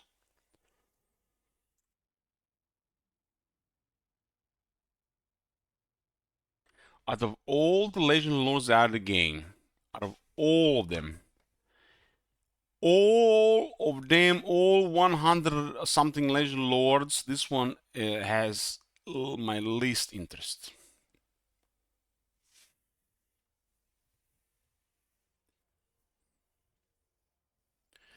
Additionally, we have done a pass on the effects of the compass, adjusting the positions of some effects, most notably. Celestial Revenge has been moved from the Great Bash direction to the Dragon Emperor's Wrath. Answer Wars has been moved from the now defunct bonus for Faction Harmony to the Great Bash compass direction. They did the change to Harmony, right?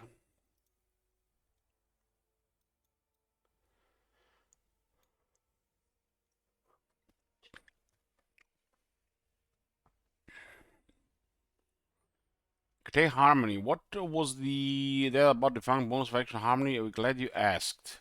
One of the large topics we try to tackle in this update is the experience of managing Cathay's central harmony mechanic. Following a lot of feedback, we identified what we think were the more or less successful parts of the feature and attempted to slim it down. Top level, harmony has moved from faction to provincial concern, balancing construction of yin and yang buildings on a local scale. There are now distinct benefits to a province being heavily aligned with either direction, or by being in harmony. Knowledge, characters, and events no longer affect your harmony. The characters retain the harmony alignment used for getting boss from the tech tree. I mean, I think harmony was fine. They just needed to make sure that it was not always exact to the point, but it's like within a couple of points out of harmony. So if you had like a 1 or 2 points out of harmony, it should still be within the harmony.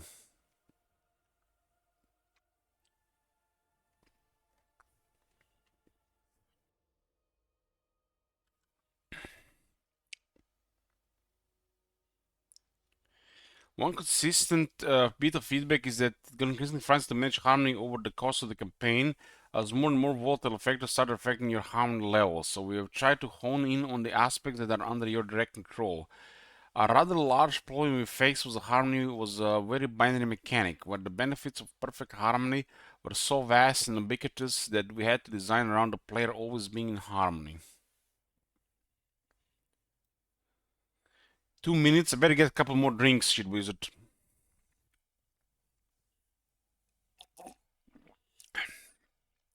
Goddamn. This is the shit. This is the shit.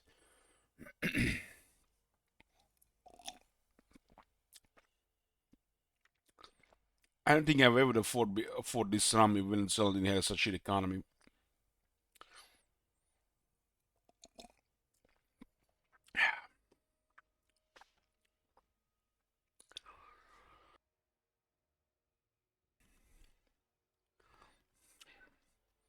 The score harmony remains the same, but with a slimmer profile. Each can incorporate yin or yang,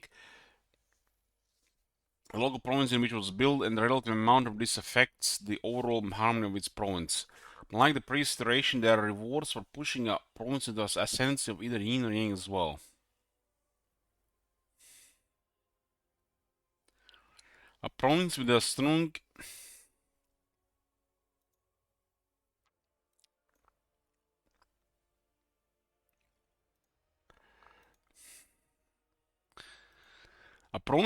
yin leaning embodies the perspective and past state of the world with bonuses of construction, and control to build a strong foundation. You will likely want to start here often to get a province off the ground quickly. Will a strong yang leaning embodies a more fiery, active state with bonuses to recruitment. This is recruit yanks to build military strong points in which to perform mass recruitment. Harmony remains the path for long-term prosperity with income benefits, reduced upkeep for armies in the province, and a large movement boost to help you travel through your secure and harmonious heartlands quickly. The perfect path for well-established and safe provinces.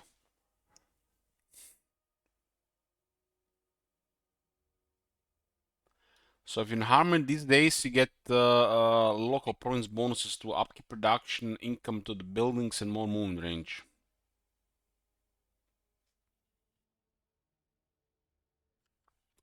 Well, the Harmony seemed fine to me, Toga Gaming, but I don't really care about these factions. I just don't. I only care about playing Mommy Ying, and I don't really care about playing these factions. Because I want to hear her voice lines in my campaign.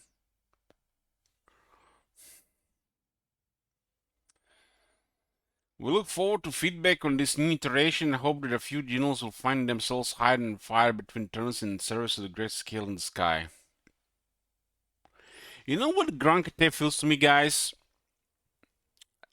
Maybe I'm that guy, but it feels to me like we're in a Hellenistic period. To all you barbarians know what this means. And there's Roman factions to play. But somebody wants to play the Illyrian pirates. Or the Turkish, or the what did not live in court talk, the people that the Gauls, the Celts that live in the Turks at the time. You know, the people that don't want to play like what everybody else is playing. They want to be special.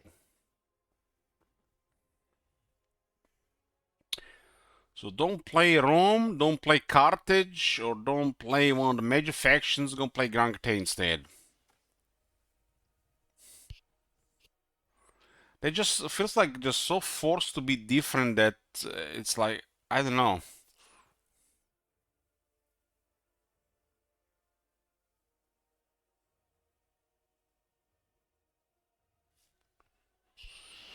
It feels so forced to me.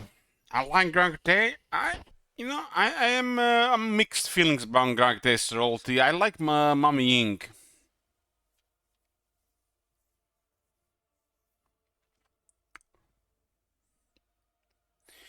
Great Archon has been removed from the wise trait that can appear in Kate artists and now been replaced with plus 10% spell intensity. Lord Magistrate on foot has double the armor and 500 more health. These guys have more health than the vampires now. These guys have more health than the dwarf. No, this can't be right.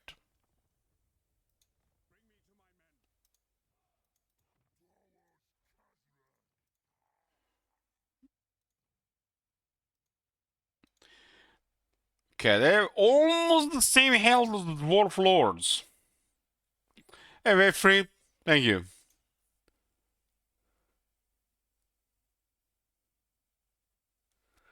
It's like this is gonna make any difference. They have to give them a role in battle, not just give them better stats.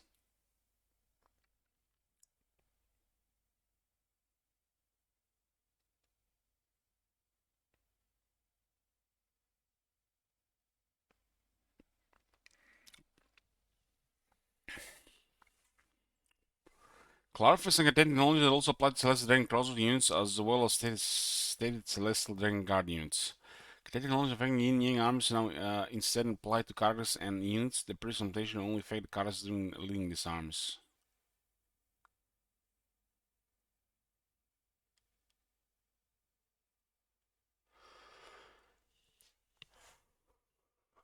I don't know.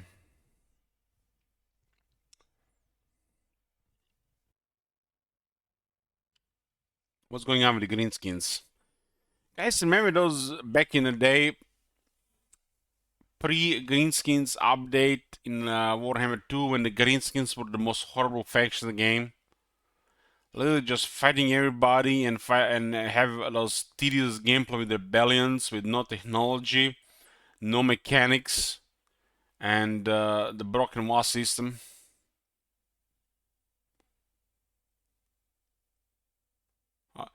I think we were much happier back then.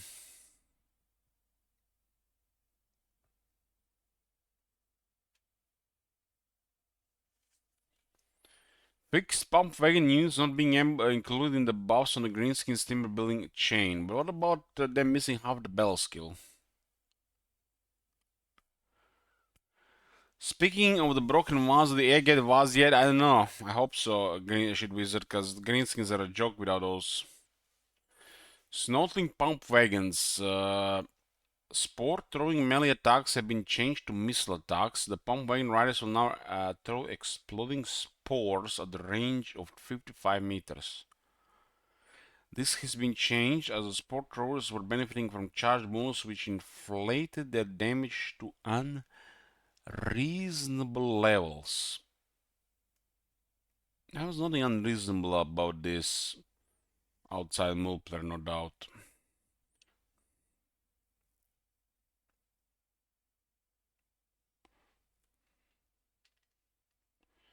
But they changed this, but they also changed this as well.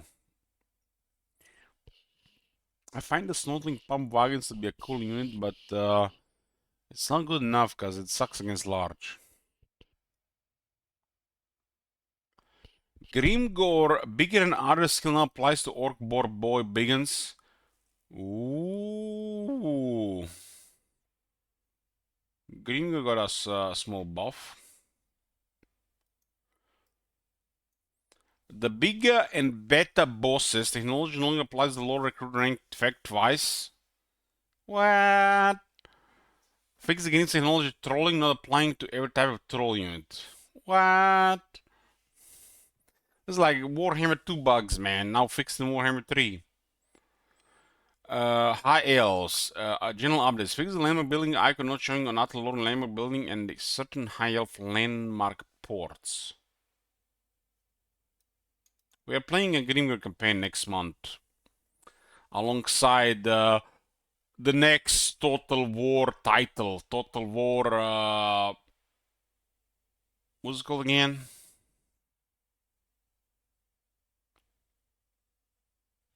I forgot. Pharaoh, yeah, thank you, Pharaoh. Total War, spear, slings, and chariots. Desert Kingdoms. Shit, Wizard, you fucked up, man. What is wrong with you, man? Shit, Wizard. Get help.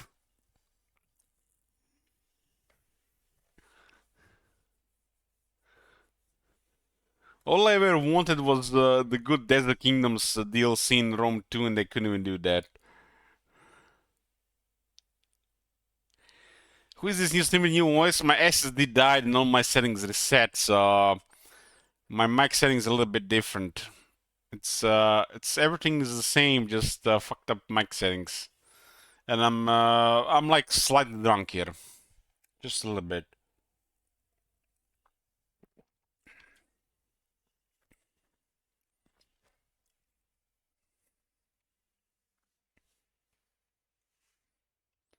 What do you guys think if the CA was at some point thinking making Total War Arabi campaign pack or the Pharaoh instead? Or the Pharaoh is made by a different team and has nothing to do with the Warhammer series?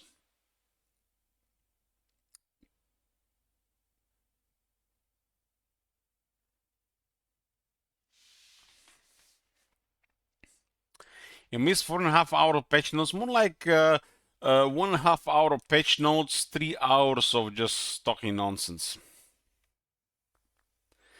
Guys, just imagine for a second Total War Pharaoh, the best Total War game ever. Just imagine it. We get real visceral combat, real-time tactics of positioning battle lines and flanking and range combat, sieges. All your dreams come true.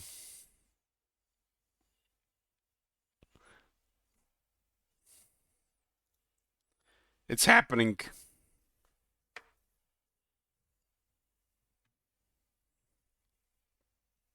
This guy's drunk. I'm like 5 or 10 drunk.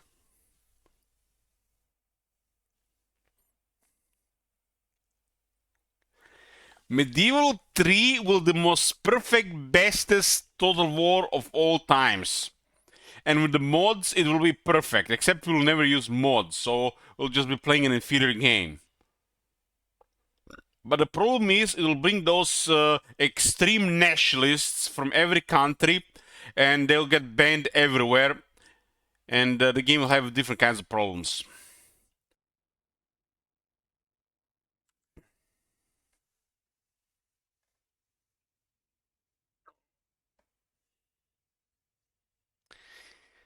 Medieval 3, first faction I'm playing is gonna be Poland.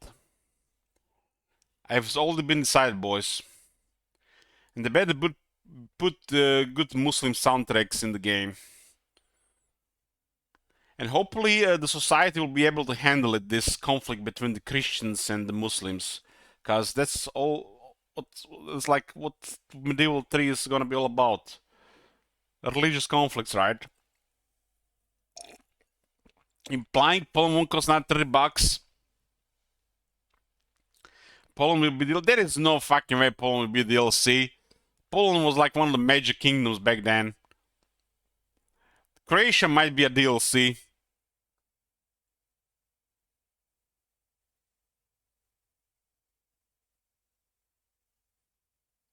What do you guys think how much Medieval 3 will gonna cost? 70 euros? 80 euros? It can be cost 90 euros. 80 euros? Free to play? Get the fuck out of here.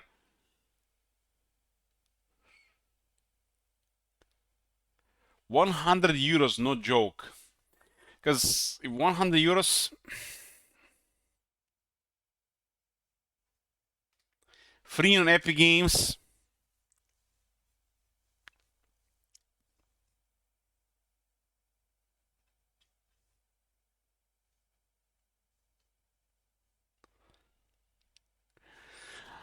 I feel like them making a Medieval 3 in this day and age is gonna be fucked up because of all the sensitive issues. It was like a major cultural and religious conflict of the times, right? But it's just a game, right?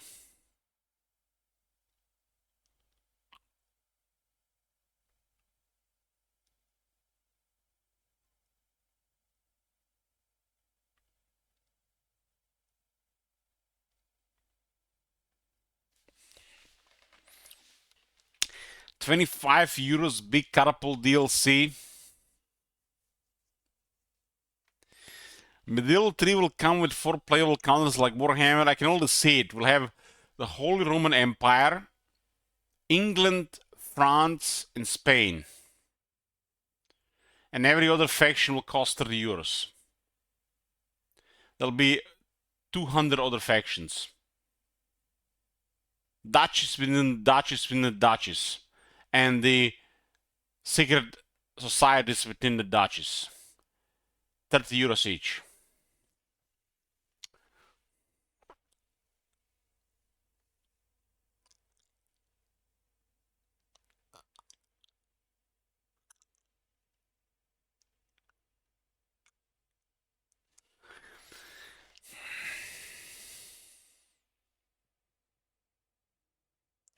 Okay, upkeep on the Phoenix has been decreased.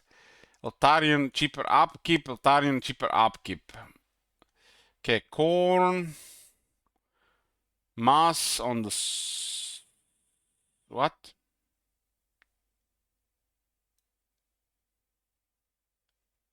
What the hell?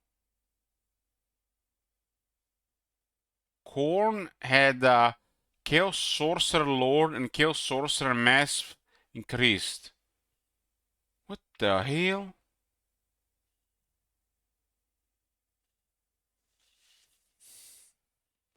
Okay, nothing really important here. We can skip all this shit.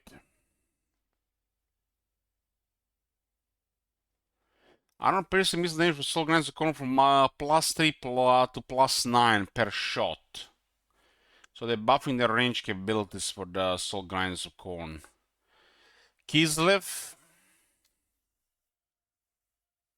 I didn't capture single entities that were missing them.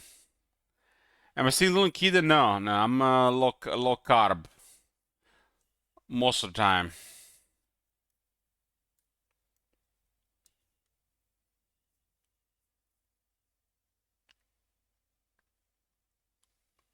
I just got used to it. How's it working out for you? Fucking hell, shit wizard. Did she bet? He's bet on a no. 90% of the time I do low carb. I just don't really care about the other stuff. I'd rather eat like a pound of meat than other stuff.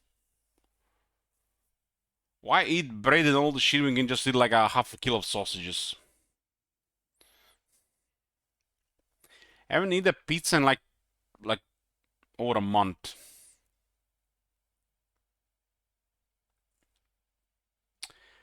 Like today I had like a grilled meat and a salmon salad. Then I got home and I have a bunch of alcohol.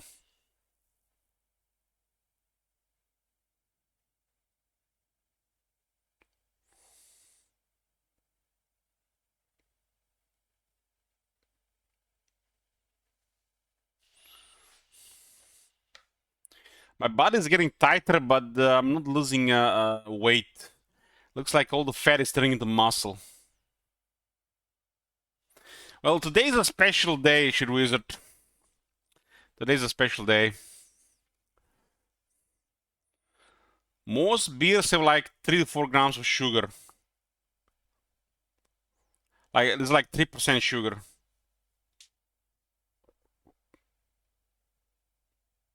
That's like lower than vegetables.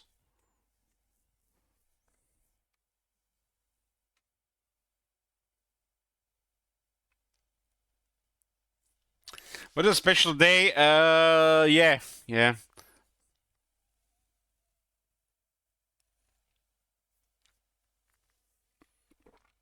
Well, the alcohol is pure energy,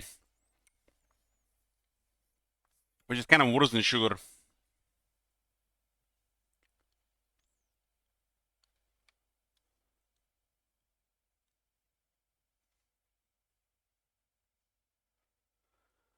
Are you serious of playing on Deal 2 in 2023, Alex? Okay, we get 20 minutes, boys. No distractions. Doesn't seem like there's anything relevant here. Negative devotion can happen now.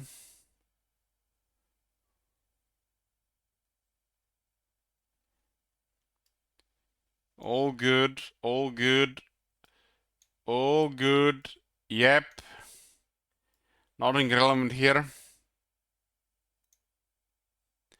What the heck? Siege mentality? Fix Nakai unit recruitment permissions. Fixed an issue where the market allows Manamurka as well for a copper mason when Manamurka could not be interacted with, only teleported to.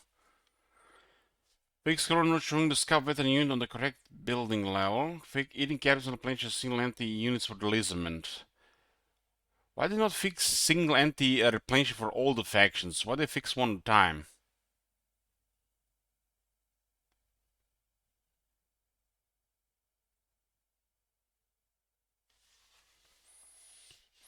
This is all good. It's all good.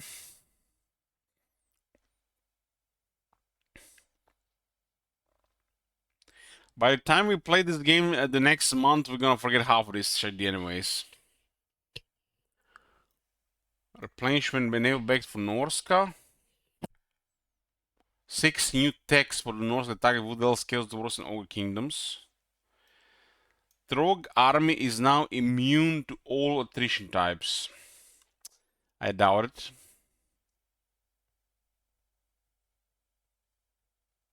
Elich, what do you choose? Miracle patch for Warhammer 3 but not ring for a year, or a free boost for 3 months but not patch for Warhammer 3 for a year? I would most definitely choose a miracle patch for Warhammer 3 but not ring for a year. Most definitely.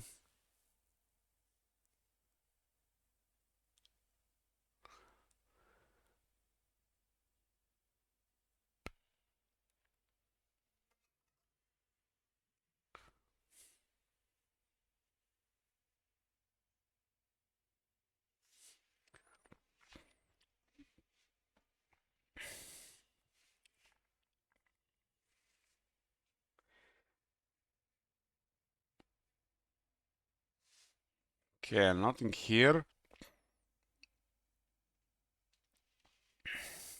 What about a middle page where you have to play WoW class for 2 months? Should visit the...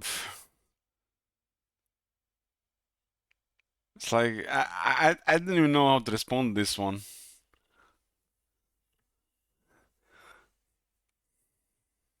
Win-win, right?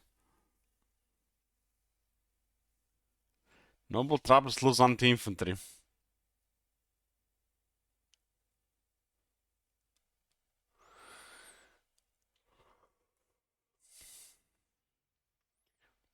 Stone vermin are cheaper. Warplaning cannons are cheaper. Not even sure what this calibration distance anymore.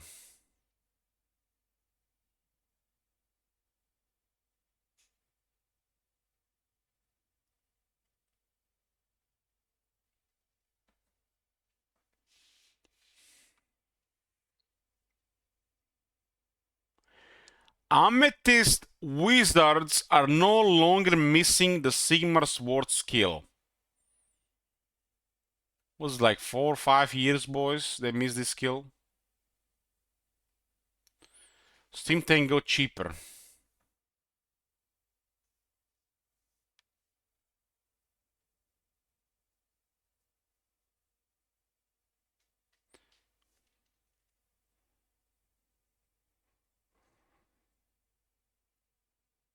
Espervero.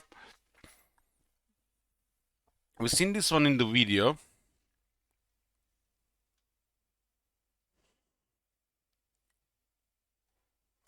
All this mumbo jumbo here at this point is like, even if I read it, like, what the hell is he even doing?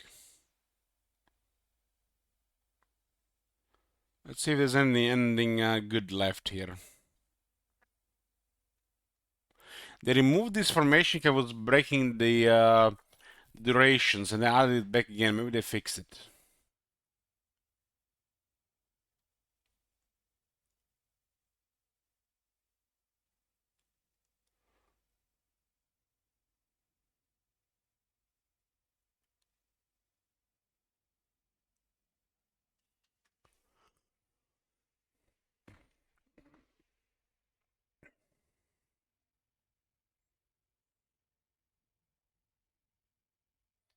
Trying to finish this before midnight.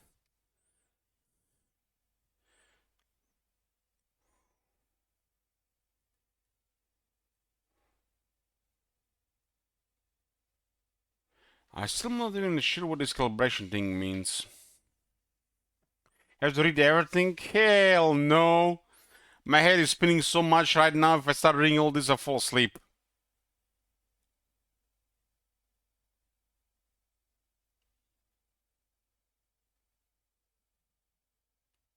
This is all just useless pile of text talk gaming. Scissor don't have 6 striders now.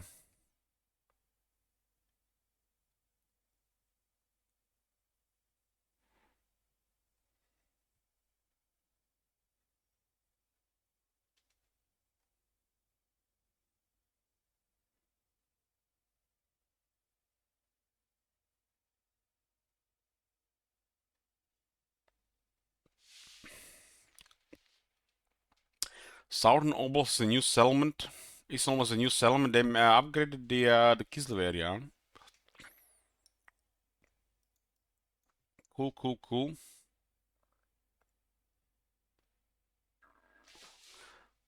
I don't think anything was lost, boys.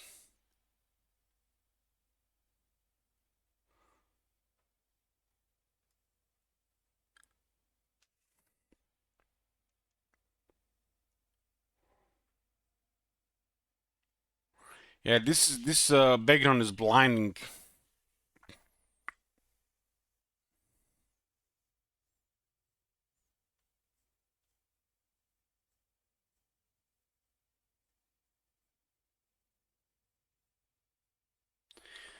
Peasant bowmen now hold their bows correctly.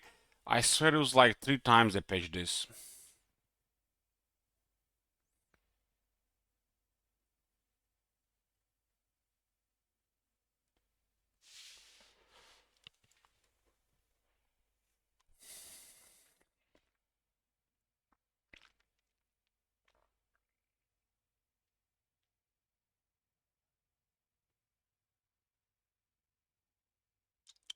One for each of the peasants.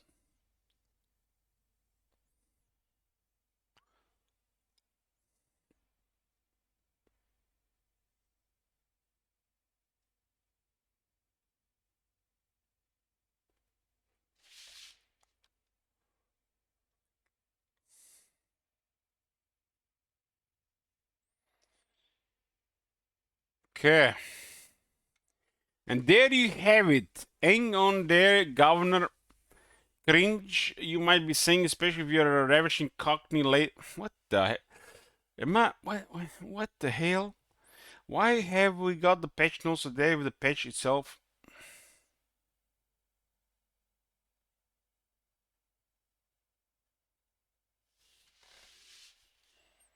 This shit is cringe as fuck, man. So we got a bunch of fairy tales and fantasy here about improved AI. But we won't be able to see it until the next month, because I'm not playing Warhammer 3 this month. I decided to just play some other stuff, get some other stuff out of the way, and also add the progress to the current ratings of the Warhammer 3.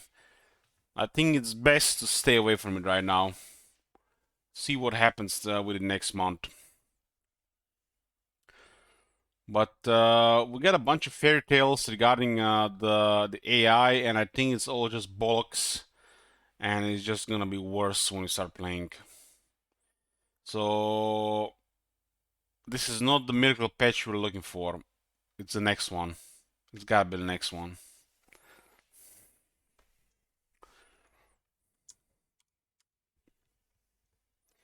See, should we that I managed to get to it before midnight. I'm almost pissed out drunk here, but I can fuck up one Battle Brothers.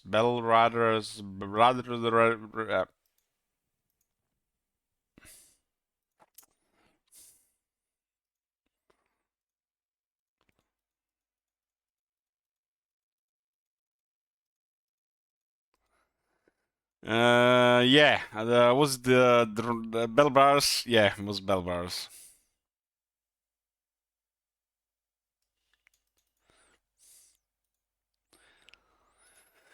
So, boys, we're gonna have a Warhammer 3 campaign next month, starting with Grimgor. Until then, we're gonna mess around with like 7, 8 different games. Open to requests, plus I'm gonna pick some of my own shit. So I'm totally gonna get another drink before we start this, and this is definitely gonna go my way. We're not gonna die miserably here.